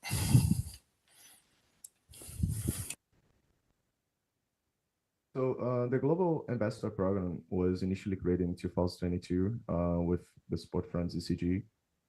Before its conclusion, I witnessed like many great initiatives focused on community engagements and protocol adoption. A few standout examples include Michael, who created the Sketch Brazil team in 2022, Yodsta, who built the Spanish-speaking community in the same year, Aidan, Teen, Chidi, and others. So for us, and from my perspective as well, these initiatives like provide the opportunity to revive the program sponsoring and supporting the work of investors. This Cash Turkey is a great example of this. Batuhan has done a great job in media outreach, and the community has grown a lot over time. It's been very active. Almost 1 month ago, the Korea proposal was approved alongside the Turkish proposal to strengthen communication, share important updates, and continue growing the community. So at the moment, the Korea community is active across multi platforms with a strong and growing user base. We look forward to seeing more initiatives like this emerging and creating more opportunities to represent Zcash. So if you want to represent Zcash in your country or being an investor or something, you can submit your proposal, and the DAO will vote. So one of the important Global Ambassador proposals we received was from CJ Frankie, and he was interested in hosting an event in Mapoli Polytechnic in Nigeria, and the DAO approved it. And in fact, we worked with him for perhaps about a month and a half on finding out like what he'd be presenting, if he could use the My First Zcash workbook as part of his event. And it turned out great. It was a success. And CJ Frankie went on to join the Zcash Nigeria team. And so this is a good example of how, if you're really passionate and interested in supporting Zcash, you can make a proposal to the DAO and prove out your project to some degree, and then perhaps move further in the ecosystem. So thank you, CJ Frankie. Keep it up. Another interesting possible Global Ambassador initiative is local Zcash. And so completely independently of ZCub, we have a community member named Musty, and he formed this project, Local Zcash. And so it's a grassroots effort aimed at spreading awareness about Zcash and its privacy features. They're based in Nigeria, and they're currently recruiting several volunteers across the different regions in Nigeria. They've come up with some great ideas. They join the Global Lounge on Friday, which is open to everyone, and they give really useful input for us. And so one of the ideas that came up was the Zcash Adventure Contest. I don't know if you've perhaps recently seen a bunch of people holding up flyers with Zcash. That came from local Zcash. So a big thank you to Musty and Shamex, Crystal Boy, and Sydney. You guys are doing great work. Thank you. Our community proposals are another aspect of ways that community members can participate. So for example, if someone may be familiar with paywithz.cash, which is a really interesting site that lists merchants that accept ZEC. However, something happened with the previous owner, in real life happened, and they couldn't support the project anymore. But instead of letting this project just fall away into the abyss, we decided to help not only with saving the site as is, but encouraging other members of the community who may A, have the skills and B, the desire to become a new member of the community by helping reamp the site and mold it to how they see fit. So this is a possible avenue into moving into the ecosystem that is worth pointing out. Yeah, ZEC Pages 2.0. So after Michael Arms announced the discontinuation of the ZEC Pages, we created our RFP for a community member to revamp and host the service, and LeetBytes had the winning proposal. This proposal includes improvements, and the initial setup will be self-hosted to reduce costs and allow flexibility in architecture choice. A WarpSync RPC server will be implemented for fast synchronization with future Zingo RPC integration for encryption fixtures. And as we know, as a proof of concept, ZEC Pages, it has like server has available tool for the ecosystem, provide a directory, wallet sync performance benchmarking, and a public verifiable view key for historic Zcash transactions. So this proposal also includes Blue Sky protocol support, FreeTZ support, and a lot of other technical supports. So estimated timeline, it's like 4 weeks. So in the end of March, I think we will have it already. One of the other proposals, which is currently ongoing, vote is pending, is the research subDAO. So this is an idea which came from eTrinity 007, and we think it's a great idea for the Zcash community as a whole to have a dedicated group of people who can provide actionable data for perhaps the major orgs like ECC and CF. One of the I think the first project which they're hoping to work on is research into on and off ramps in various countries. So that's happening now. There is also the DYK series, which was proposed by Croy. So these are short educational facts about Zcash, and perhaps he can give us a bit more detail.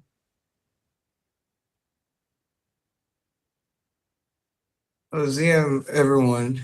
I'm Croy. I'm a graduate architect and a graphics designer. I've been a ZCOP contributor for a little over a year. I'm a member of the design subDAO, and I pioneered the DGNO series, the DYK series, and I run some in-house designs for ZCOP. Well, I found ZCOP via the Bouncing program, via DWork. Yeah, I applied for a task, and just how a true DAO should operate is how ZCOP operated at the time, because I did not exactly know anybody on the inside. Then my previous works were like reviewed, and I got the task, and then gradually I did quite the number of design tasks, from developing isometric assets for ZCOP the wiki to making artworks for partnership banners or posters, as the case may be, to doing the visual identity for EduZec and doing the poster covers for 0 to 0 knowledge. And now I thought of the idea of the DYK series, did you know?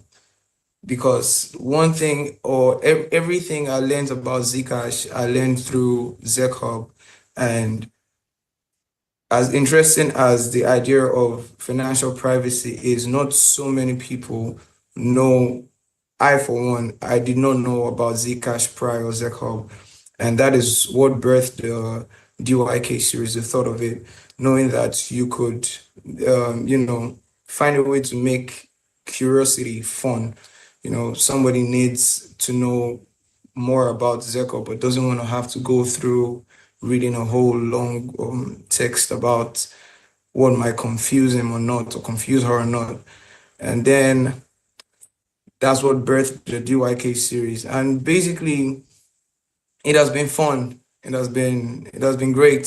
The very little time or great time I spent with ZecHub, and I just want to keep it going. Thank you.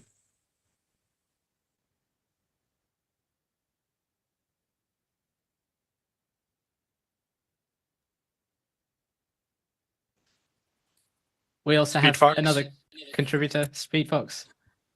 Yeah. Hello, world. So, I'm grateful to be one of the speakers for this conference.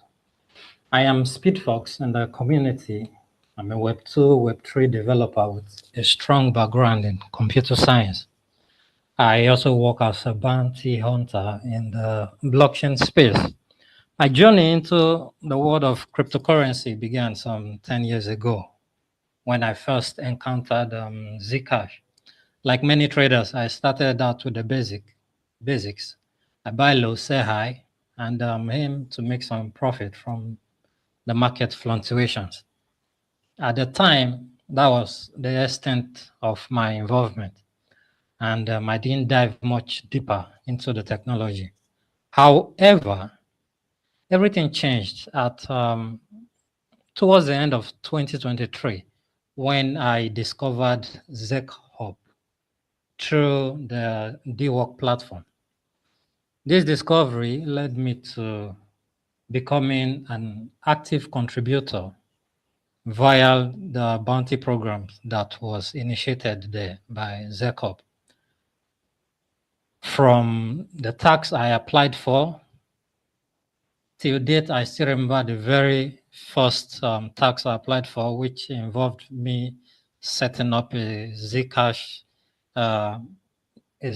node and trying to source some data using the RPC. I have been developing a little on EVM, Ethereum virtual machine. Not for once have I tried setting up an Ethereum node, but then I had a tax here on me, and that was how I went down the rabbit hole to learn what Zcash really was, how to get a node up and running. And eventually I did and submitted the tax, and lo and behold, I got, paid for my effort, which for me it was fun. I earned some ZEC along the way for my effort.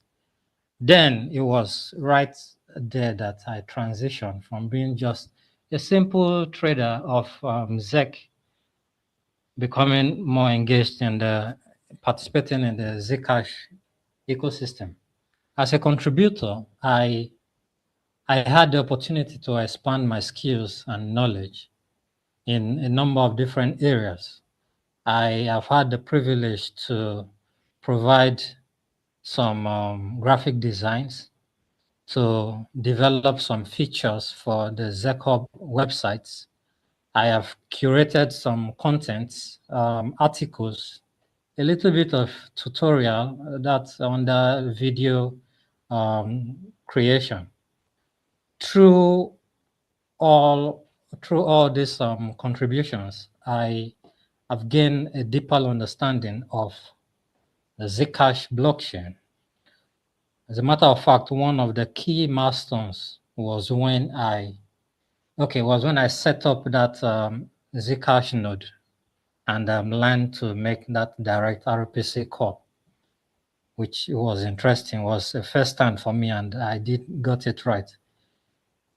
One of the most enriching experience for me in all of this engagement with the Zcash global community, I had the privilege of attending one of those community calls meeting. I think it was via Discord or so. We had discussions about transitioning to Zebra D was mentioned. This conversation piqued my interest in contributing even further. I became excited about the project and the prospect of submitting a pull request one day just like the way I've submitted many to the ZCOP GitHub repo. I'm looking forward to the day I could also submit one too for the Zcash, for the ZebraD repo itself, and hopefully to be meshed. That's the goal I'm working towards. Wrapping up, I must say I'm really grateful to the community. And I want to use this particular moment to say that sometimes when good deeds are being done in secret, it's good we come out in the open to appreciate and applaud. I want to express my heartfelt gratitude to Skrill, who played a key role in making the Zcash community feel like a home for me. I want to also appreciate efforts of every other members of the group whom I've been able to connect with, like-minded individuals whom sometimes have reached out to me and I've also reached out to them, whose shoulders we are able to rest upon when we have some task given to us behind the scene and we had some challenges, but then we would always reach out to each other to learn, how do you think I can get this resolved? And eventually we'll be able to share such knowledge, and individual person was able to get that resolved. I appreciate the community for that. I honestly look forward to continuing this contribution of mine and growing alongside this amazing community.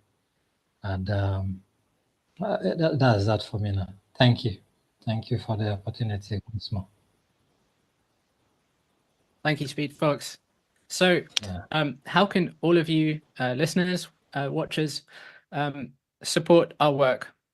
If you're interested in contributing to Zcash, please head over to our dwork.zcub.org.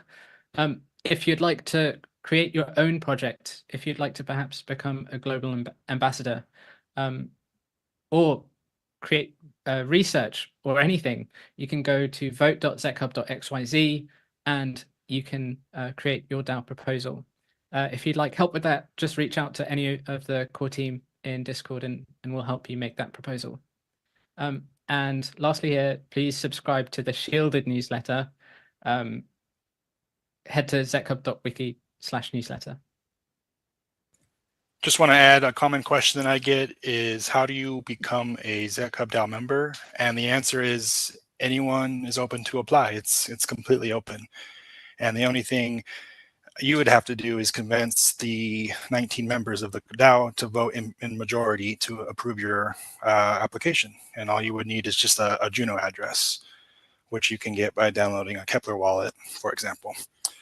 Just wanted to throw that out there.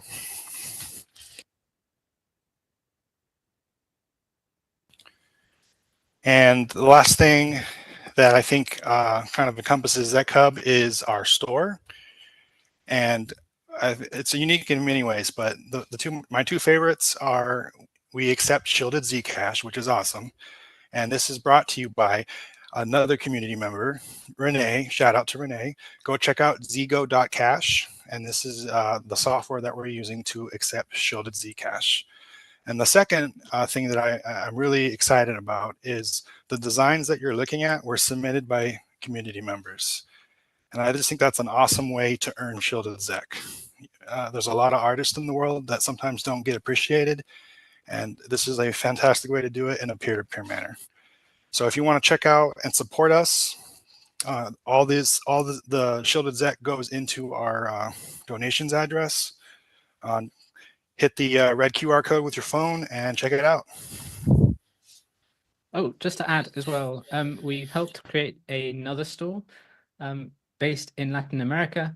It's called the Zebra Store. So you can head to zebrastore.co if you're in LATAM. And currently there's one design. We're hoping for more designs so that we can help get cool merch to you there as well.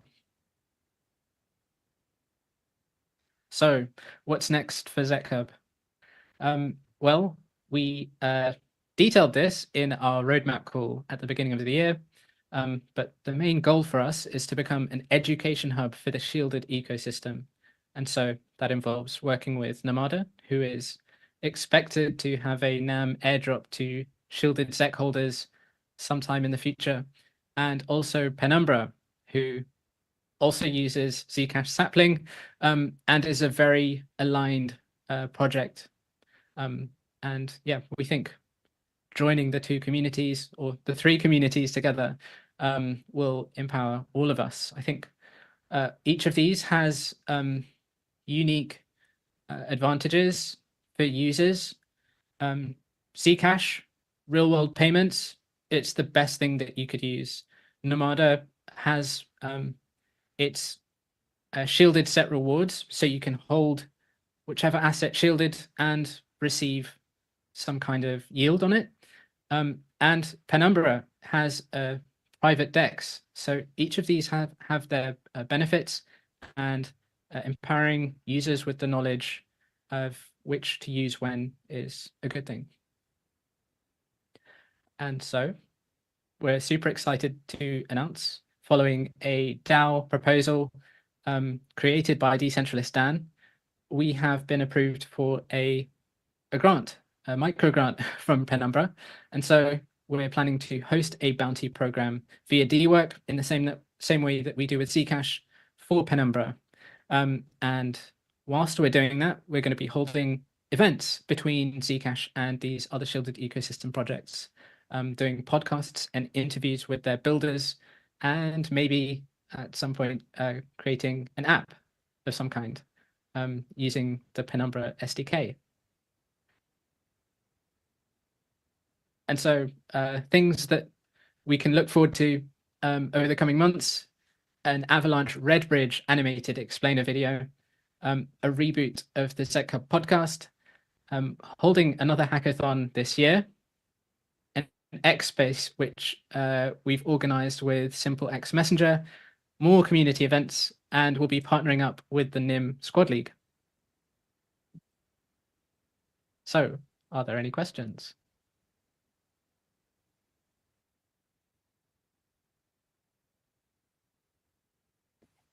Looks like we got one question here. Where should a crypto beginner start on ZCub? I think the best place to start is on zcub.wiki front page. If you go to the front page, there will be, you scroll down, and so it will say Explore Zcash. You could click there and select the category that you'd like to learn about, or you could scroll a bit further down and it will give you the option for Start Here, Pick a Wallet, or something else. So I'd click on Start Here. It will take you straight over to learn about Zcash exchanges, Zcash wallets, and what Zcash is. So front page. All right, next question. Due to the importance of the content you share, do you think ZCub needs to have content translated into Spanish, as well as a social network also in that language? Very good question. So when ZCub first started, what we did was the vast majority of our bounties were towards translation of our docs. So that does exist. I think we have the whole wiki in Spanish and a bunch of different languages in our GitHub repo. These just aren't made available on the website. But with AI now, you could go to zcub.wiki if you're using Brave browser, and you could select the language that you'd like to view the site in. So on that side, I think we're good. But for Spanish content on social networks, that would be something I'd like to see. I'll also throw in that I've mentioned this already, but I'll mention it again. All of our content is freely available on GitHub, and our ZCub wiki is forkable. So if there is a way you want to present information in a specific language or a specific way, we highly encourage you to fork and create. That's precisely why we have, and I believe in open source. You don't have to ask permission, you just do it. All right, next question. Oh, did you have anything else, Squirrel? No. Okay, since this is an educational tool and in my position as a graphic designer, can we form, or can we, can anyone from the community create workshops for other communities about design? Okay, I could take this one. Sure. We have the design step down, and anyone can ask a mod or or administrator to create an events on Discord server and help you to manage it. Just send a DM or go to the room Zach Hub and then ask for it, and it can help you with it. I'll also throw in that on DAO, in case you weren't aware, anyone is free to create a DAO at any time for any reason, as long as you have a Juno address. So feel free to explore, create a DAO, and if you want to request to become a ZCub sub-DAO, that is definitely possible with the framework that DAO provides. So that's another option.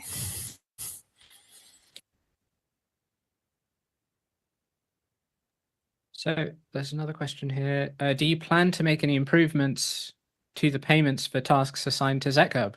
Related question.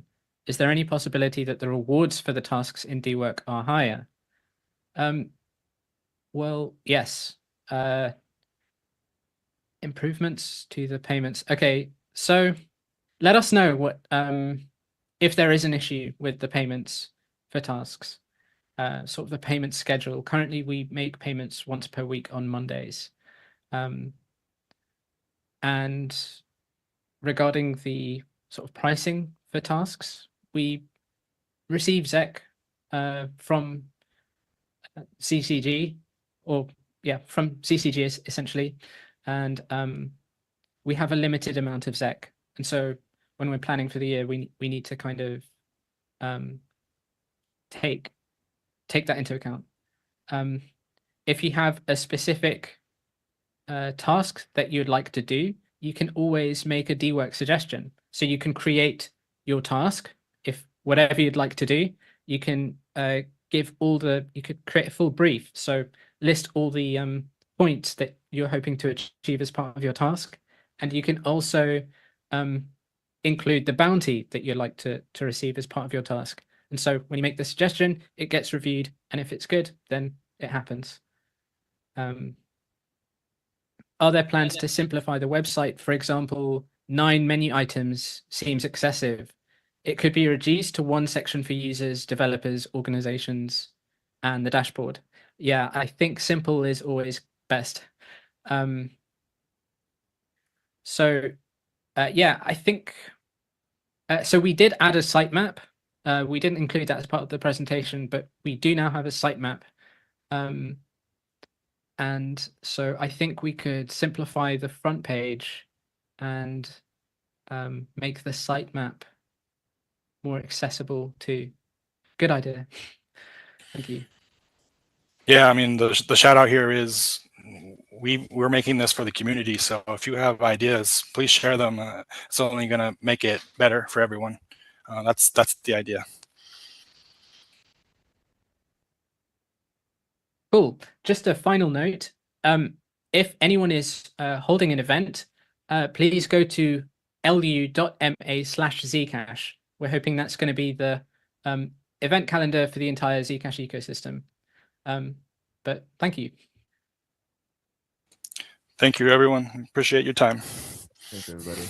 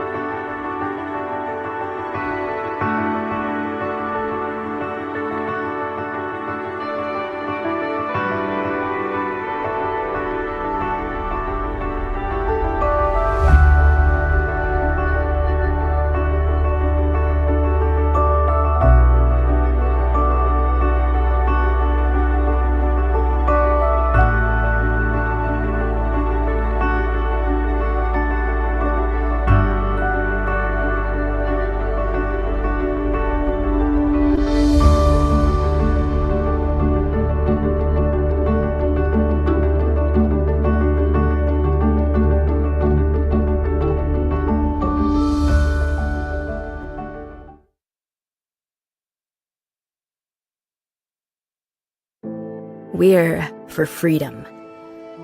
Freedom from ads. Freedom from borders. Freedom from the past. From constraints. From scrutiny.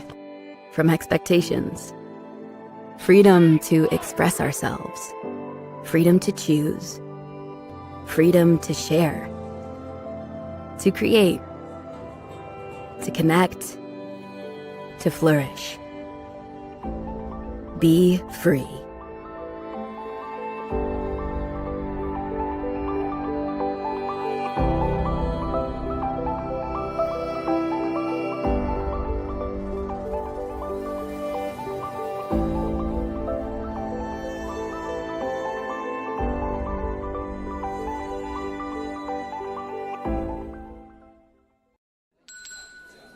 Hey, Chica. Hey, what's up? Who button? Zcash. Zcash? Yeah, it's a cryptocurrency. It's kind of like Bitcoin, but it doesn't like expose your whole financial history every time you use it. And this guy Zuko. Zuko? Yeah, Zuko. He comes in here all the time and buys his coffee with Zcash. And he like started the whole Zcash thing with a team of scientists and someone named Margaret, I think. Okay, Zcash is like an app for buying secret coffees?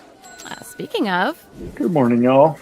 Hey, Zuko, I was just trying to explain Zcash to Danny here. Hi.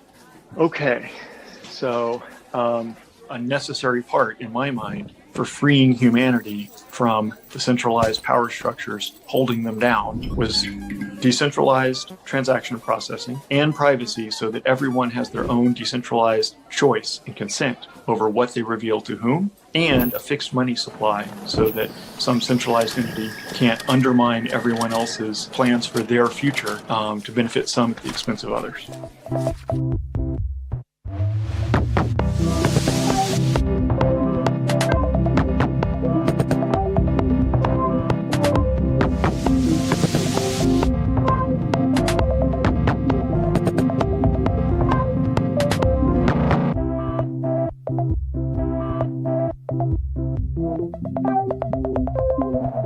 It requires something called the Z-snark parameters to be baked into the protocol. Oh my God. I asked hours of questions.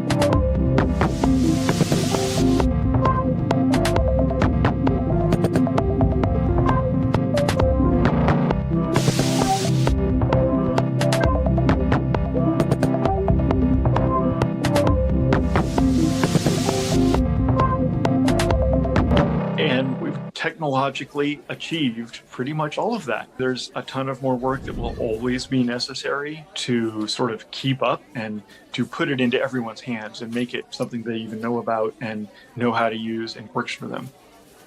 Here's your coffee, Zuko. Yeah, it was super great. Thanks.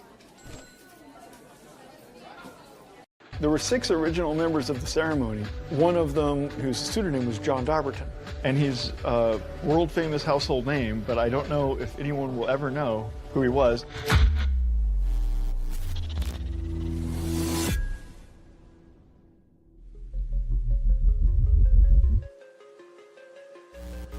One of the things that really took me down the crypto rabbit hole was the ceremony. The ceremony. The ceremony. Ceremony. No cryptocurrency has ever launched with a more detailed process than Zcash's ceremony. Zcash is a privacy-preserving cryptocurrency that allows users to create end-to-end encrypted transactions. But to start Zcash, the inventors encountered a few challenges. There's this critical problem or stumbling block, which is somebody has to generate the parameters. They have to generate this cryptographic structure. And if the person who generates that cryptographic structure secretly keeps the key that they use to generate it, then they will be able to counterfeit money. When launching Zcash, developers create a special key that is used to lock the code that runs the currency. With the code locked, no one can generate any counterfeit transactions. But there's a catch. Users would have to trust that the developer who locked the code also destroyed their copy of the key, and that no one else duplicated the key. This issue became known as the trusted setup problem. In order to launch Zcash, the team devised a way to pull off the trusted setup as safely as possible. One way to mitigate having to trust one person to do this computation correctly is to trust that at least one of many people did the computation correctly. By involving multiple people, they divided the control. Now, instead of just one key locking the code, there would need to be 6. And as long as just one of those 6 people destroyed their key after the setup, Zcash would be launched successfully. So in 2016, they carried out this process in the ceremony. There were 6 original members of the ceremony, and I recruited a few people who knew about Zcash. One of them was a hacker who was a Bitcoin hacker. One of them was this information security consulting company that we had hired and paid to both do the ceremony honestly in one room and also to attempt to hack the ceremony as best they could in the other room. And then there was me and my friends that were part of Denver Station. Then there was Andrew Miller and Peter Van Valkenburg in their separate locations. And there was a 6th person whose pseudonym was John Dobbertin. We kind of hinted that John Dobbertin was a pseudonym, but nobody knew who John Dobbertin was or anything about him. After the original 6 members successfully completed the ceremony, Zcash launched in October 2016, but it underwent significant improvements in the years that followed. To upgrade the currency, they would have to conduct the entire ceremony process again. We did the second version, and that version had some science upgrades that enabled us to have a large number of participants. That's what we did 2 years after that when we launched an upgrade to Zcash. We involved multiple people, at first 6 and then hundreds of people. But despite the success of both ceremonies, a problem remained. People don't necessarily trust the trusted setup, even if there's 1 million people. How am I supposed to believe that they were honest, and how am I supposed to believe the ceremony even took place, and so on? It doesn't matter how good the trusted setup is. It's not good enough for trillions of dollars, billions of users, hundreds of years. We gotta do better. Getting rid of trusted setups is ideal. At the time, the science needed to make highly scalable zero-knowledge proofs for systems like Zcash didn't exist until 2019, when Sean Bowe made an unexpected discovery. So I spent a long time trying to come up with a way to make it more efficient. I just stumbled upon a technique to do this zero-knowledge proof construction on completely ordinary elliptic curves. And so over the course of maybe 24 hours, it went from, ooh, that's really exciting, that'll be neat if we can do that, to, holy crap, now we don't have trusted setups or anything. It's all really simple. It was a series of steps that turned from a nice insight into a complete paradigm shift. Sean Bowe had solved the trusted setup problem, and with it, he'd solved a long-standing issue in cryptography. His discovery is already being deployed and built on by researchers and businesses. There's really nothing that compares to that feeling of being a high school dropout that contributes something significant to cryptography and the history of cryptography. That's really cool. I think that's, wow, I'm really lucky to be able to do that. Getting rid of the trusted setup meant that the greatest risk of counterfeiting had been removed. Sean's discovery had made Zcash significantly safer for the future. They called this new upgrade Halo. That is what we're about to activate in Zcash mainnet. Zcash will be, for the first time, a completely private money system in which there's no questions anymore about how you set it up, because there is no setup. It's just pure math. Trusted setup is a thing of the past. The discoveries in the Halo system unlock the potential for Zcash's future. The new Halo-based payment system, it could be really powerful for both interoperation and also for scalability. It's just about making sure that the protocol can support all 8 billion people on the planet. Halo offers new avenues to increase Zcash's usability, and by eliminating the need for trusted setups, it offers a chance to let go of the last secret from the ceremony. Oh, I've got to look at something. Oh, awesome! I'm so glad I looked at this. Last night, I sent a letter that meant a lot to me.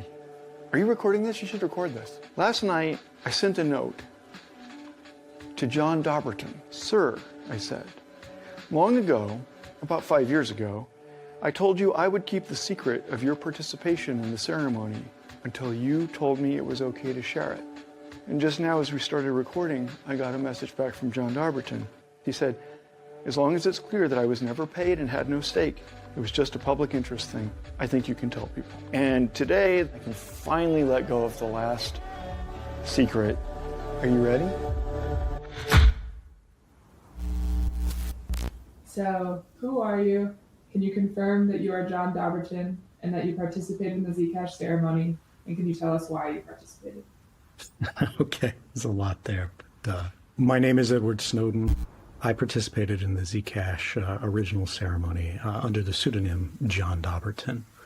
The reason that I did that was I saw it being worked on by a number of trusted academic cryptographers. And I thought it was a very interesting project because when we look at cryptocurrencies in general, we generally see the cryptographic properties of it being used to make sure it's a fair ledger, but not that it's been used to ensure that it's a private ledger. Bitcoin, quite famously, is an open ledger. The problem with that is you can't have truly free trade unless you have private trade, and you can't have a free society without free trade. And so, you know, I didn't design algorithms or anything like that. I left that to the people who actually knew what they were doing.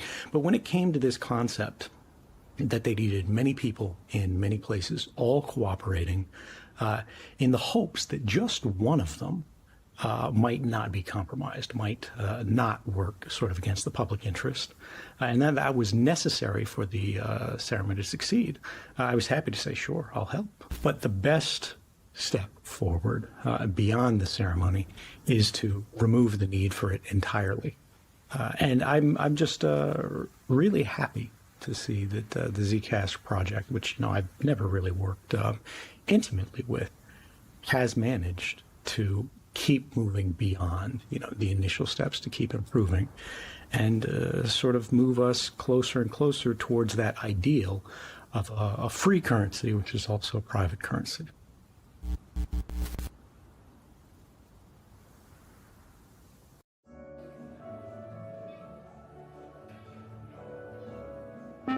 Next. Find everything okay? Yeah, but blueberries are out of season. You should rotate them with something citrusy and equatorial, like a pomelo. You sure do know a lot about horticulture, David Duchovny. Duchovny. Sometimes I think I know too much. Are the chupacabras real? Huh? Have you touched an alien? Oh, God. Has an alien touched you? Why is that line moving so fast? They're paying using digital currency. Not only is it super secure, it's super fast, and you can buy just about anything. Imagine what I could do with all that free time. I will save the whales.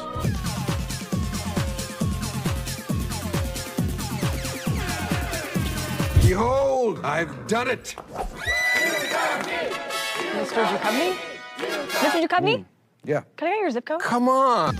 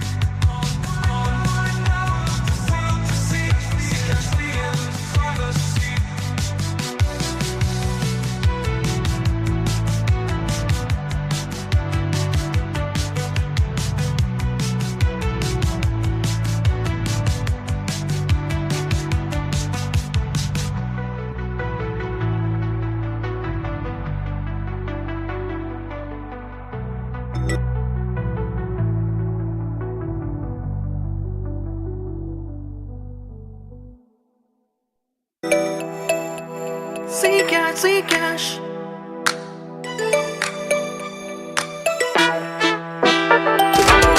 My heart is beating on a blockchain you can see. Disrupt that status quo, the future that you need. Inflation puts a hole in my wallet, I can feel. World of crypto is mine, I only want relief. What's in my pocket, why should you know? Money, technology on the go. Descentralização is my right. Digital money redefined. Zcash, Zcash. I got my freedom.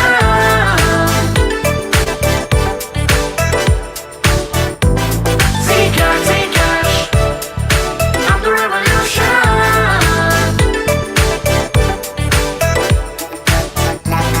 Zero knowledge proof shielded transaction. You're in a metaverse, get your dreams in action. In fear we dump, on greed we buy. I'm the new age investor who wants his land in skies. An FTR and virtual lands with my smart contract. Got my future plan. Web 3.0, we all are free. Evolution, revolution, hand in hand. What's in my pocket, why should you know? Money, technology on the go. Descentralização is my right. Digital money redefined. Zcash, Zcash.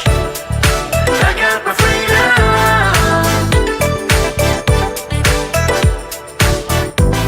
Zcash, Zcash.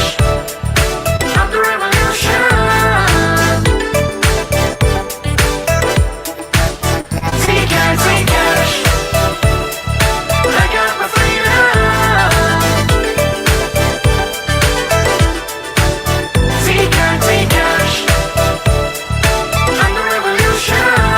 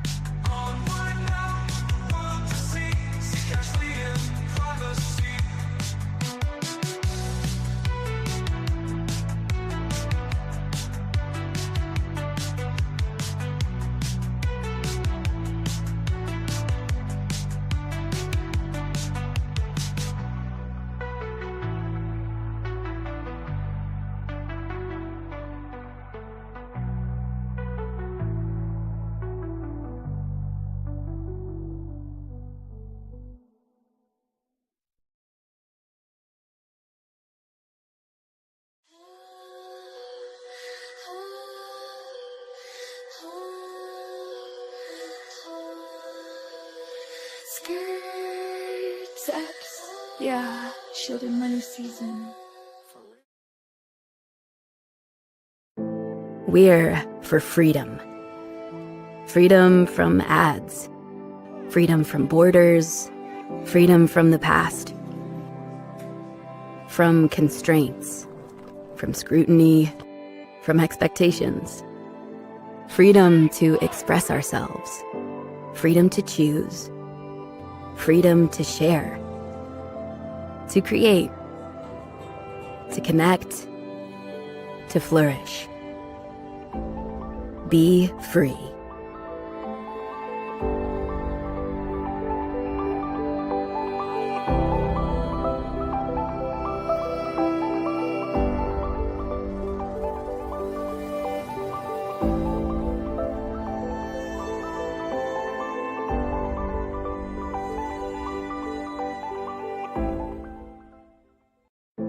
We're for freedom.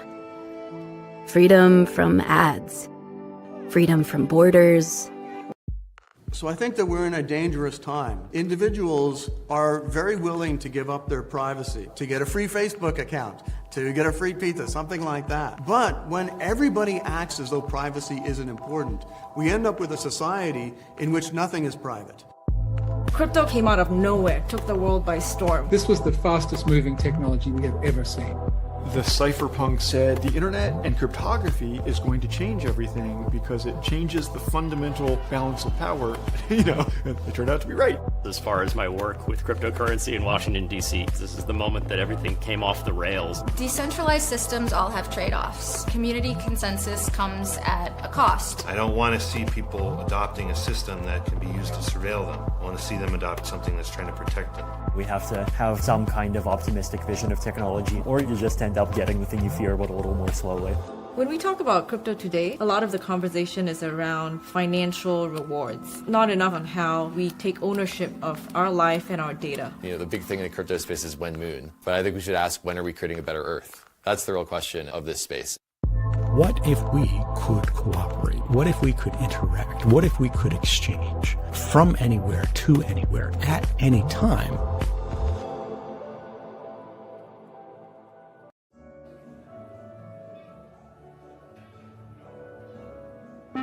Next.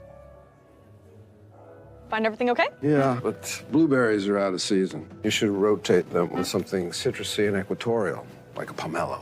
You sure do know a lot about horticulture, David Duchovny. Sometimes I think I know too much.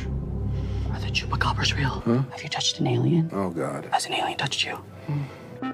Why is that line moving so fast? They're paying using digital currency. Not only is it super secure, it's super fast, and you can buy just about anything. Imagine what I could do with all that free time.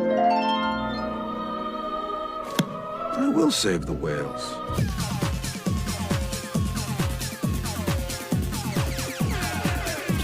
Behold, I've done it! Mr. Duchovny? Mr. Duchovny?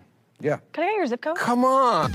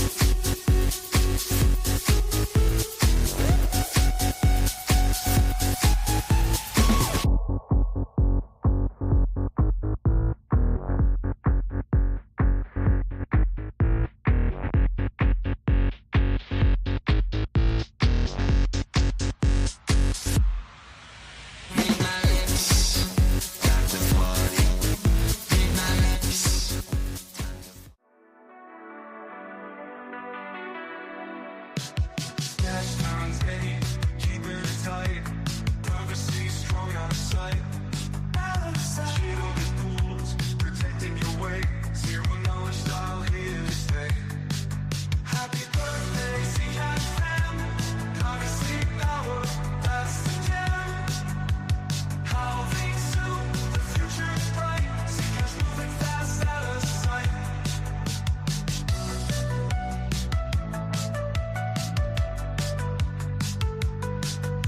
Sabers on the scene, steady and true. Building tech for me.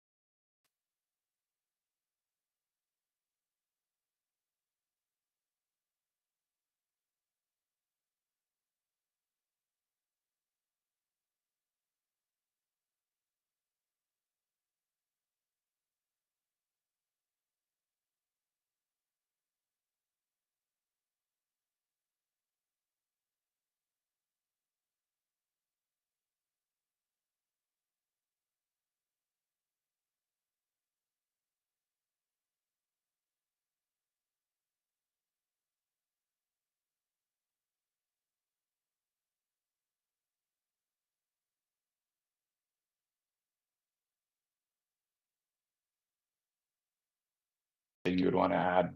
Oh, we still, have the room for more time. So maybe one of you could throw a curveball of a question that we talk about. I wouldn't mind that. We could go down some of the questions. There were some posted, but I thought that most of them we had already answered a little bit directly. Okay, maybe before I try to do wrap up, one that wasn't answered is maybe, Andrew, if you want to say more on what's opinionated about LibRust Zcash.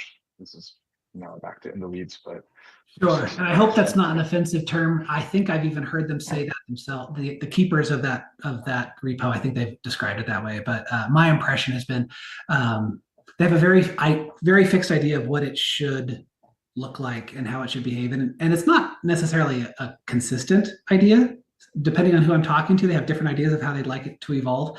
But requests that I've made for exposing certain APIs have been rejected on the basis of, well, an app shouldn't be storing private keys. They should only be doing seed phrases. And then they shouldn't be storing it anymore. It should all be in the database, and that's part of LibRust. They're basically forcing an app to use this LibRust Zcash crate in a very particular, very specific way, which, for example, that opinion and opinionated crates are good. They make it really easy to pick up and just use and know that you're doing best practices. And I think that's their incentive, is they don't want to give a whole bunch of powerful tools to a bunch of newbie developers and have a whole bunch of terrible Zcash programs written that don't preserve privacy, right? So there is value there. And so having opinionated crates is good, but the power shouldn't be in the opinionated crate. It should be in all of the other crates. And you, by all means, push forward the opinionated crate saying this is everything in the kitchen sink. It's safe to use. We only have a few APIs, so you can use it properly, very easily. And if you're an advanced developer, you know what you're doing, or you really want to do something off the wall that we didn't think about, all of the power is still there if you just reference these 15 crates and you get more APIs that way, et cetera.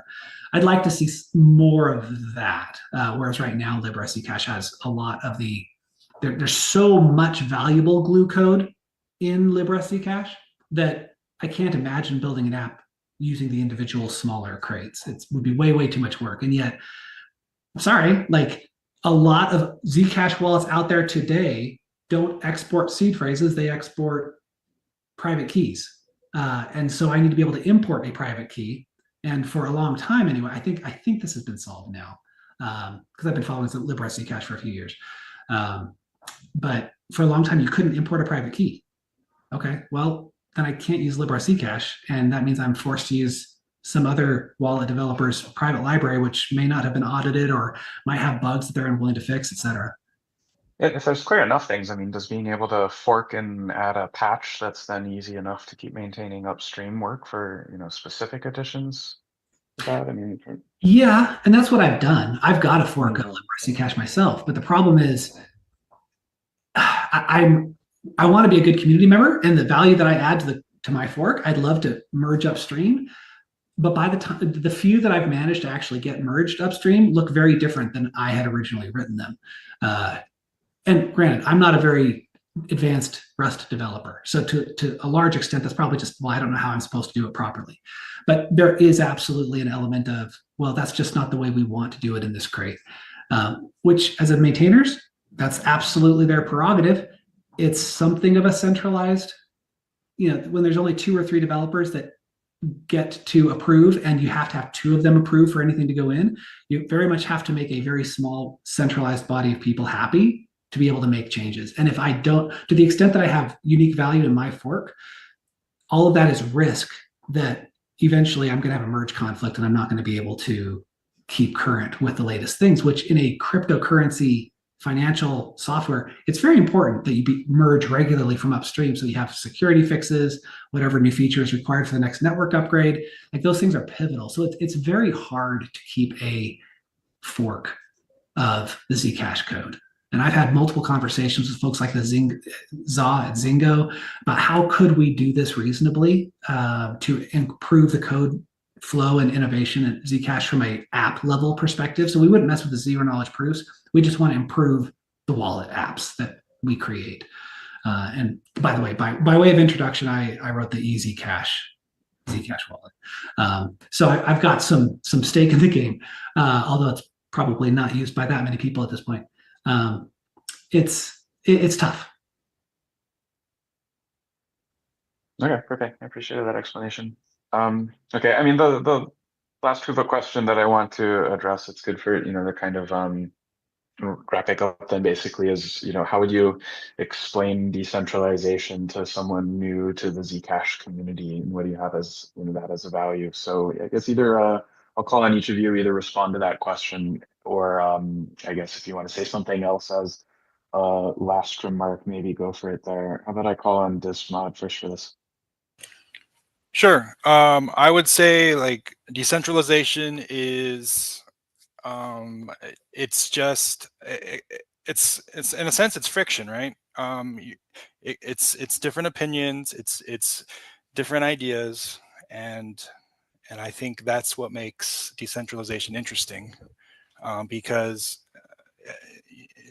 as much as as cool as good as it feels sometimes to be part of the herd, there's an alternative viewpoint, and that is being outside the herd. Not only do you get a different perspective, it shines an angle that you can learn a lot of stuff. So decentralization in terms of Zcash, it's a window into privacy. It's a window into learning some crazy math, zero knowledge proofs, algebra. It's all there. It's a window into programming. It's a window into governance. For instance, the community governance is a hot topic, and it will become increasingly hot in the coming year.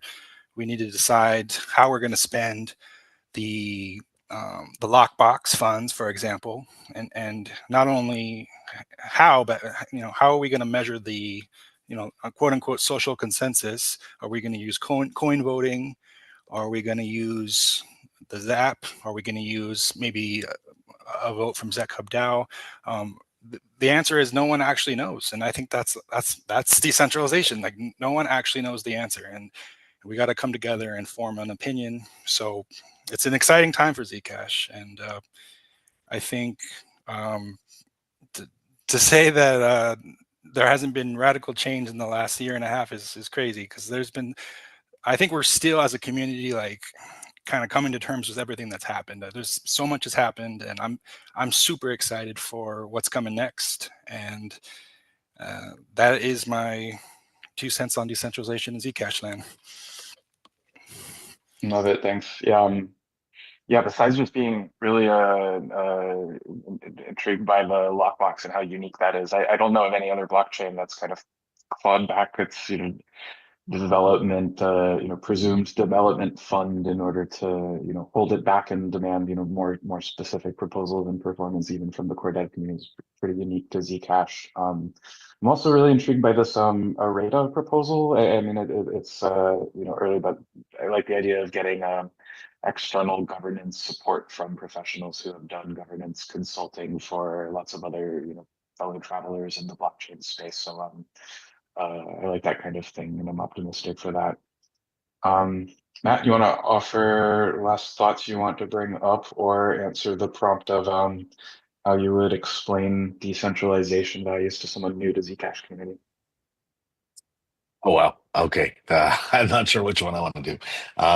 Yeah, I maybe instead of answering that, I think I will just say that like one of the best things about Zcash is it's always had an incredibly enthusiastic community, and I think that's what makes it more decentralized than other projects. It's not just a bunch of whales pushing around. It's like actually people who enthusiastic community, and I think that's what makes it enthusiastic community, and I think that's what makes it more decentralized than other projects. It's not just a bunch of whales pushing around. It's like actually people who care about this whole problem space and care about this whole system.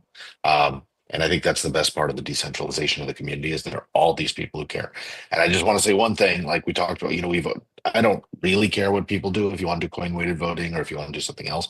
But I hope that whatever it is doesn't ruin that community of lots of people. Like, I hope it doesn't turn into something where just a few people with tons of money, like a few people with tons of money voting might be great. Maybe like they'll just care about the price of Zcash and like everyone will get rich. Good for them.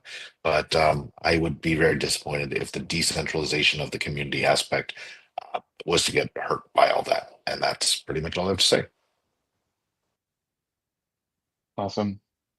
Andrea, you want to close off with your explanation of decentralization to new community members, or anything else you want to bring up? Sure. I'm sure I'm preaching to the choir because everybody who's watching this cares deeply about decentralization and is spending time learning and suggesting how to solve it. What grates me is when a whole bunch of people might buy Zcash, or and then moan and whine about the price not going up and, oh, it's centralized, blah blah blah. But maybe the highest level, simplest thing we can say is to improve decentralization, contribute, get involved, because I haven't ever heard anybody say that they don't welcome involvement and contributions.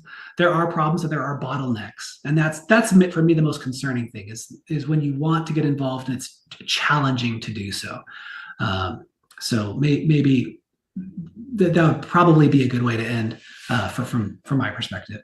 I'd love to see some of those bottlenecks improve, and maybe I don't remember if it was Disma who commented on this, but if we were to divide up responsibilities of the Zcash crates, because if the core of it, like ZK proofs or whatever, it's super critical to get that right. Anything that could cause a loss of funds, then keep that in the most protected repo and let ECC manage it, for example. But the APIs that control wallets and other applications and front ends to this stuff, maybe ECC should cut that loose. Invite tons and tons of contributors and very quickly come to trust and give push permissions to those things, knowing that they're going to lose some control, but innovation and decentralization is going to grow significantly with that policy. That's an idea. I haven't thought that through thoroughly, but it's something I hope they'll consider.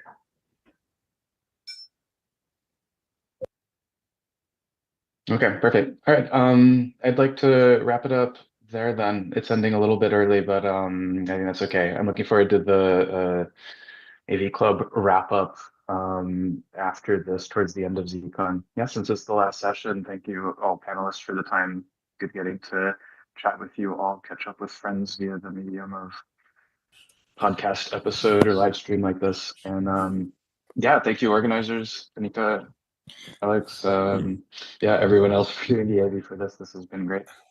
Loved going to talk about a bunch of the things that I've enjoyed at that wrap up later. So yeah, I'll wrap up here. All right, thank you all. Thank you for our time, everyone.